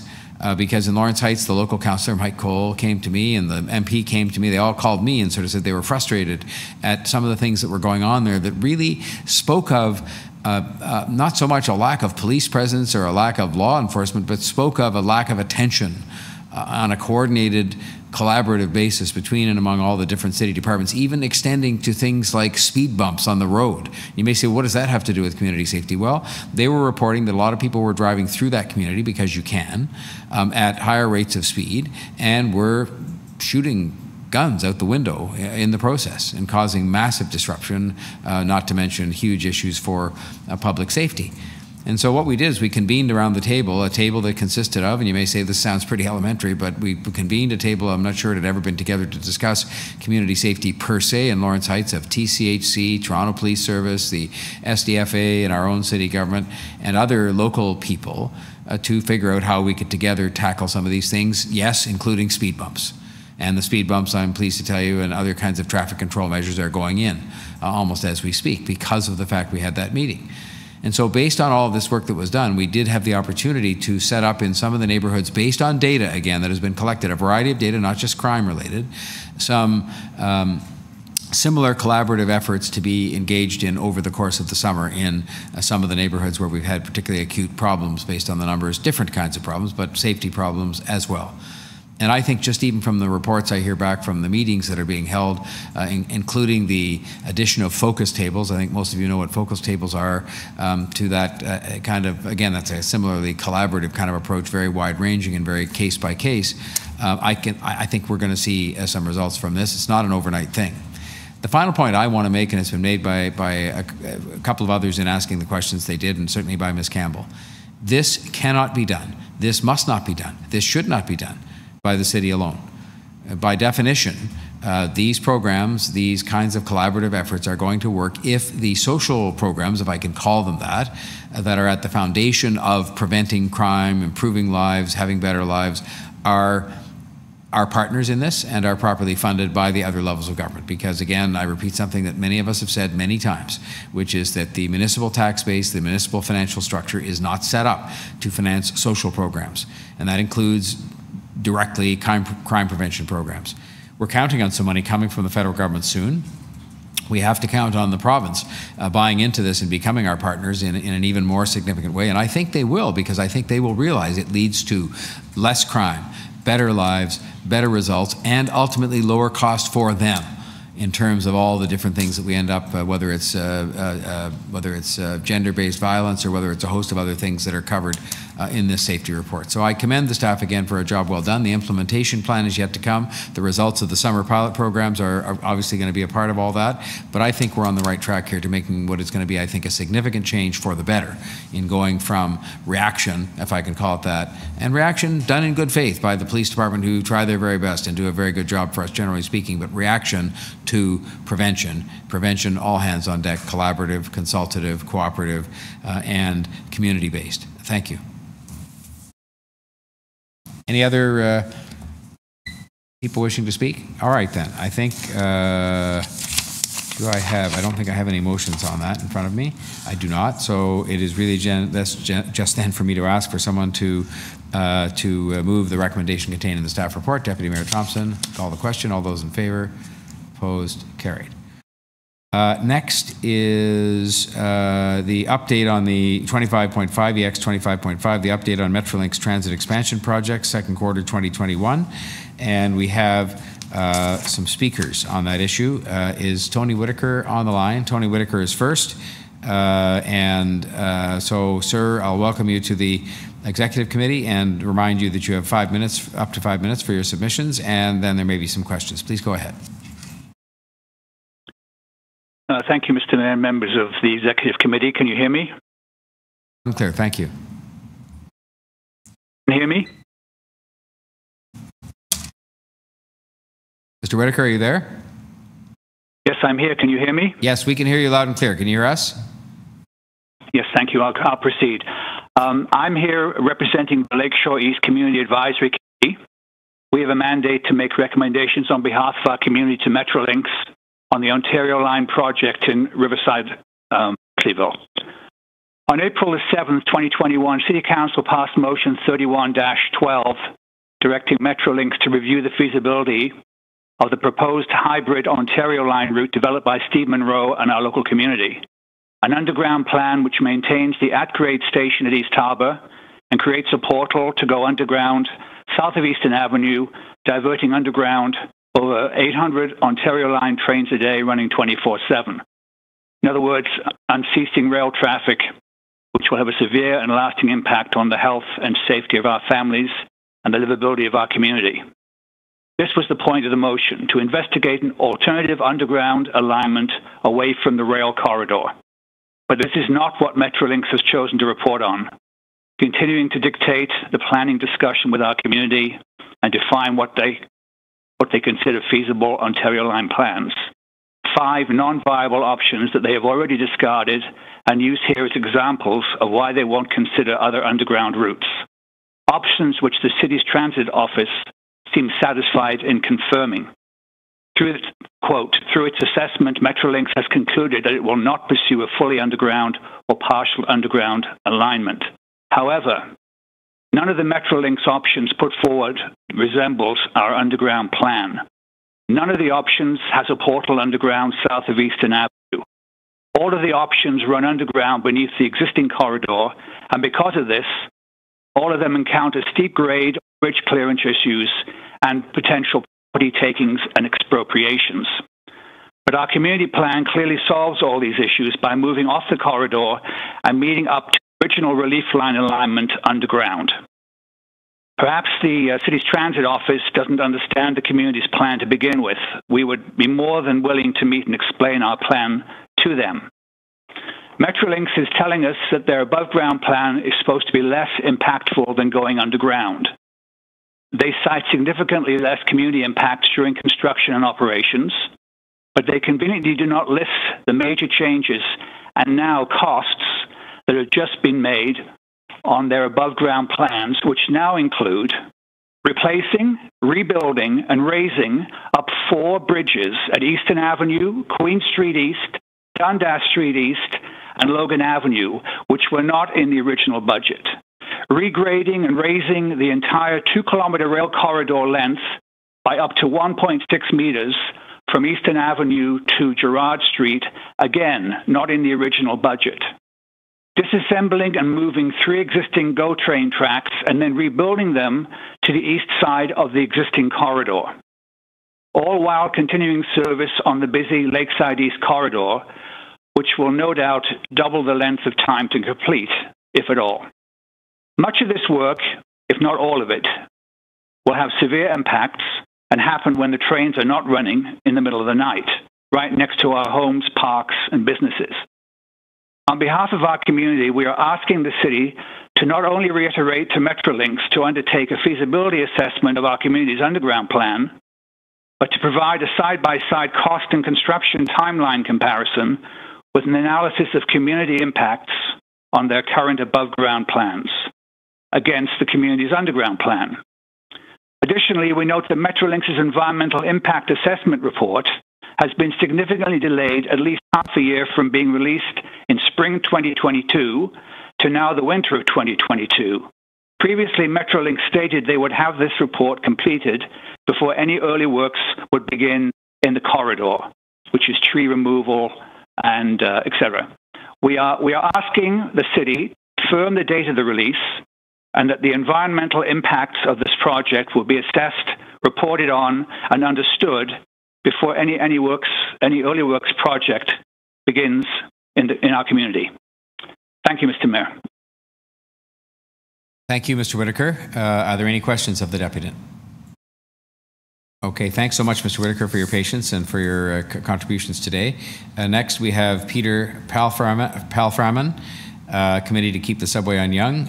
Is Peter Palframan? Okay, I apologize if I mispronounced your name, sir. You're welcome to the Executive Committee. You have up to 5 minutes for your remarks, and then there may be some questions. Thank you very much, and good afternoon, Mayor Tory and councillors. And thank you for giving me the opportunity to provide comments with regard to this very important expansion of public transport. I'm a 45-year resident of the GTA and Thornhill, and I'm here today as a member of the committee to keep the subway on Yonge Street.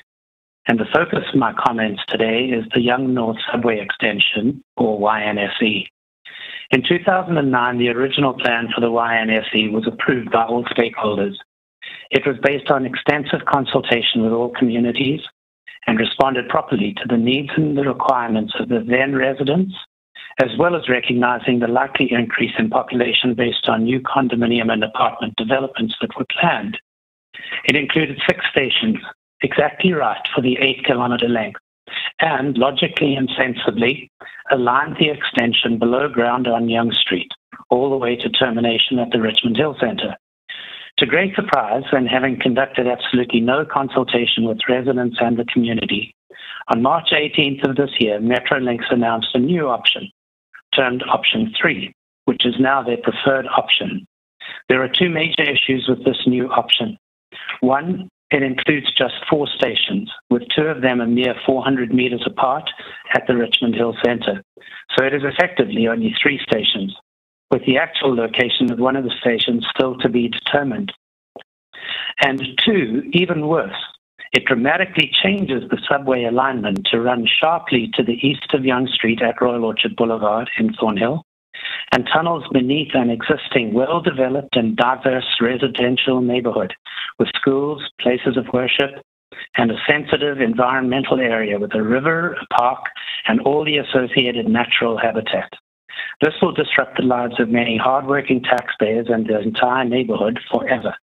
The really important thing to appreciate, and what I trust is clear from this brief background, is that the Metrolinx Option 3 is just wrong, and that there is a perfect alternative that has been approved, has had a full environmental assessment completed, and that really is the better way. And let's be clear, we really do want and support the subway extension. We just want it done the right way, because that's the right thing to do, and it's the responsible thing to do in terms of use of taxpayers' dollars. It's also important to note that Metrolinx have confirmed on the record that their preference for Option 3 over what is clearly a better alternative is not a cost issue. They also acknowledge in their initial business case that Option 3 is the most difficult to build and deliver, which presumably also raises the likelihood of cost and time overruns. It appears that the major issue driving Option 3 is Metrolinx's desire to accommodate Bridge Station above ground, and this station is the one I referred to earlier, just 400 meters away from High Tech Station, the terminal station. And it's in order to satisfy the developers of the Langstaff Gateway site. So this is a case of being influenced by developers who are just guessing about the future, and what they might do at the expense of existing and well-established residents, schools, and places of worship who will end up with a subway running underneath their houses, classrooms, and buildings. And much as we disagree with having two stations just 400 meters apart, it actually would work if Bridge was below ground, such as Union or Finch stations, to name just two examples. In the document provided to you for this meeting, Metrolinx included a section titled Public Consultation and Engagement. Quite simply, there has not been any public consultation. There was no public consultation prior to their releasing option 3, and there has been no public consultation since, which, apart from being contrary to public policy and mandate, is also contrary to the federal government requirements for providing funding for projects of this nature. And in terms of engagement, they note that they have hosted 4 virtual open houses to provide the public with information about the YNSC, and their participants raised questions related to the updated route and the issue of noise and vibration during construction and under their houses and classrooms when in operation. In fact, these are simply staged and tightly managed events, with Metrolinx representatives doing the talking and attempting to explain an option for which it is clear there is little or no support from the community. This is not community engagement. And the questions and issues remain unanswered, somewhat understandably, as they simply don't know because they have no previous experience with what they are proposing with option 3. In conclusion, Markham City Council and Vaughan City Council have both recently voted to reject the Metrolinx option 3 alignment for the Yonge North Subway extension and to keep it below ground on Yonge Street. I urge you to join them and send the same message to Metrolinx and the Government of Ontario that the YNSE must be aligned the better way and remain on Yonge Street, and to insist that the number and location of stations be as contemplated in the original plan. Thank you very much for your time and attention, and I'd be happy to deal with any questions you may have. Thank you, sir. Are there any questions of this deputy? No. Well, thank you very much for that. We'll have to take a look at it because it's a bit of a complicated story with all those options, but we do appreciate you taking the trouble to comment on that, and we'll follow up on that with our staff. Next is Robert Hatton. Mr. Hatton, are you there? Robert Hatton? All right, we'll get him to call in. Eon Song would be next. Is Eon Song on the line? Okay, Eon Song, are you there? I'm here. Thank you. Welcome to the Executive Committee again. And you, as you know, you have 5 minutes, and there may be some questions for you. Please go ahead. Thank you, Mayor, and the Executive Committee. It's been a long day. Thank you for hanging in there. Metrolinx has completely disregarded the City of Toronto's request to look at the hybrid Ontario line option. There's a strong support for the hybrid option because it makes a lot of sense. It does not require tunneling under the Don River. It does not require an underground station at East Harbour. And most importantly, this option offers an underground Ontario line through Riverside and Leslieville, protecting all of our parks, saving hundreds of mature trees, and safeguarding community health and safety. And despite its overwhelmingly positive community benefits, I am troubled that Metrolinx continues to ignore the City Council. Instead, Metrolinx has presented some nonsensical routes and tried to pass them off as a reasonable response. Transit advocate Steve Monroe has characterized this as Metrolinx giving Toronto the finger. And I'm really not sure why the Transit Expansion Office did not identify these gaps in their report to the city. But the bottom line is this. And Metrolinx is going about their planning with no meaningful consultation and with no environmental assessment. Earlier this year, our community had filed a federal impact assessment request because we knew we weren't going to get one from Metrolinx. The federal government decided not to intervene, citing a lack of jurisdiction. And Metrolinx has twisted this and claims that the feds have validated their environmental assessment process. In fact, the very opposite is true. Upon review of Metrolinx's assessment, Health Canada, the federal agency, has concluded that Metrolinx, quote, does not discuss the potential for human health risks, end quote. and identified a number of areas where Metrolinx is failing to meet health standards, failure to study diesel particulate matter, impact on vulnerable groups, cumulative effects from multiple projects, and health risks associated with noise. Health Canada goes on to say, quote, neither human health effects nor mitigation measures are described in sufficient detail. The public has been deliberately kept in the dark about true impacts of this project. And it seems to me that people of Riverside and Leslieville, thousands of Toronto residents, are being used as human guinea pigs in this developer-oriented transit. From dealings with Metrolinx, it's painfully clear that developer profit trumps community concerns. And despite Health Canada recommendations, Metrolinx refuses to carry out a health impact assessment, an HIA. So our community is partnering with the South Riverdale Community Health Center to commission an HIA to study the human health impact of the above-ground Ontario line in our neighborhood. This study is being conducted by Ronald McFarlane, a renowned environmental health expert who, during 20 years at Toronto Public Health, conducted a number of HIAs. We will have at least a preliminary report from this study by this fall, well before any construction begins, so that its findings can be reflected in the final design. Large transit decisions like this must be made based on facts and evidence, and not on the whims of Doug Ford or what's profitable for developers. I'm here to urge you to please support our community in securing the Ontario line design that protects our community's health and safety. And we believe the only way to do that is by putting the line underground. Thank you. Thank you very much for that deputation. Are there any questions of the deputant? All right. I thank you very much for your patience in being with us today and your submissions. Next is Mark Richardson from housingnowto.com. Mr. Richardson, welcome. You've been here before, and so you know it's 5 minutes, up to 5 minutes for your remarks, and there may be some questions. Please go ahead. Can you hear me okay? You're right. You're on. Yes, sir, we can hear you. Thank you. Mayor Tory, members of the Executive Committee, since the Ontario line was announced by the Premier 2 years ago, our HousingNowTO.com volunteers have been asking the city and Metrolinx for the technical alignment details on the above-ground section that is expected to run on elevated guideways approaching the Science Centre station at the Don Mills Crossing interchange, which is Don Mills and Eglinton.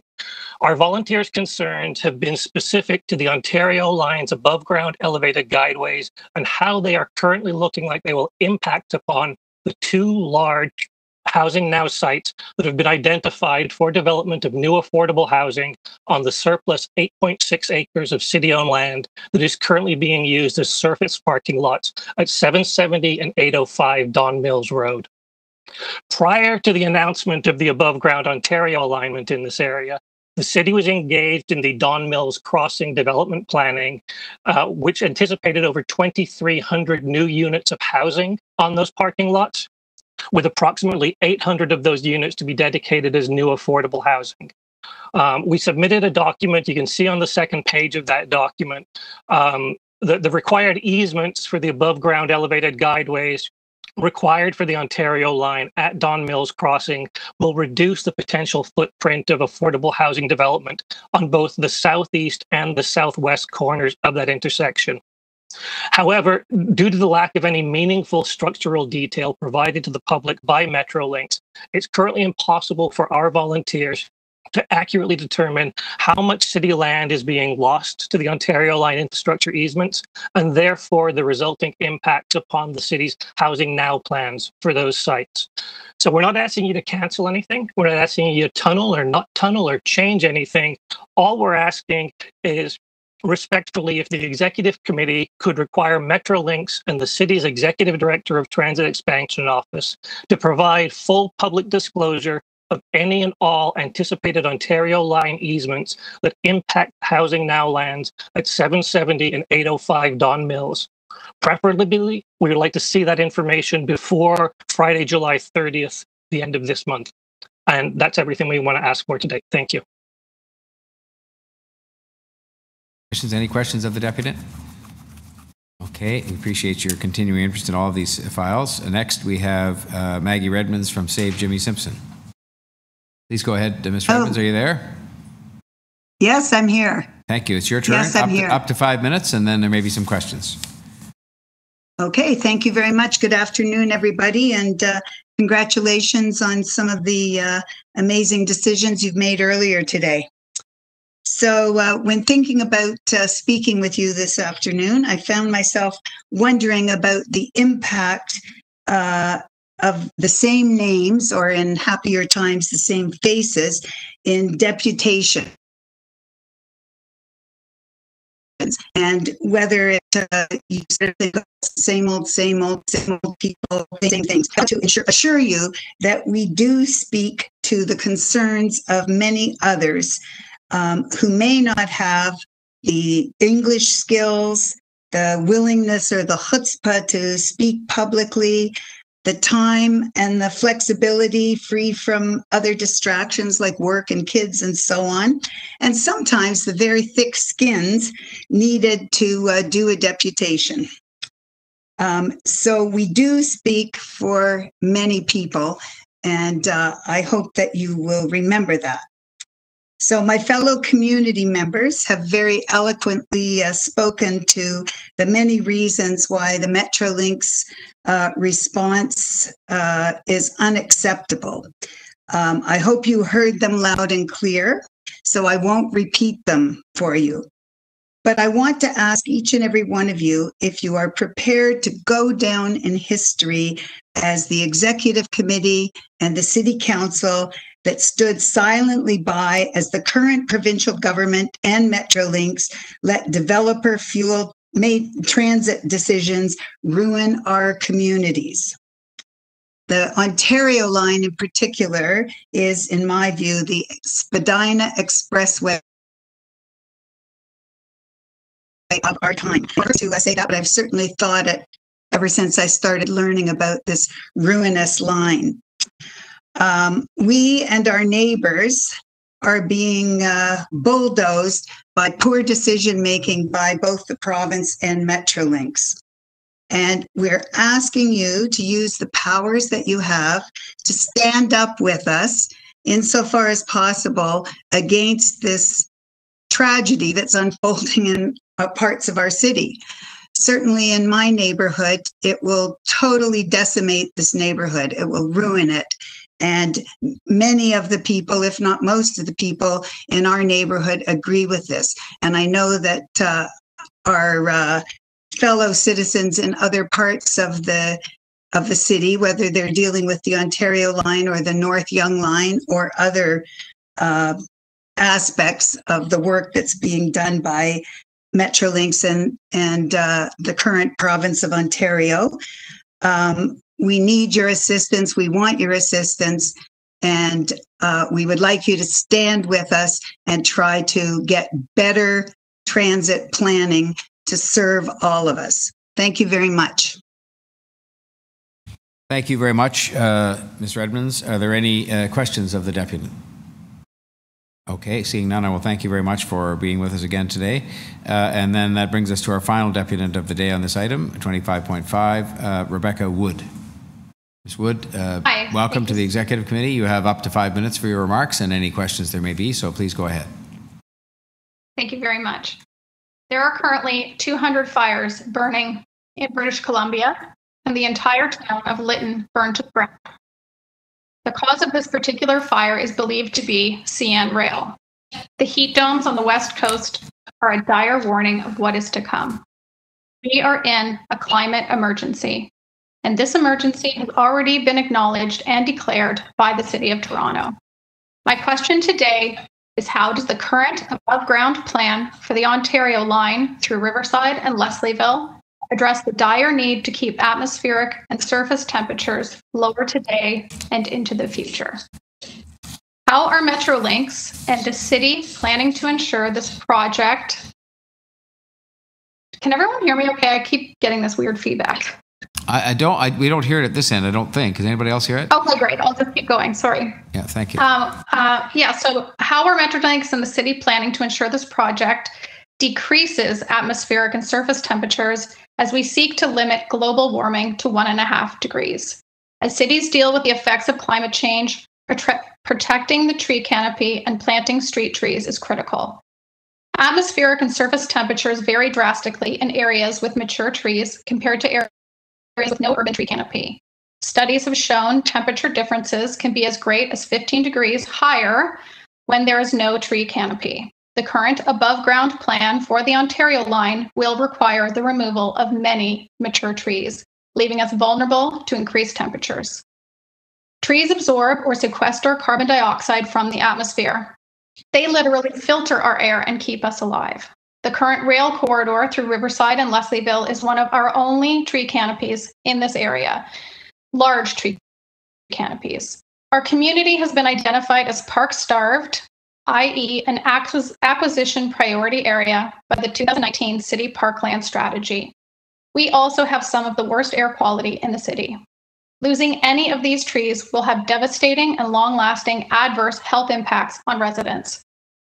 Trees also aid our mental health. Plenty of evidence suggests that green spaces contribute to reduced levels of anxiety and depression. The pandemic has proved this. Residents living in urban centers are at a 40% higher risk of depression. Ensuring we protect the tree canopy along our rail corridor is critical to the well-being of the highly dense residential area through which the line is proposed to travel. Metrolinx is notorious for promising to plant several new trees for every mature tree they remove. In our case, they are promising 3 new saplings for every mature tree. The planting won't occur until after the project is complete, which could be 10 years from now. Younger, smaller trees don't absorb anything like the amount of carbon. We simply do not have time on our side. This approach is too little, too late. In terms of severe weather, communities across Canada are projected to witness an increase in the severity and frequency of floods. The number of days over 30 degrees Celsius, today being one of them, and exposure to pollution and smog, all as a result of climate change. Trees can help with all of this. The tree canopy cover helps prevent flooding, provides shade, cleans and cools the air, making our city more livable. In closing, how are Metrolinx and the City of Toronto being held accountable when it comes to atmospheric and surface temperature mitigation with the Ontario Line project? Burying the line would ensure our tree canopy remains intact, not only contributing to our mental well-being, but also proving our commitment to climate action. An ounce of prevention is worth a pound of cure. Thank you. Thank you, Ms. Wood. Appreciate your comments and your deputation. Are there any questions for Ms. Wood? Okay, well, thank you very much for your patience and for your comments. That would bring us, and I see we're joined by both Councillor Fletcher and Councillor. Oh, Robert Hatton. Is Robert Hatton on the line? Robert Hatton? I think I'm here. Okay, sorry, we missed you earlier on, but you have up to 5 minutes, and you're most welcome here at the Executive Committee, and then there may be a question or two. Go ahead, please. That's terrific. Well, thank you very much for having me. My comments relate to the portion of this very important report about the feasibility of the community proposed hybrid burial option in Riverside. You've heard from Mr. Whitaker, Mr. Song, and Ms. Redmond. I'm in 100% agreeing with them. When one reads the report and the letter from Metrolinx, it's clear that Metrolinx has failed to present applicable, acceptable evidence to support their plan over the hybrid option as had been requested by Council. Council and the public deserve a complete and respectful response with the Metrolinx analysis provided, and I urge you to demand exactly that. In lieu of an analysis from Metrolinx, what we do know is that in order to put the subway above ground for this roughly 1.5 kilometer stretch through Riverside, they'll have to replace 6 urban bridges, raise the track bed of an in-use railway, by between 1 and 2 meters, with commensurately higher sound barrier walls and no buffer or setback that, according to Metrolinx, would be standard for all new rail. It's hard to imagine a more costly, disruptive, and inappropriate stretch of above-ground rail. This is the poster child for why subways are underground. To defend its plan, Metrolinx has attributed huge incremental cost numbers to the burial option. Previously $2 billion, but most recently $800 million. These figures have not been backed up. Metrolinx is prone to blaming the cost on putting the station underground at Degrassi, even though that is not what is being proposed. What we do know is that Metrolinx just awarded a tunnel contract for the 7.8-kilometer Scarborough subway with 3 stations, where there is an existing surface rail right-of-way, at a total, not an incremental cost, a total cost of $760 million, including the cost of the tunnel boring machines.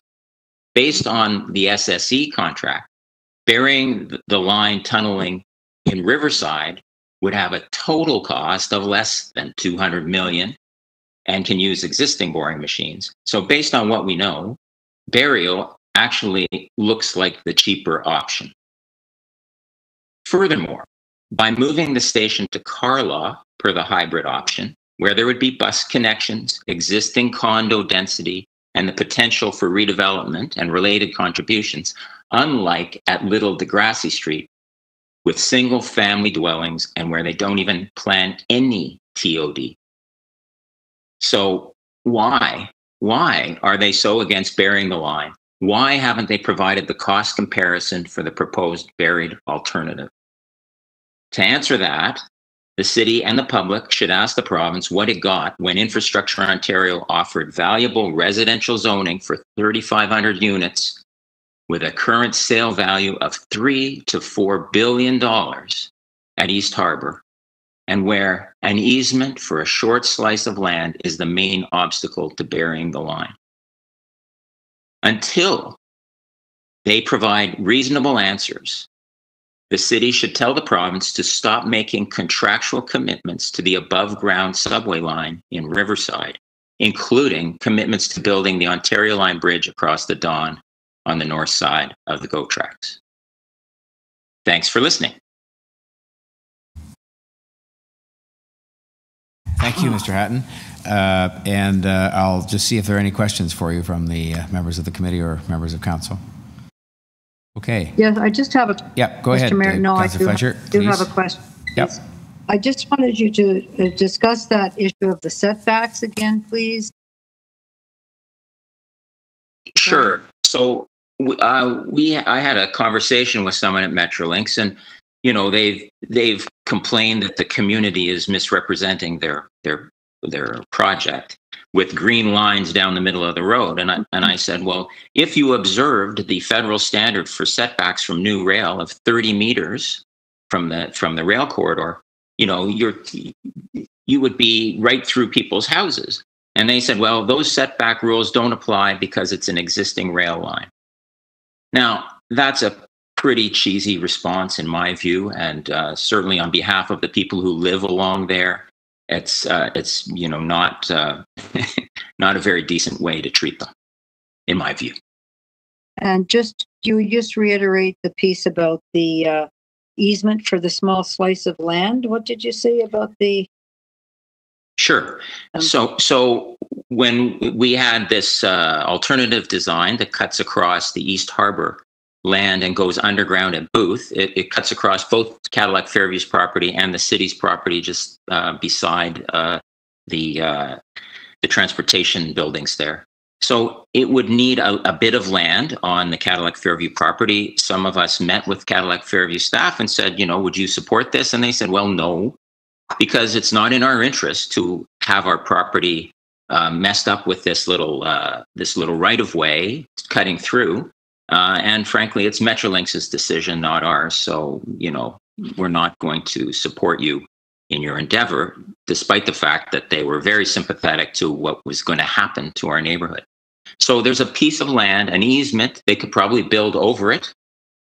that is required to get the subway down and into a tunnel at Booth Street.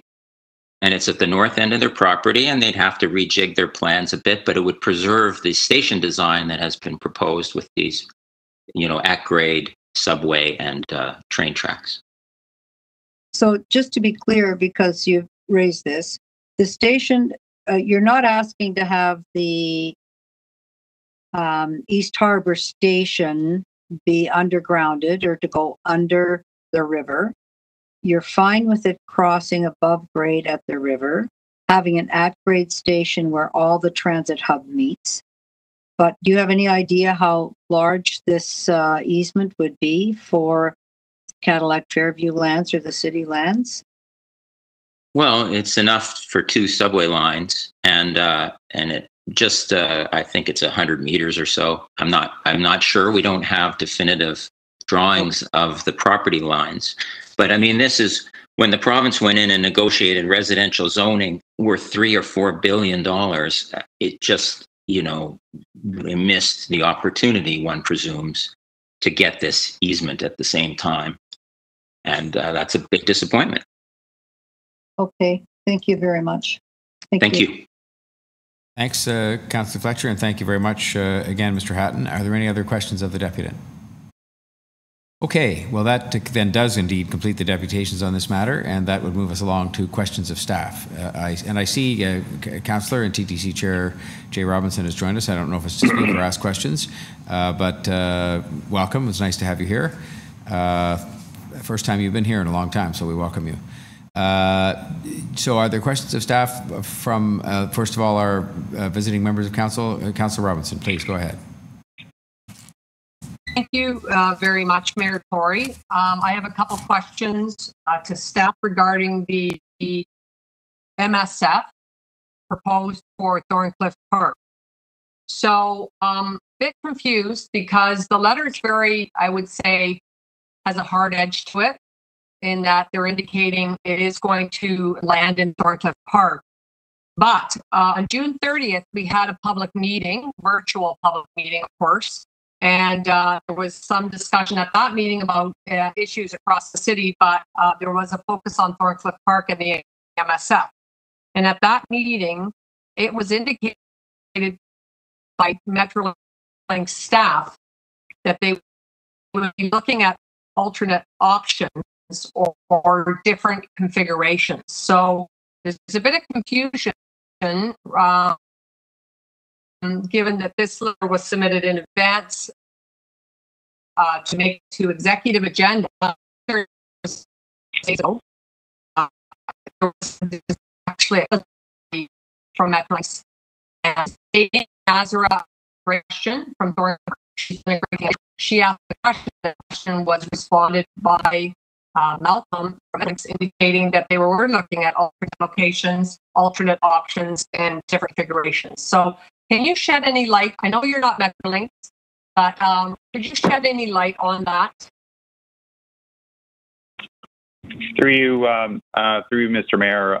Sorry, Councillor, you were breaking up. I couldn't hear the most of your question. Is it just me, or did I heard only the first part with regards to the potential of relooking at the Ontario Line MSF location? Is that what you're asking? Sorry. Yes. So am I not clear? I just think maybe you might turn the camera off, Councillor. We heard most of it, but and I think he got the gist of the question. But you may want to just turn the camera off, and I think that'll probably improve the sound because of bandwidth. And then just give him the 5-second summary of Mr. Trigo, the 5-second summary. Okay, thank you. Hopefully I'm clearer now. So the question is, Derek, on June 30th, there was a public meeting with Metrolinx. Can you hear me? Yes, I can. Okay, good. So at that public meeting, which was more than just the MSF in Thorncliffe Park, it was a broader public meeting, but many people attended from Thorncliffe Park, including a woman named Nazara, who's taken a leadership role in Thorncliffe Park. She asked a question which was clearly answered by Metrolinx, Malcolm from Metrolinx, indicating they were looking at alternate options or different configurations. That is confusing because the document before Executive Committee today is the polar opposite. It's taking a very hard line. So has something shifted, or can you shed any light on this? I know you're not Metrolinx, but can you shed any light? Because we're confused as a community because we were told just days ago they were looking at alternate options or different configurations. So through you, Mr. Mayor, we're not aware of any sort of change that Metrolinx is proposing with regards to relocating the MSF. We do understand that maybe looking at optimizing the site, trying to kind of make the site as compact as possible, but they're not changing the location. And Derek, did you attend the meeting on June 30th in the evening related to this discussion? No, I did not. Was somebody from your division there? Anybody from your division? Yes, they were. And we reported, what was reported to me was that Metrolinx, while they continued obviously to communicate and to try to understand the community's concerns, there wasn't any change in their position that the Ontario line MSF would be changed. Okay, so I'm going to secure the recording for you because at that meeting, Nazra asked a question regarding alternate options or different configurations, and Malcolm indicated that they were looking at both of those. So I will make sure you're aware of that's brought to your attention. Thank you, Councillor. Happy to do so. Councillor, that causes the 5 minutes to have elapsed. Now, there is a TTC chair bonus that is given of another minute if you needed that, but otherwise, that was your time. Do you have any other questions? Okay, that's fine. I won't take my bonus round at this time, but thank you. Okay, thanks very much. Other visiting members of Councillor Fletcher is here. Do you have questions of staff, Councillor? Yes, I do, please. Yes, okay, thank you. Please go ahead. I'd just like Mr. Toigo to confirm that Metrolinx was to release a draft EA impact assessment report in the winter of 2022. Says they're going to be doing that in winter 2022. But originally it was supposed to come out spring of 2022. Am I correct in that? Through you, Mr. Mayor, that is correct, Councillor. So delayed by at least 6 to 8, perhaps longer months. And previously, Metrolinx has said they wouldn't be beginning any of their early works, so-called early works, until the EA is completed. Do you have an assurance from Metrolinx that they will be completing the EA before they proceed with the early works? Through you, Mr. Mayor, no, I do not. They are aware, Councillor. Sorry. They are, Councillor, that they are required to do that, but we have not received any sort of confirmation from them. Would you be willing to ask them to confirm that since the EA is not ready, the early works would not proceed until that time? I'd be happy to do that for you, Councillor. Yes, well. Thank you very much. I know since we've had this last, and I know obviously my community is very concerned, and it's not the same project that we started off with. Would you agree with that? It's definitely not the same project as a year ago.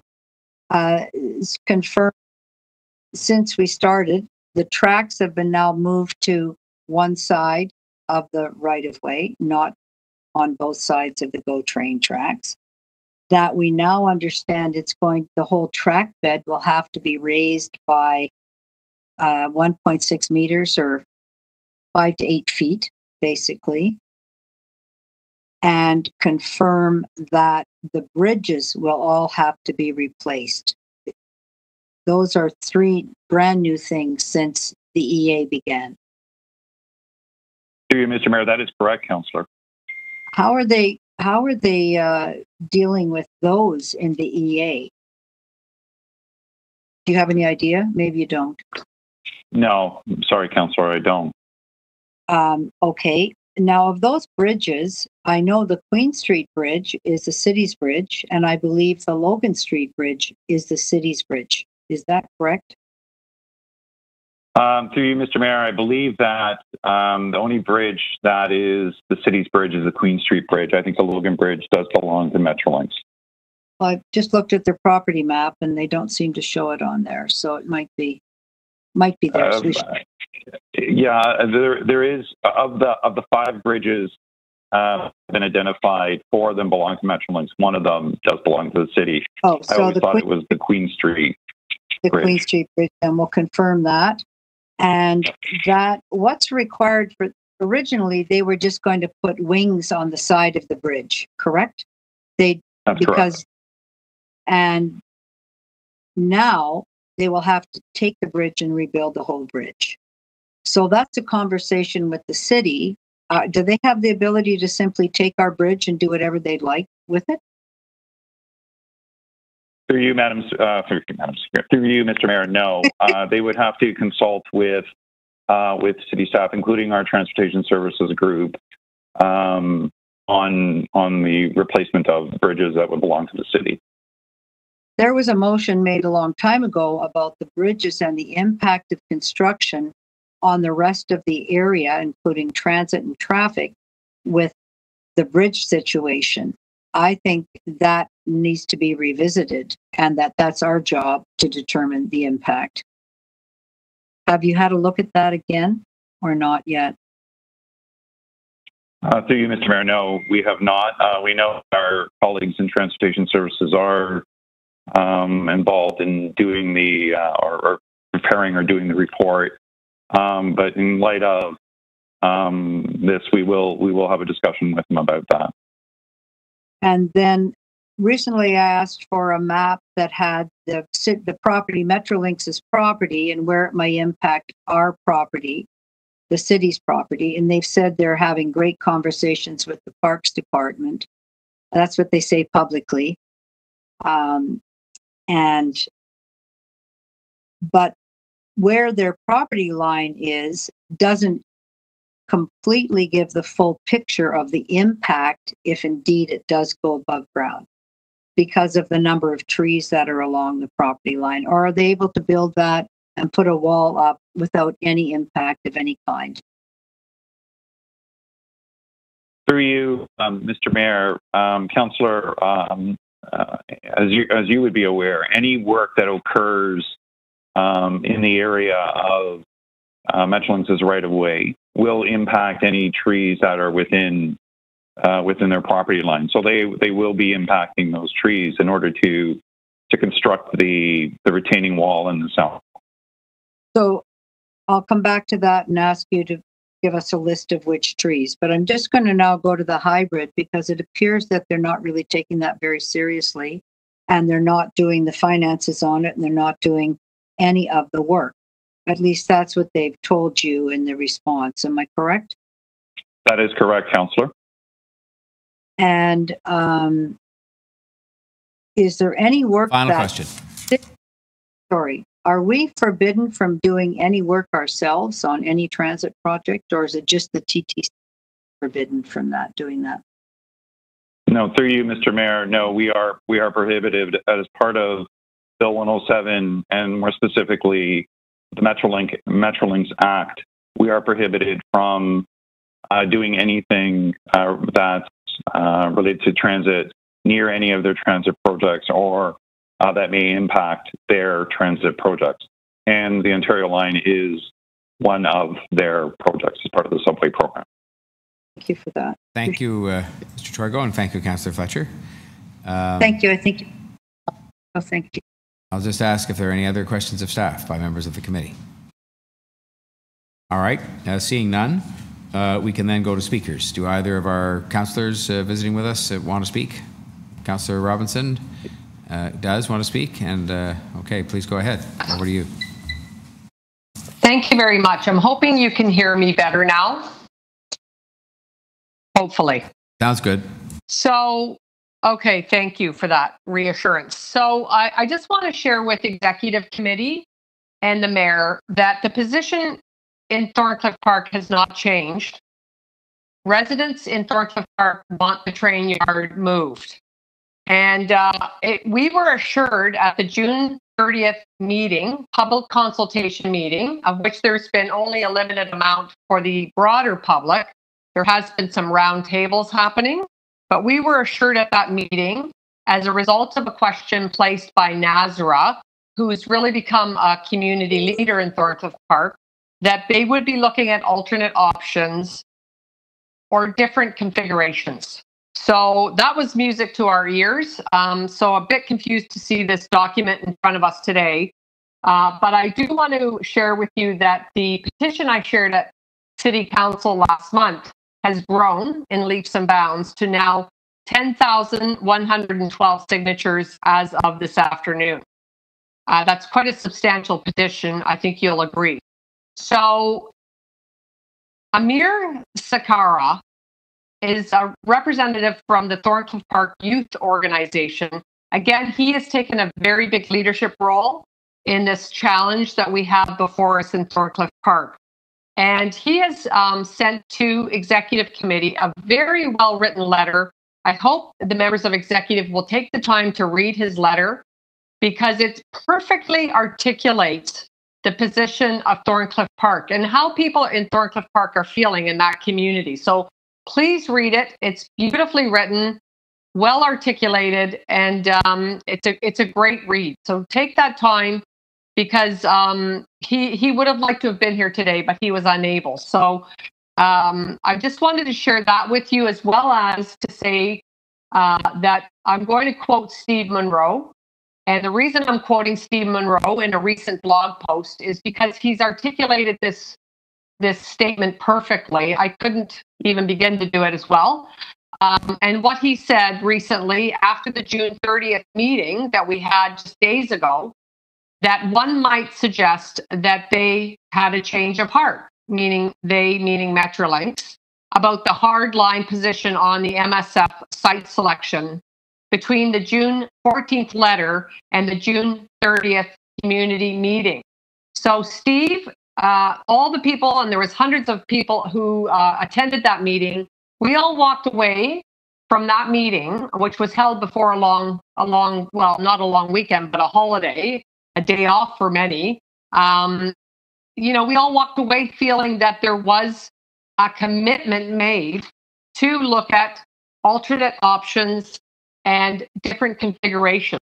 A technical analysis of the alternate sites is being conducted, and a technical response is being prepared in response to the community question. So that's our feeling. That's what we are left with, and we are very hopeful that that will be a more conciliatory tone going forward, that they can commit to the community that they are going to move in this direction. So thank you very much for this opportunity to speak, Mayor Tory, and to the members of Executive Committee. Thank you, Councillor Robinson, and thank you for all the hard work you do for us up at the TTC. We appreciate it. Did they make you sing today, by the way, as part of that commercial they're doing? Unfortunately, yes. We should have had Councillor Fletcher there. I could have mimed and she could have sung, but yes, it was an unfortunate experience. Yeah, me too. But fun. I should have had Councillor Fletcher there too. Thank you, Councillor Robinson. Councillor Fletcher, do you wish to speak? To speak, I'm not going to sing, but that would have been fun. Okay. Next time you need me, I'm there, Jay. I'm just going to say, I think just hearing from the other people that came today, and I know the executives heard many times from the really concerned citizens in Riverside and really smart people in Riverside that do their homework so well. But you can see that there's just fires burning everywhere from Metrolinx and their transit plans. They've succeeded in just starting so many fires and upsetting so many people. And I'll just compare that to the TTC and the environmental assessments and the very public nature of those, the back and forth, the fixing things, the really looking at alternatives, it just appears that they're very dug in, not willing to look at alternatives because they say that we own the rail line. Well, I think we've established they might own the rail line, but we own the trees, we own the parks, we own the bridges. And the approach is one, I think they feel that they don't have to actually look at this hybrid, which has a lot of good qualities about it, at least to look at it. That's what an environmental assessment actually is. It's to really dig in and all the alternatives.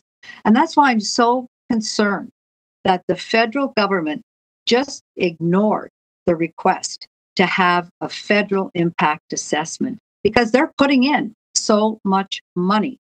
And the same as on the layover, I got the letter that was sent, and I want to thank our staff and I want to thank the clerks for sending all that correspondence to the federal minister saying we'd like to have that impact assessment federally because this is a very important project. None of us are opposed to transit. The mayor just congratulated our councillor and chair Robinson for the work that she's doing. The TTC does a lot of great work. You can go there. You can actually make your opinion known. You can see the board. You can email people. Metrolinx is under a veil of silence and secrecy. And it's very concerning to have projects that are being operated in that way. As I mentioned with Mr. Toigo, since we've started this conversation, I'll say it again, we've now had the tracks move from being dual tracks to being on one side. We now have had the track bed going to be raised by 5 to 8 feet, which is quite something. The active rail lines will have to change. There's 3 GO trains, three tracks for GO trains that exist and run through 2 kilometers. They're going to have to construct a brand new track bed in order to accomplish an above ground Ontario line because of the bridges. And then they're going to have tremendous impacts on our parks. I don't appreciate it when they tell my constituents we're having wonderful conversations with Parks Department. We're going to refresh this, we're going to do that. But we never hear what the real impact is going to be on parkland, on trees, on green space. This is still concerning. So this is, we're asking to have that hybrid looked at. I thank Mr. Toigo for clarifying that actually for him to pick up a pen, use his engineering degree, and draw some lines and turn it over to City Council would be forbidden, is forbidden, just as the TTC is unable to do that. But meanwhile, somehow Metrolinx can simply proceed, change plans, let us know this, not be clear, not be willing to look at alternatives. So I'm quite concerned that Cadillac Fairview was unwilling to look at alternatives for the rail line and to look at what an easement would look like on their property. They're coming to us asking for a lot. I think that's thumbing the nose at the city, thumbing the nose at a request from the city, which is a hybrid. And I think a good process would be to formally meet with them, with you, Mr. Toigo, with your staff, Mr. Mayor, and say this is the city's position to look at the hybrid and request them and invite them to do that. So I intend to do that. Thank you always for the support. I don't have any motions here because this is simply an information report that's not going to City Council, but I did get some undertakings from Mr. Toigo, and I know that city clerks are passing on all of the motions that we make in these really difficult transit discussions. Very hard to not be able to make a positive change, very hard not to embrace transit fully as we did with the Ontario line, with the relief line, and to have such just a hornet's nest everywhere that Metrolinx goes is a hornet's nest. This is not a good forbearing sign for transit in our city. Thank you, Councillor Fletcher. Any other speakers on this item? Okay, well then, is that Deputy Mayor wanting to speak? Deputy Mayor Barlow? Yes, Mayor, just very shortly and briefly. Last time this report was at executive, I did place a motion with regards to the Bloor Lansdowne station, and I'm very pleased to see this report actually reporting that Metrolinx is now committed to pay for 3 of the connections that they had committed as part of the Davenport Diamond community commitments that they made a few years ago. So after the motion, I had the opportunity to tour the CEO of Metrolinx to the community, and it was very clear that actually those connections made a lot of sense for the station and to create connectivity in that community as well. And I'm pleased to see that moving forward along with the station as well. So I would like to thank staff for their assistance in ensuring that this goes through, and most importantly, that Metrolinx maintains its commitment with the community and maintains the promises to deliver what it was committed to the Davenport community. So thank you. Thank you, Deputy Mayor. Any other members wishing to speak? May I have a motion then that the staff recommendation, which is to receive the report, be so moved? Moved by Councillor Crawford. I'll call the question. All those in favour? Opposed? Carried. That would bring us next to the hydro item EX 25.13. There are no deputants, and so it is held down. I had asked that it be held down because I knew there were some people that had questions, and I have a motion to make in due course, but let's start with the questions, and let's start with the Deputy Mayor. Bylaw. Thank you, Mayor. Just, I understand that the city had passed back in, I believe, 2014, some guidelines to have bonuses of no more than 25% of the base salary. So are Toronto Hydro executives subject to these guidelines?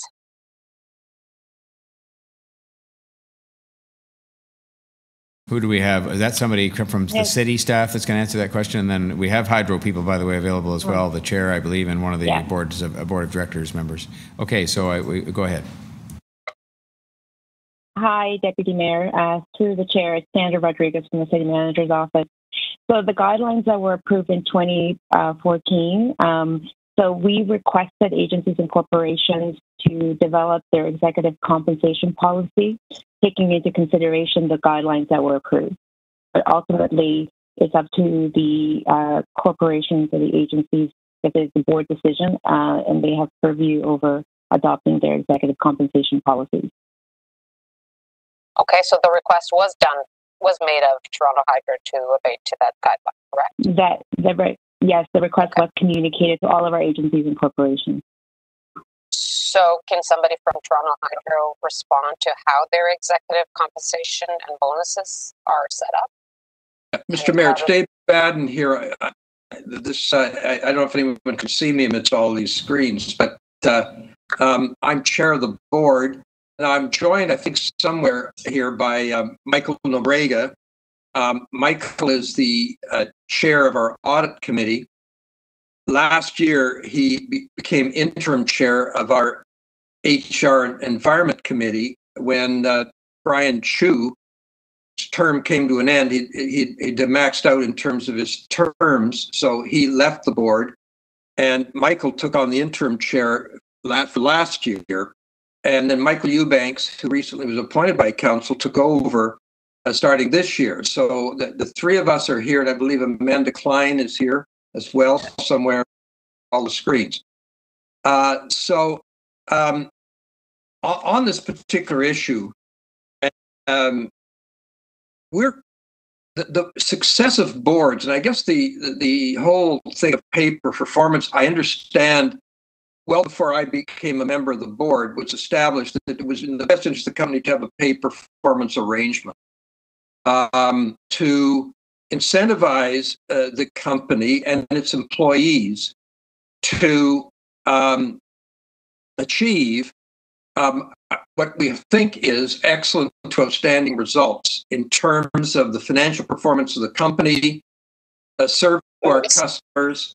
Mr. Mayor, with all due respect to the chair of the board, I only have 5 minutes and I have a few questions. So, I'm sorry. So, Mr. McFadden, Mr. Chair. Yeah, I do have a limited time. I wish we could have a bit more time, but. What I'll do, Mr. Deputy Mayor, on your behalf, is to ask Mr. McFadden if he can just address the question of what Deputy Mayor Barlow asked is, do the policies of the city that were meant to limit performance pay to 25%, do those apply to Hydro? And perhaps you could answer that from your perspective on the board, because it was indicated it was, I think, summarizing, it was a board decision. So perhaps you could pick it up from there and just answer as to why it may not be appropriate in your view, or may not be legal, or whatever it is you have to say.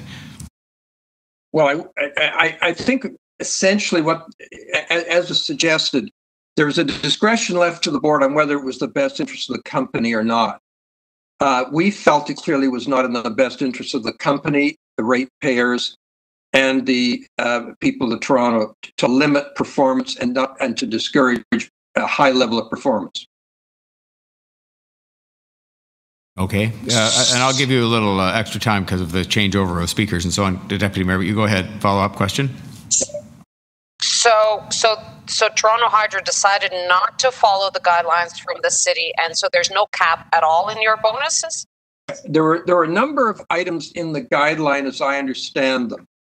Michael Nobrega may be the best one to deal with this, because I'm not on. He's was chair, as I mentioned, of this area. All of them but one was followed. It wasn't everything was discarded. Every one of them was followed, except for that one where we had discussions with the city and simply suggested that, look, we thought it was better. It was not a council. We didn't get a direction from the shareholder. It was suggested we try to do this, and we felt that it would hurt the company if we were to do that. We thought we'd get better performance based on that. So how does Toronto Hydro's executive compensation compared to other similarly publicly owned corporations? Michael, do you want to address that? You've looked at the detail of that. Michael Nobrega?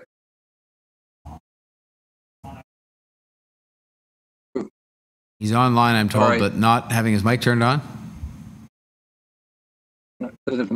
He's passed through. Michael Nobrega, can you hear us?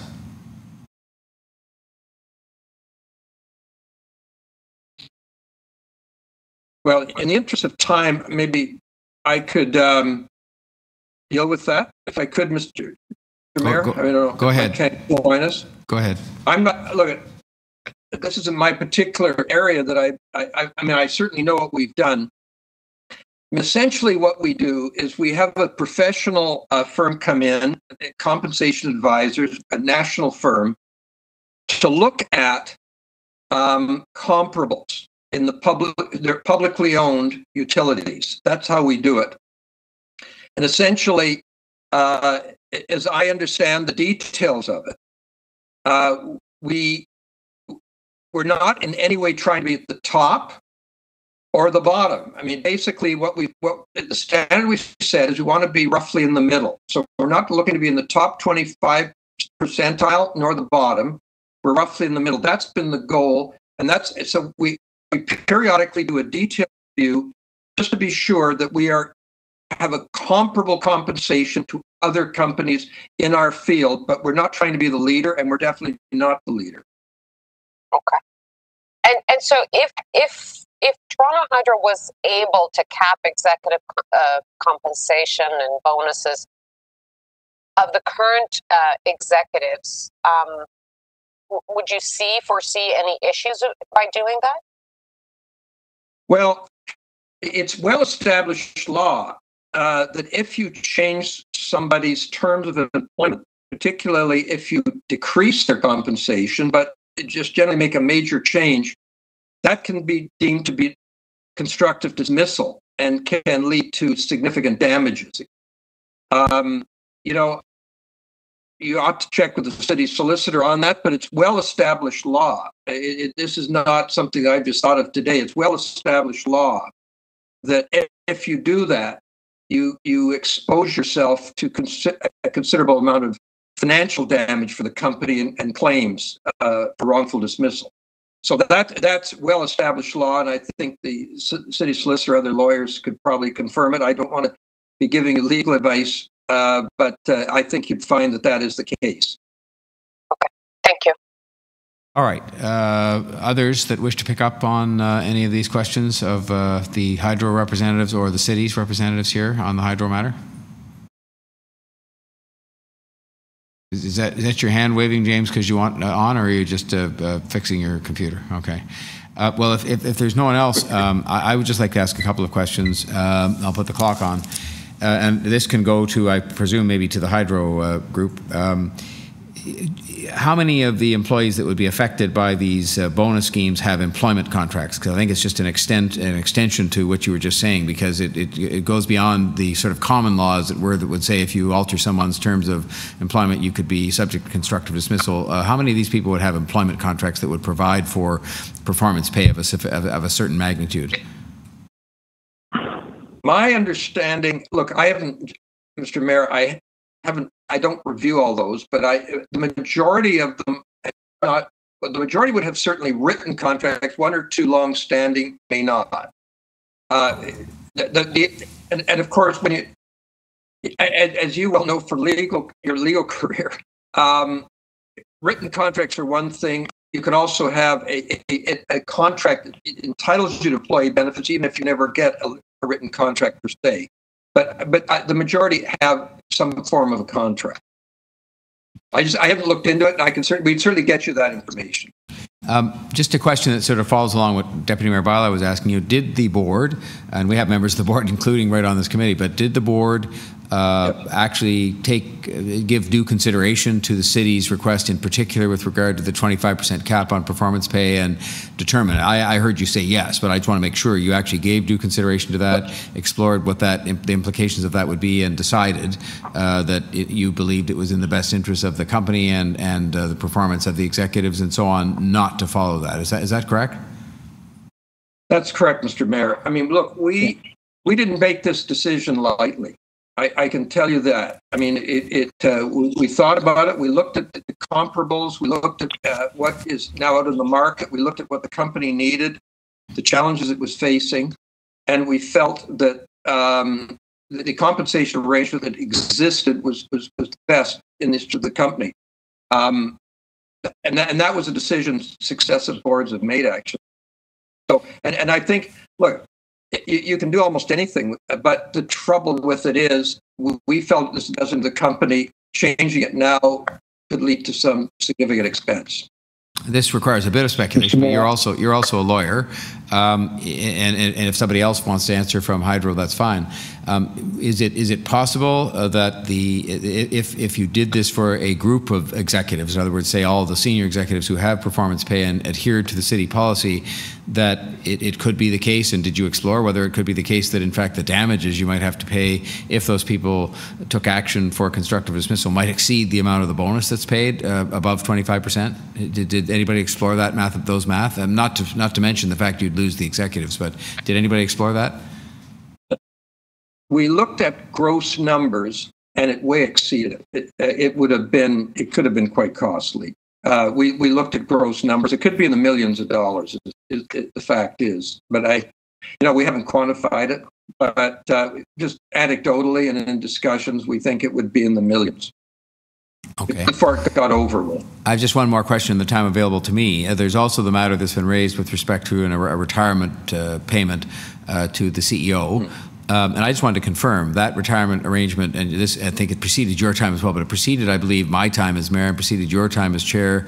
I think it goes back to a date that maybe in around 2012, 13, in around there sometime, as opposed to today? You're correct. You're correct. And is that part of an employment contract that exists between the CEO and the company? That would certainly be felt to be part of his total package, yes. Okay.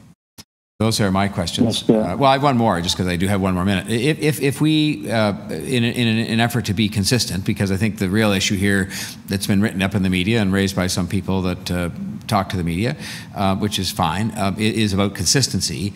if we came back to you as a city government and said, well, look, we are the shareholder, we would like you to sort of further explore this to see if there's a way in which we can be consistent in terms of our policies with respect to performance pay, but at the same time not disincent your executives and not cause them to be constructively dismissed possibly at law. Is that something that you think there's any room for the board with its outside consultants to look at, or do you think it's really something you've explored and there isn't much leeway to do anything in that regard? Well, I wouldn't say the board would simply say, sort of get lost. I mean, that is not what would happen. Our feeling right now is that this is to disrupt. The problem we have at this stage is we're going through some major new initiatives. For example, the Climate Action Plan. The team has spent a lot of time in recent months. We adopted a preliminary climate action plan outline last November. We had an all-day board meeting a couple of weeks ago, and Mr. Mayor, it was wonderful having you there. And all the members of council who are on our board were there. We developed a very detailed climate action plan that we think will meet the TO Toronto objectives, and we're optimistic it'll go well beyond that. And in addition to that, we've been dealing with COVID. We've had to, and luckily we've had no outbreaks in our workforce. One thing I should mention, by the way, I don't like to toot our horn too much, but the Business Continuity Institute awarded Toronto Hydro the Most Effective Recovery Award in recognition for our response to the pandemic. That doesn't happen without a very strongly committed team working in the company. And so I suppose as a board member, I'd say, okay, we can look at a lot of things and we're happy to do it. I mean, that's our job. I mean, if the shareholder wants us to do it, we're going to do it. We're not in any way trying to define anybody here. But we would want the latitude to look at it and say, okay, what is possible, what's doable, and what wouldn't disrupt the company at a really critical time? And so that's our concern. I mean, we feel it's very, those members of the board who are members of council will know we agonize over these decisions. So we don't take any of this lightly. We want to have a high performance company that meets the financial objectives that the city wants, that ensures that we're operating safely, that ensures that we are, about our climate action plan. And plus, I would say, Mr. Chair, is we have more supervision. We have to report to the Ontario Energy Board, the Securities Commission, we have the Safety Authority. We've got a lot of supervisors who watch everything we're doing, including our performance and rates and what we pay people. So yes, we wouldn't defy council. That would be for sure. But if you wanted us to look at options, and if we do an open discussion about that, we can do it. Okay. Thank you. Mr. Mayor, can I have a minute to talk to you? Mr. Mayor, can I talk to you for a second? Michael Nobrega. Who do I hear speaking there? Michael Nobrega's. Oh, is that Mr. Nobrega? Okay, we found you. I got cut off, and can I have a minute and a half? Yeah, yes, you certainly can. Because you've taken the trouble to come, and so you go ahead, please. I would advise against the position of trying to put a cap on. I have to be honest with you. I think that you guys should take a victory lap around the bend. The council, the board, the people that administer this board, because I've been in business for a long time, and I haven't seen a better organization producing the dollars that they've done for the city of Toronto. And I'm a citizen of the city, and I'm proud of the performance, the financial performance. Just to give you an example, between 2000 and 2020, the city got cash of close to $2.5 billion for an investment of $250 million. The team that is going to be in place over the next 10 years, I've seen the budget, will produce another $1 billion. Well, I have never seen in my private equity life or in my Homer's life or my Arthur Anderson life that an investment of $25 million gives you a return of $250 million. And that return comes without you having, the city having to pay any of the costs of the executives, because that's paid through the ratepayers.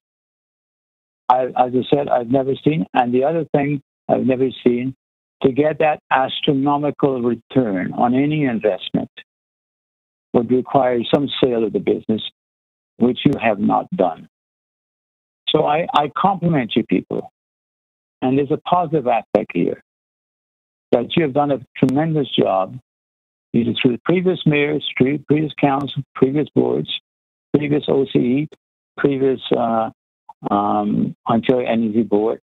And my plea to you and my plea to council is not to have a party for the Toronto Hydro executives. Leave the cap on cap situation and draw up on the returns that give magnificent return. And the $3 billion or $3.5 billion you got, because I've seen the budget for the next 10 years. Maybe send a sign to the young people who are going to take over that we're behind you. Not to have a party, not to put in the papers, not to respond to the papers, but send a gentle approval that these people are working at a level inconsistent with much I've seen in the private sector. Thank you. Thank you, Michael, very much for those comments. Now, that's well exceeded my time. I'm happy to cede now and see if there are others who wish to follow up on any of this or ask any further questions. Councillor Ainsley. Thank you, Mayor Tory. And I don't know if this is to the city manager or to David McFadden. There seems to be, and for a number of years now that I've been on council, there seems to be, city council looks at Toronto Hydro as I think any other agency or department that we look at that has a certain salary threshold. And Toronto Hydro, I think they view themselves as a private energy distribution company, which comes with a whole different level of pay scale. And I think what they see as expertise that they should be paid for. And I'm trying to understand, where we find that happy ground between the two.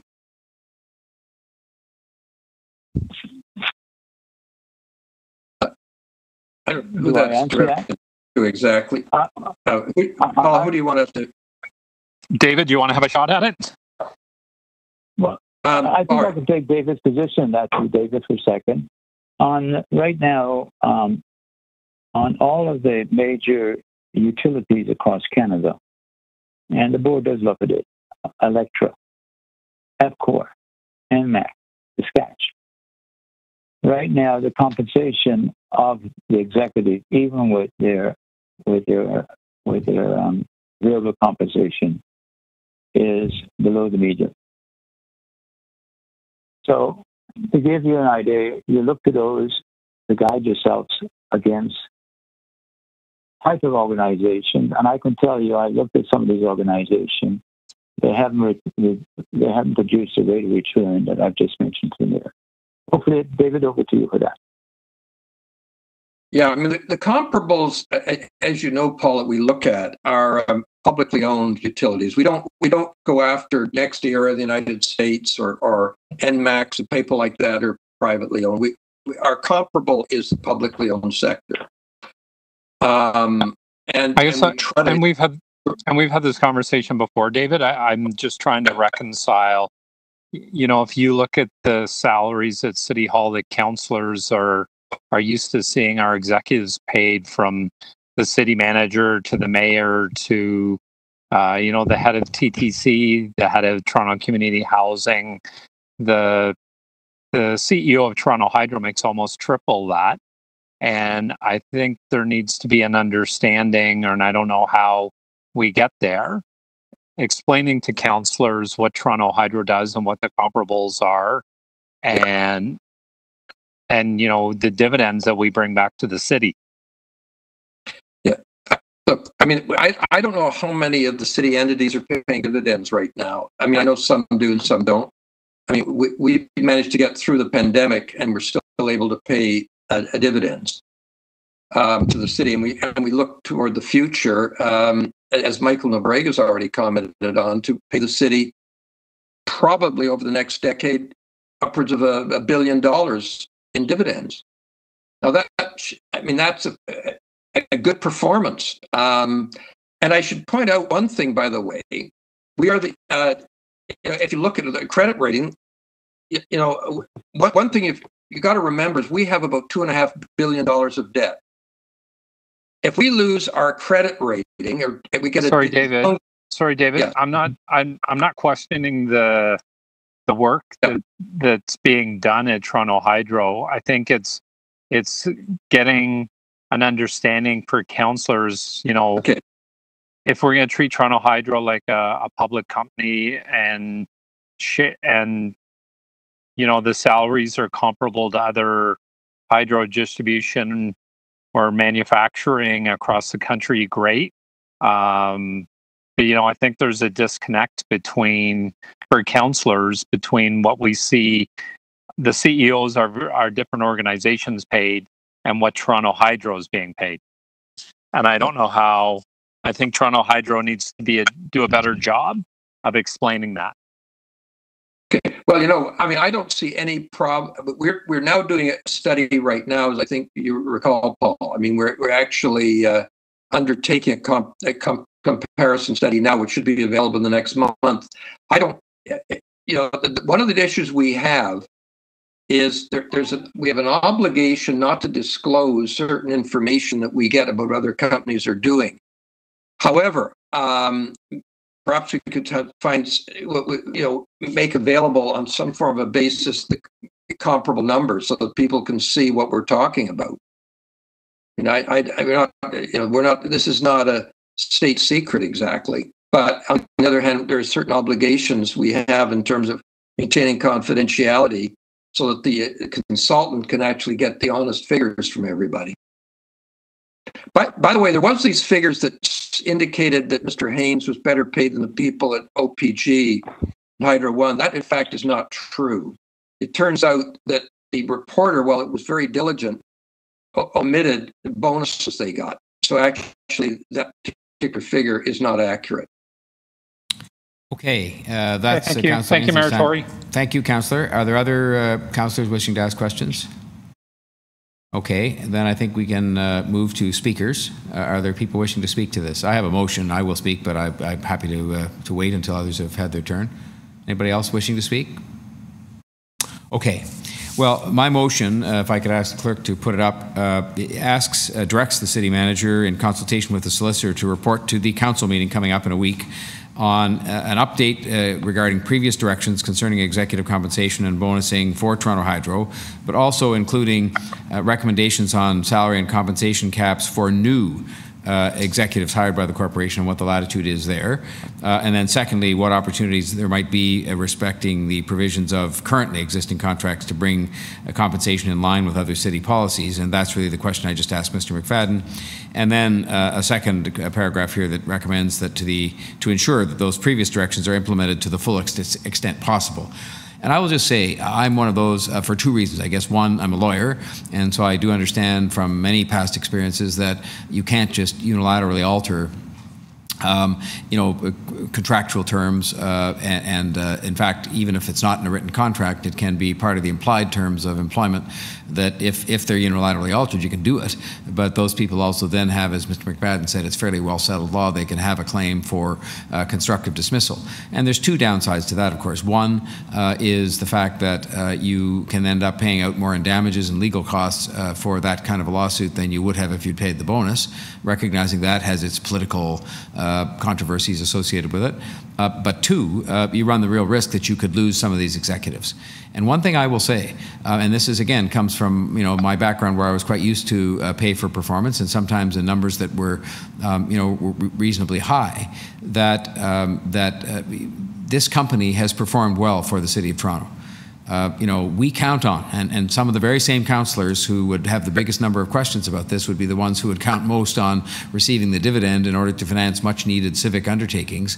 And I think not just about the money, they've performed well in terms of paying us a dividend, but they've also performed well in terms of their general levels of reliability with respect to the service they offer and dealing with things like the pandemic. And so this is, to my way of thinking, and I think I know one when I see one, a well-run corporation.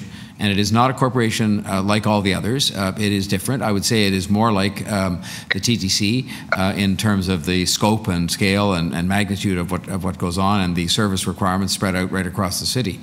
So I'm concerned about this because I'm concerned that what happens is that the legitimacy of all of the compensation measures that we bring forward as a city to try and constrain during difficult times and so on are undermined. The legitimacy of those are undermined by the fact there appears to be a kind of outlier that's out there that doesn't seem to play by those rules, and hence my motion to the city manager to direct him and request him to bring back a report as early as next week on whether there are additional measures that can be undertaken at the request or direction to the Hydro Board with respect to the compliance with our existing policies.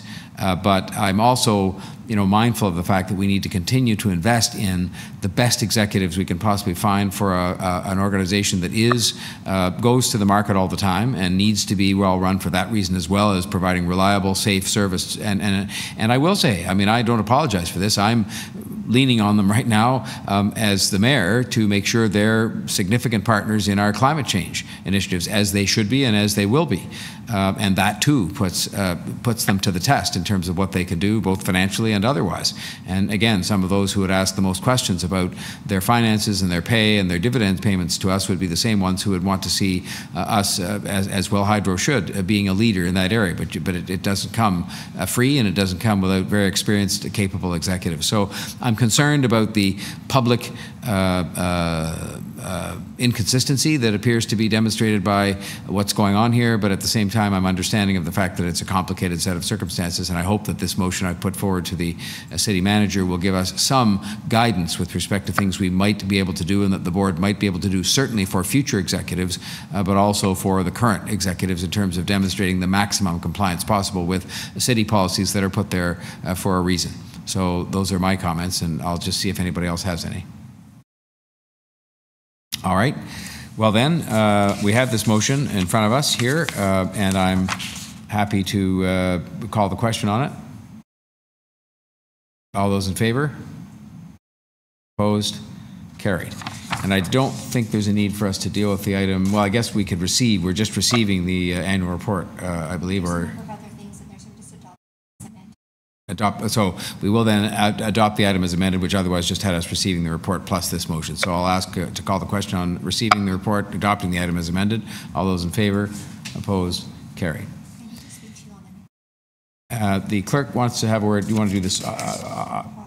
Okay, the clerk just wants to have a word with me about the next item, which I will do for 1 second, if you can indulge me for a second.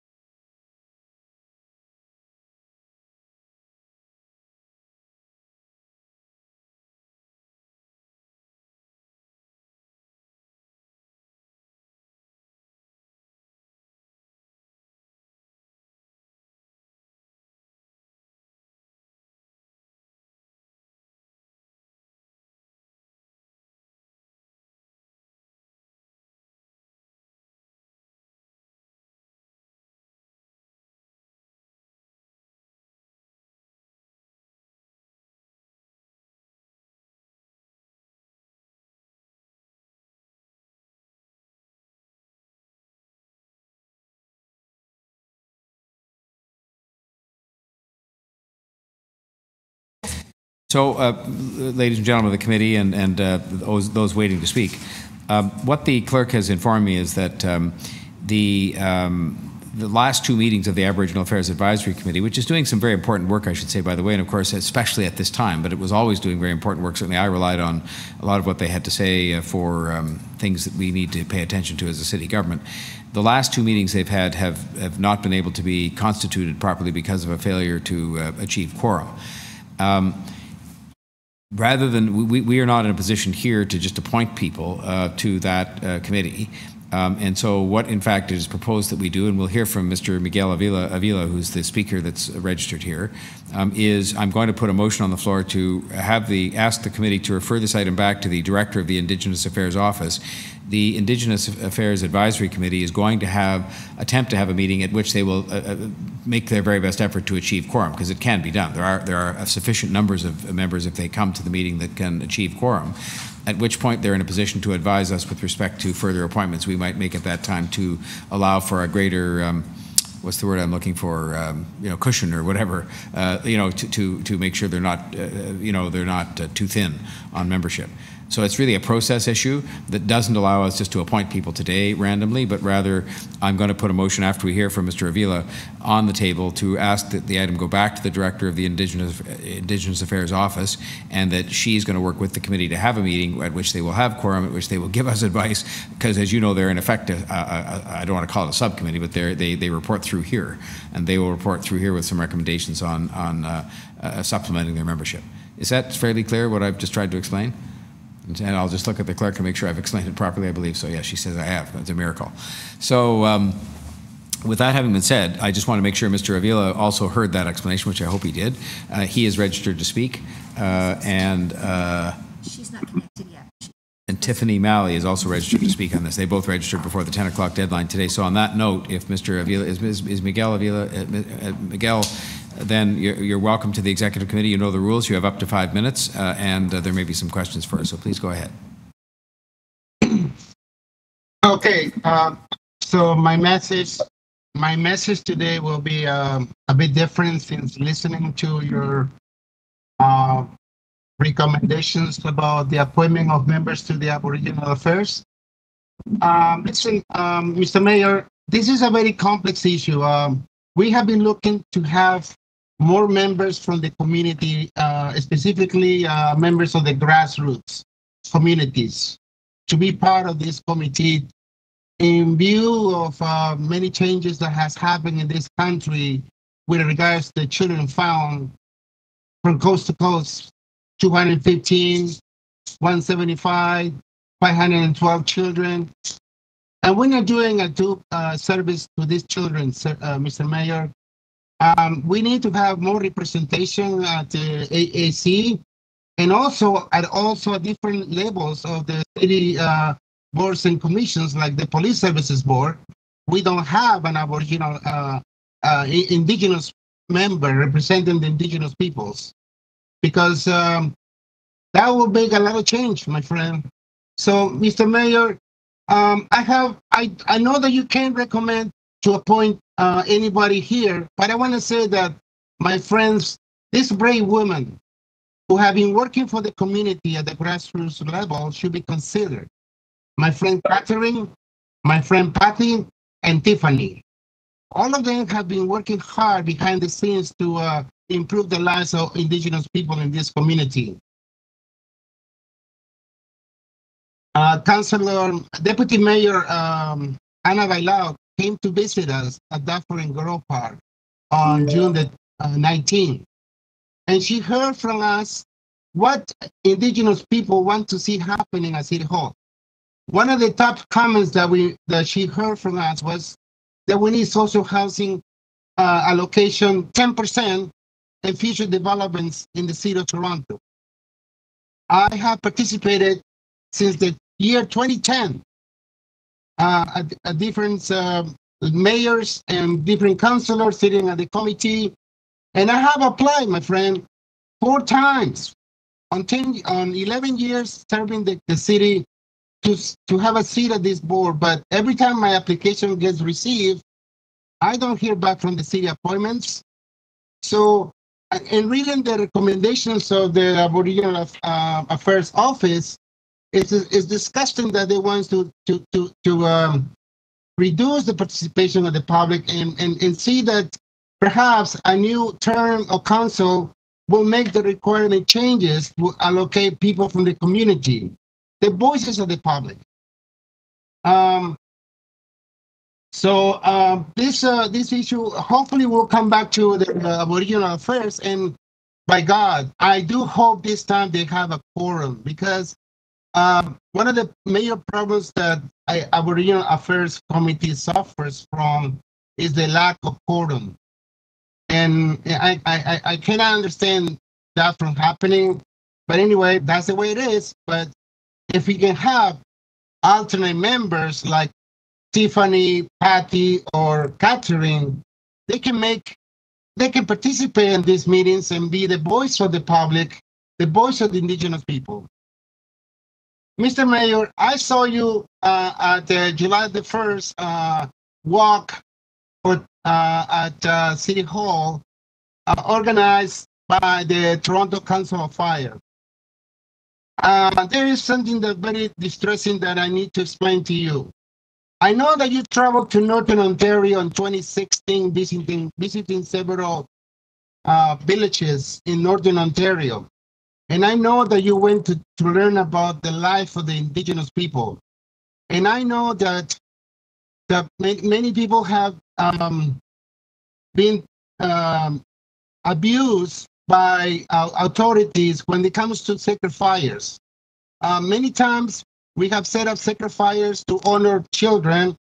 We have been told you need to tune out your fire. At Trinity Bellwoods Park, Mr. Mayor, we had a sacred fire in progress for 72 hours. And we told the city corporate's office, and we told the Toronto Police Services that Indigenous people were holding a space for 4 days to honor the lives of 512 children. The answer from the police and the corporate security was, you have to leave the park, and that you have to turn off the sacred fire. We were not convinced that was the direction they were taking. We take offense that the rights of Indigenous people were violated, especially Section 35. Miguel, yes, we're getting a little bit off topic here, and I do have to remind you it's 5 minutes and 25 seconds, so I'll have to ask you to conclude, if you would. All right, Mr. Mayor. We'll talk another time for that aspect, but we hope we get more participation of the public. Thank you. Thank you very much, Miguel. And I hope we're going to get quorum too, as you said, at the next meeting. Yes. Yes. Is there any questions of this deputant? Okay, then Tiffany, let me just check here. Where did that go? Not connected. Oh, she's not connected? Okay. Not present. Okay, well then we'll move on. Are there any questions of staff on this that anybody has, members of the committee or otherwise? Okay, are there any speakers? Well, I will just speak very briefly to say that I would put this motion on the table to ask the Executive Committee to refer this item back to the Director, Indigenous Affairs Office for further consideration, and you've heard the explanation of what hopefully will follow from that. And I'm going to personally involve myself in making sure this happens, just because I think, you know, we need more than ever this committee to be functioning well, because we need their advice, frankly, on some very sensitive issues that are in front of us as a city. So I'll leave it at that, and I'm ready to call the question if you're ready to vote on this. All those in favor? Opposed? Carried. Thank you. Okay. Let's see now. Let me just get my sheet here. We're next at item 25.20, the operating variance report for the year ended December 31st, 2020. We have one speaker on that item, one deputant, and that is Madison Link, not present. Okay. Were there any questions of staff on the operating variance report for the year ended December 31st, 2020? None. Were there any persons wishing to speak? Councillor McKelvey, yes, go ahead. I believe I have a motion from TTC, a recommendation. They had submitted a letter, transmittal. Maybe we could just pull that up. That City Council approve 18 million in proceeds from the sale of 70 Parliament Street as a contribution to the TTC Land Acquisition Reserve Fund. So this is just some housekeeping on TTC's behalf.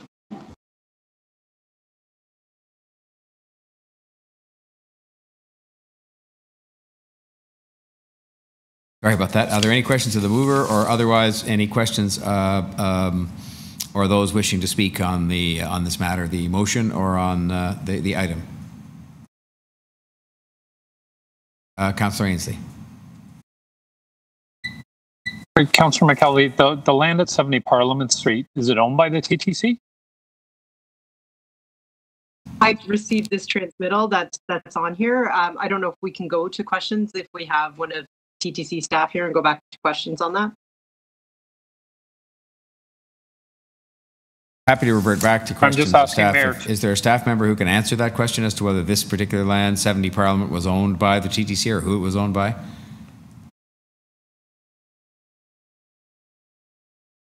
I'm only asking, Mayor Tory, because I thought when we sold land from any agency, it had to go back to the city. It didn't stay with the agency.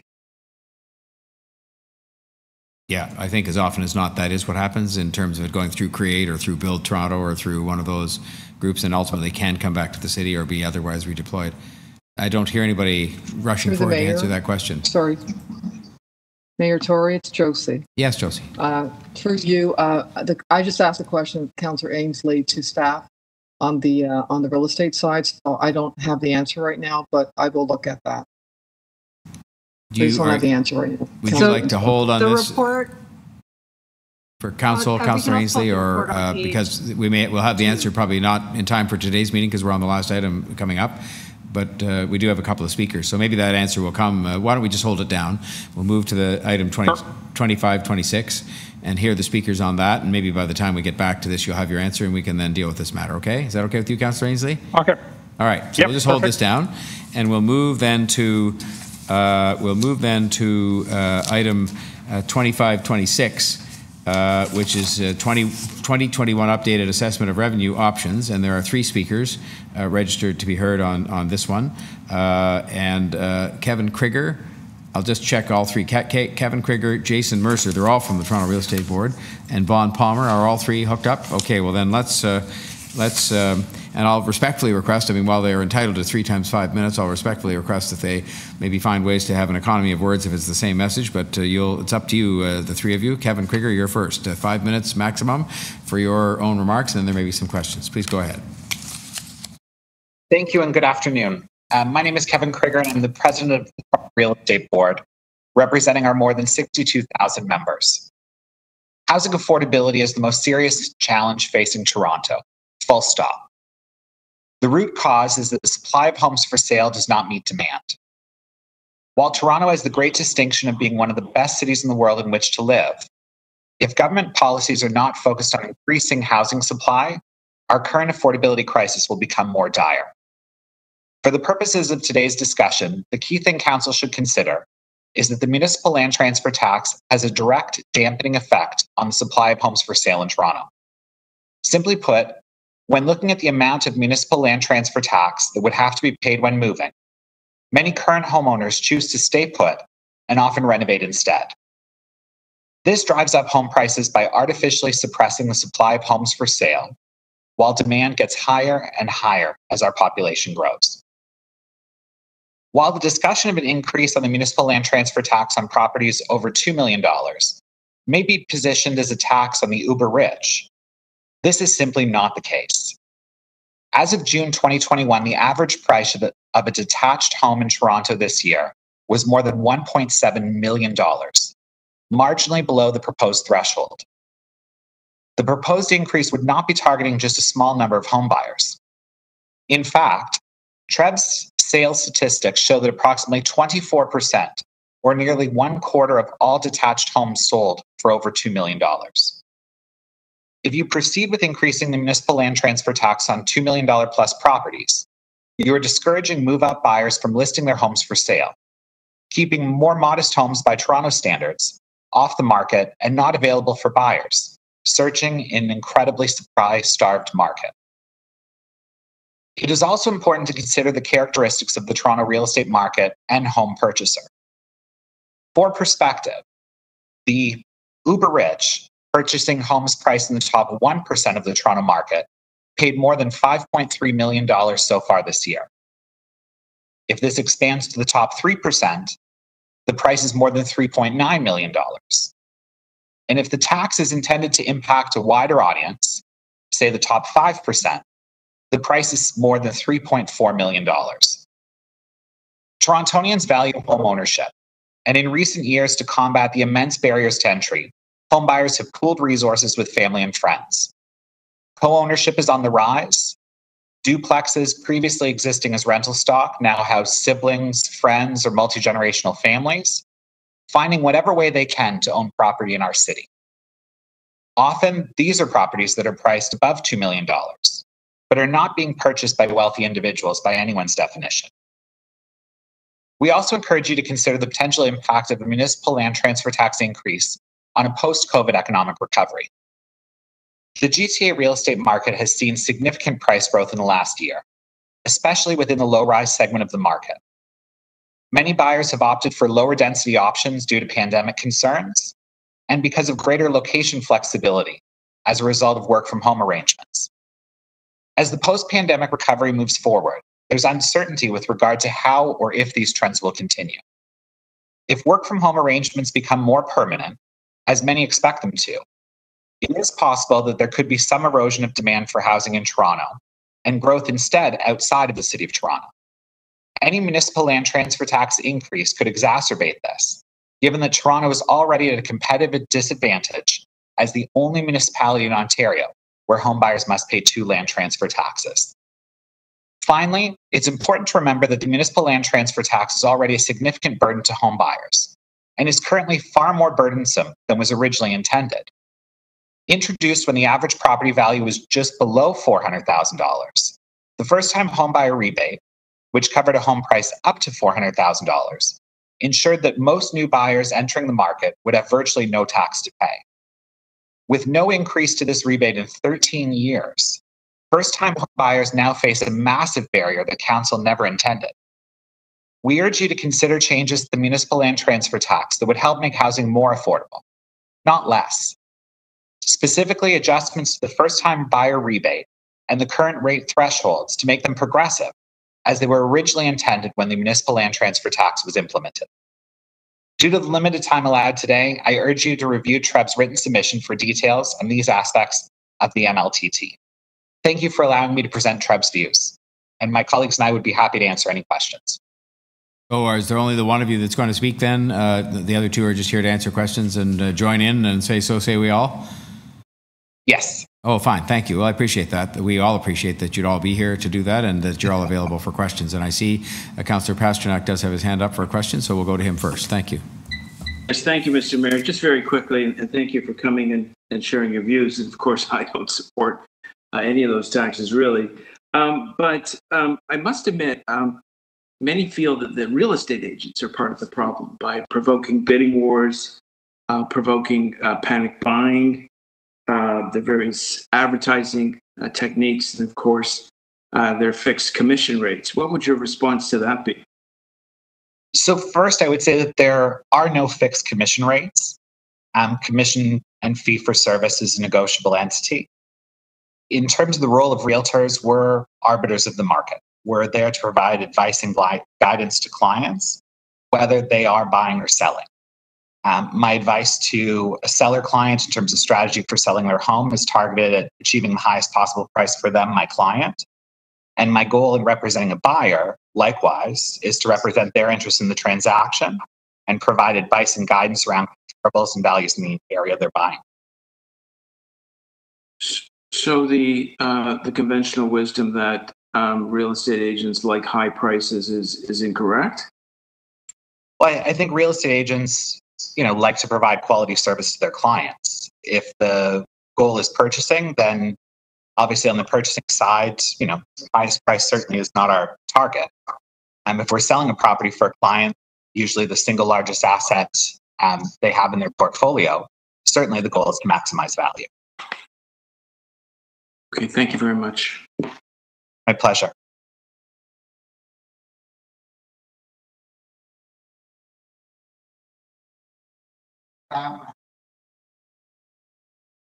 No other questions of the deputants, and there is no matter in front of us to alter any particular tax. So in that sense, there may not be any further questions on this matter, but it's good to have this information and these points of view from the Real Estate Board. So if there are no other questions of these deputants, I'll thank them very much, the three of them, for their patience and their time today, and we've heard what they've had to say, and we'll go forward from there. So thank you very much, all three of you. Thank you very much. All right. Are there now people wishing to speak? I'm sorry, questions of staff? Okay, are there people wishing to speak? Again, I will speak, and I have a motion to send this to the Chief Financial Officer and put it into the budget process. So just to let you know what's coming, from me anyway. But are there others wishing to speak to this report? Councillor Crawford. Mr. Mayor, I'll speak. Please. Yeah, thank you, Mr. Mayor. And of course, sorry, can you hear me? Okay. No, first of all, I want to thank you for the motion you're about to move. You're right, this is not the time to be having a conversation about revenue tools. Most of us have seen this report in some form in the past, and we've always been hesitant to increase taxes. Very much so right now. I think it's appropriate that we send this off to the 22 budget process. That'll be challenging in itself. But that is where the discussion should happen, so we can have more of an educated understanding of where the financial challenges and opportunities are for the city. So I'm fully supportive of moving that forward, Mr. Mayor, and looking forward to having that bigger conversation for the 2022 budget. Thank you, Councillor Crawford. Are there others wishing to speak? Okay, well then I will speak and put the clock on here. I have this motion, which I'll put in front of you now, and it essentially refers the item back to the Chief Financial Officer and Treasurer and requests her to conduct some further analysis regarding the economic impacts, including job creation and so on, as a result of the investments in the city's capital budget due to the city building levy. Asks her to opine on whether any of the listed revenue tools would have adverse impacts on the city's post-pandemic economic recovery, including hard-hit sectors like tourism and hospitality. And then does ask, in regard to the matter we just heard about the estimated impact on sales volumes of homes in the City of Toronto if the land transfer tax was increased. And then finally to report back to City Council through the Budget Committee as part of or before the City's 2022 budget process. I was asked about this by the media this morning. They asked particularly whether I supported change to the land transfer tax, and I said, as the budget chief just said, and I really take my guidance from him and from the chief financial officer and just from my own instincts, that now is not the time to be dealing with these significant budget policy matters, especially as it relates to revenue, until such time as we have a better handle on the implications of some of those changes. And we have the advantage of having this report in front of us so that the Chief Financial Officer can do a bit of this work on analyzing the impact of some of these listed possibilities. Secondly, so that we can see how the recovery is going in the city by the time we get to the time of the budget in the fall, which is a good time, a better time to look at these things, as opposed to now when we're just barely into the reopening of the city's economy. And I just think that represents the wrong time to put additional burdens on anybody. And I don't think it matters who it is. I think it's the wrong time to be changing policy in this regard when we see what has been, I'll call it, a relatively artificial set of circumstances existing during the course of a pandemic, a largely closed down economy, even though the home sales budgets, home sales market has remained relatively healthy in quotation marks, healthy meaning there's been a lot of sales taking place. I just think it's the wrong time for us to be changing policy in this regard. I think it's important to understand the implications of any changes that we do make, and that it's done in a thoughtful manner as part of an overall context for the 2022 budget, which starts off with the usual or slightly larger magnitude of a problem. But I also want to make sure that we made every effort to talk to the other governments about how they can help us with that, as they have been quite forthright in doing over the last couple of years during the time of the pandemic. There are people that are on the city council and people elsewhere in the city, and I respect their right to have any opinion that they want, who would raise taxes anytime they could. I am not in that group, and I don't think our chief financial officer, or at least our budget chief, is in that group either. I think you have to take great care when it comes to imposing additional burdens on people, and make sure that you have fully examined the consequences of that and fully examined alternate means of garnering that kind of support that we do need to expand city programs and services, including for areas like affordable housing and some of the services that were contemplated, say, for example, in the SafeTO report. So I think what we're doing, as usual, we try to do, is to do this in an orderly manner. We have this report. It sets out some options. Most of them are not new to us. We will now ask for some analysis in the current circumstances, immediate post-pandemic, of these options on taxpayers, enterprises, and others, homeowners, anybody that's affected. And then it'll be plugged into an overall budget process that obviously is going to be well underway by the time we get this report back in the fall of this year. So I think that's the appropriate way to handle this, and I commend this motion to the members of the Executive Committee so that that work can begin. Those are my comments. Anybody else have any comments? Okay, well then on that note, I would ask for to call the question on the motion that I've put forward here to refer this matter back to the CFO, and I'll ask for all those in favor. Only Councillor Crawford put his hand up, so we better get to sort of more energy at the end of the meeting. All those in favor? Opposed? Carried. And the item is amended, which I think just also received. That's it? It's disposed of that way. Okay. I believe, and the clerk will correct me if I'm wrong, that brings us to the end of our business for today. Except, we've got to go back to 25.20, and what we were awaiting there was some advice with respect to the ownership of the building at 70 Parliament Street. Was it, the question that was put by Councillor Ainsley was the building owned by the TTC? And if not, who was it owned by? Just so we know as the money goes into this TTC Land Acquisition Reserve Fund, whether that's where it ordinarily would go. Is there an answer that's come up from staff for the question? So through the mayor to Josie, and I know there will be amendment to it. Just spoke to finance. It was owned. It's definitely owned by the city. It's actually owned by TTC. It will go to the Land Acquisition Fund. There's a friendly amendment to just say Land Acquisition Fund, not TTC Land Acquisition Fund. So I think Councillor Crawford will adjust that. I let Councillor Ainsley know that, and Heather and her team reviewed it with us. Okay, so it's just the city's land acquisition fund, so we'll just amend the motion then to remove the reference to the TTC, which answers Councillor Ainsley's question, because it doesn't matter whether it's owned by the TTC or not, and it's going back to the place where normally these things would go, to the land acquisition fund. So are people content with that explanation? Councillor Ainsley, you're okay with that? Yep, I'm fine. Okay, yep, Councillor McKelvey, you're the mover of the motion. You're okay with removing the reference to TTC based on the information from staff? Yeah, I assume TTC is informed of this because this was a letter from the board. So we can let them know. Okay. I'm sorry, I can't hear you. We will let them know. Sorry, Councillor McKelvey, we'll do that. It goes to council anyway, so I guess we have a chance if there's anything that needs to be fixed or otherwise amended, we can do it at that time. So I would then ask that this motion be put up that would just simply have the same motion except the reference to the TTC is removed. So it just says as a contribution to the Land Acquisition Reserve Fund. Sorry, through the chair, it's Vincenzo Guzzo, Director of Property at TTC. Yep. The process for, and I'm just adding some information. The process for the sale of this property was outlined in a lease agreement between TTC and the tenant. And that's why we didn't go to council. We were advised by city legal, who did the documents for the sale. We were advised that we did not have to go to council to seek any of their approvals. And when the sale was done, there were documents produced that directed the funds to TTC as part of the sale. So. No. Well, look, you know what, with great respect, and I thank you for that explanation, it sounds to me like this is not something, it's like one of those things at council, it's a quick release that isn't a quick release.